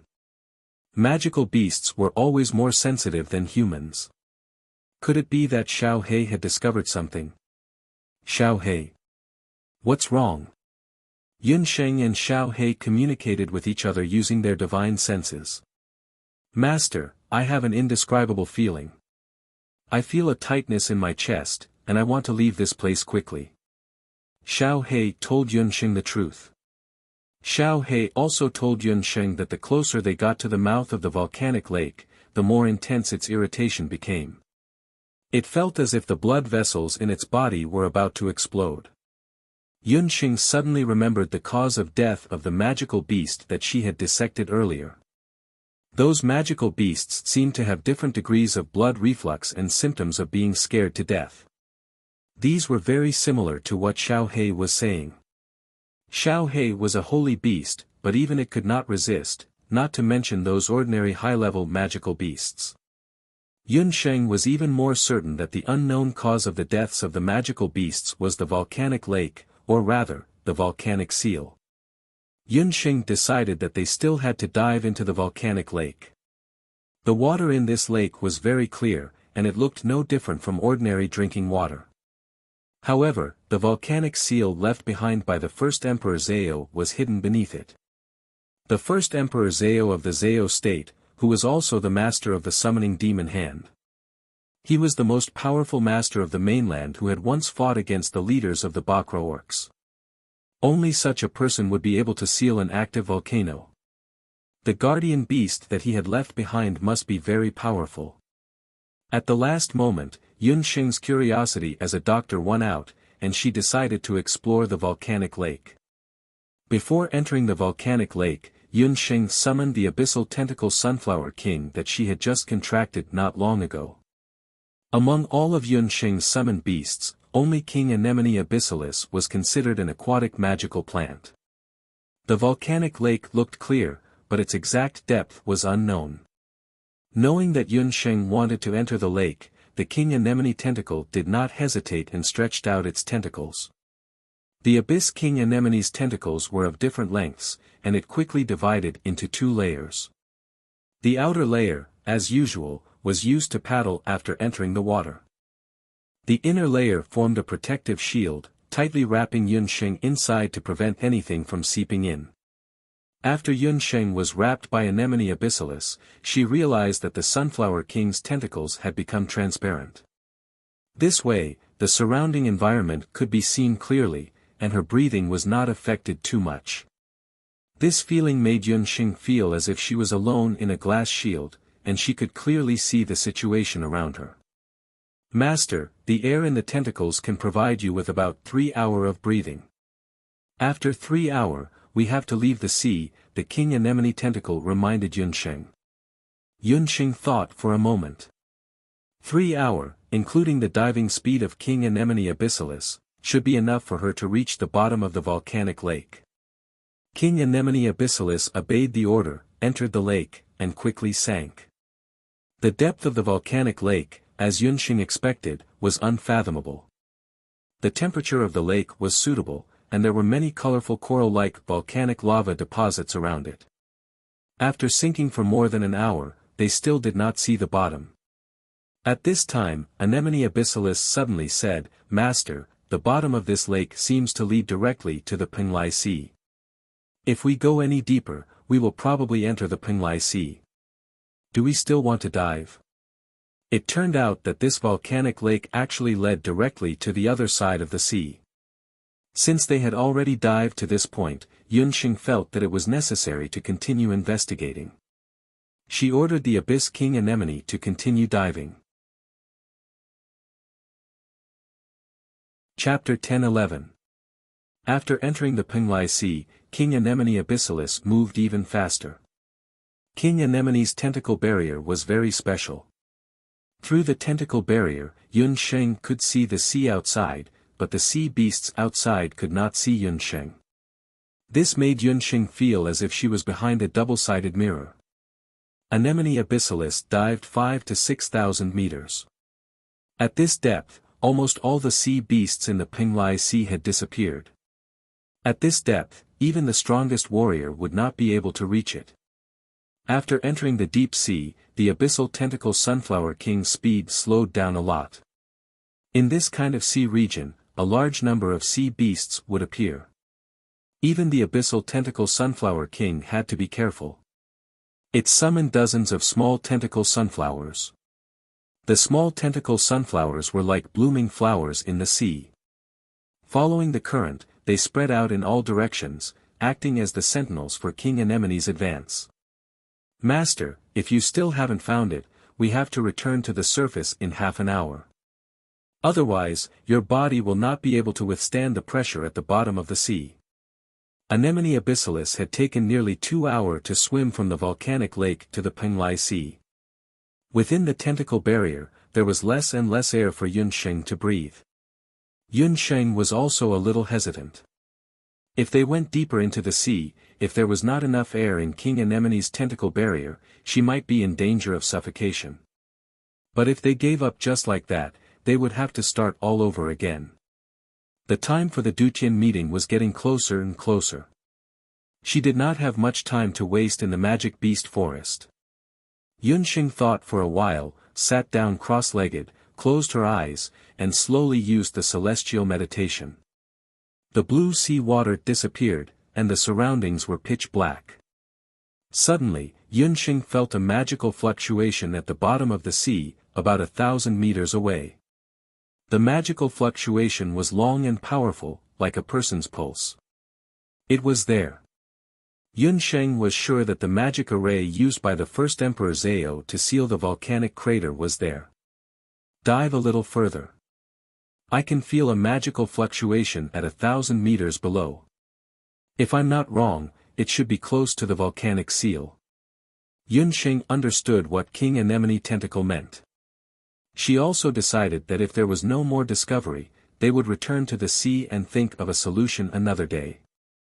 Hundreds of tentacles of Anemone abyssalis stretched out, like a taut spring, and a jet of water shot out from its body. It was sinking rapidly. It was at this moment that the tentacle sunflower sentry in front of it sent a message. "Master, there's a strange movement in the water ahead. A large sea beast is rapidly approaching in this direction. Its target is the same as ours, it seems to be the bottom of this sea," the sea anemone king reported to Yunsheng. When Yunsheng found out, she was shocked. Their current location was definitely in the deep sea. In this area, not to mention the fishermen of Penglai, even rank 8 or 9 sea beasts would find it difficult to get close. Only sacred beasts or even super sea beasts like King Anemone could move in this area. After a short moment of surprise, Yunsheng quickly made a decision. "King Anemone, immediately disguise yourself as an ordinary sea anemone and wait for the super sea beast to come." King Anemone of the Abyss listened and obeyed Yunsheng's order. Its tentacles shrunk and its speed slowed down.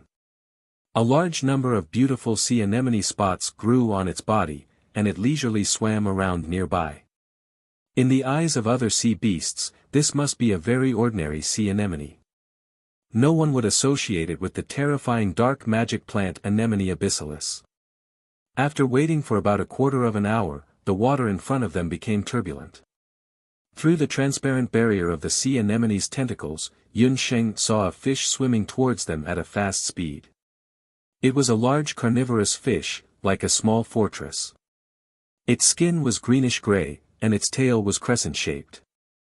Its teeth were very big, like the sharpest sawtooth, enough to crush everything. Its head was in the shape of an inverted triangle. This fish was 3 to 4 meters long, and its weight was at least 6 to 700 jin.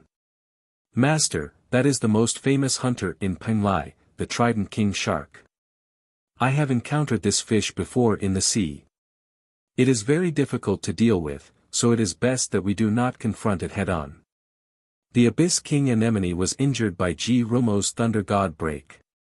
Although the Linglong Beast Pagoda healed it, it had not yet recovered to its peak state. Moreover, it was carrying its master, so it advised Yunsheng not to act rashly. When Yunsheng was about to avoid it, her eyes suddenly shrank and fell on the head of the king shark. Yunsheng noticed that there was a very prominent summoning mark on the shark's forehead. This trident king shark had obviously been contracted by someone. The other party must be a very powerful summoner. "King Anemone, follow the king shark and see what it is doing at the bottom of the sea." Yunsheng and King Anemone secretly followed the king shark all the way down. The trident shark king was indeed the overlord of the sea. It swaggered past, rampaging all the way. Its speed was very fast, and it dived straight to the bottom of the sea. Beside it, there was a faint blue light. It also looked around. When it noticed the king anemone, it paused for a moment. But after confirming that it was an ordinary sea anemone, the trident shark ignored it. After about 800 or 900 meters, a magic array appeared at the bottom of the sea. It was an ancient magic array. Because it had been so long, the seal script on the magic array had already turned black and red. But the magic power on the magic array was still not weakened. Yunsheng could clearly feel the powerful magic power coming from the magic array. That was the volcano seal left behind by the first Emperor Zhao. The Trident King Shark's next move surprised Yunsheng even more. The King Shark did not rashly approach the magic array. Instead, it slowed down and swam around the magic array carefully. Looking at its situation, it should be very familiar with this area. It seemed that it had been here many times before. Soon, Yunsheng's guess was verified. The trident whale grew legs and turned into a fishman with a human body and a shark's head. Yunsheng then realized that the trident shark was not a simple sea beast. It was formed by the combination of a summoner and his own summoned beast. But because she could not see the head, Yunsheng did not know who the summoner was. At this time, the summoner raised his hand. On his slender finger, Yunsheng saw a summoning ring. After seeing the mark on the summoning ring, Yunsheng was shocked. That was the ring of the Zhao state. And looking at the magical beast soul stone on the ring, it seemed that the identity of this fishman was one of the 13 main summoners of the Zao state. You're tuning in to the Han Li's Wuxia Adventures YouTube channel. We're so grateful for your support, and don't forget to subscribe to join us on this incredible journey through captivating stories. Your generosity through donations truly makes a world of difference, as it's the primary source of revenue that allows me to expand and enhance this channel for you. Thank you from the bottom of my heart for being a part of this adventure.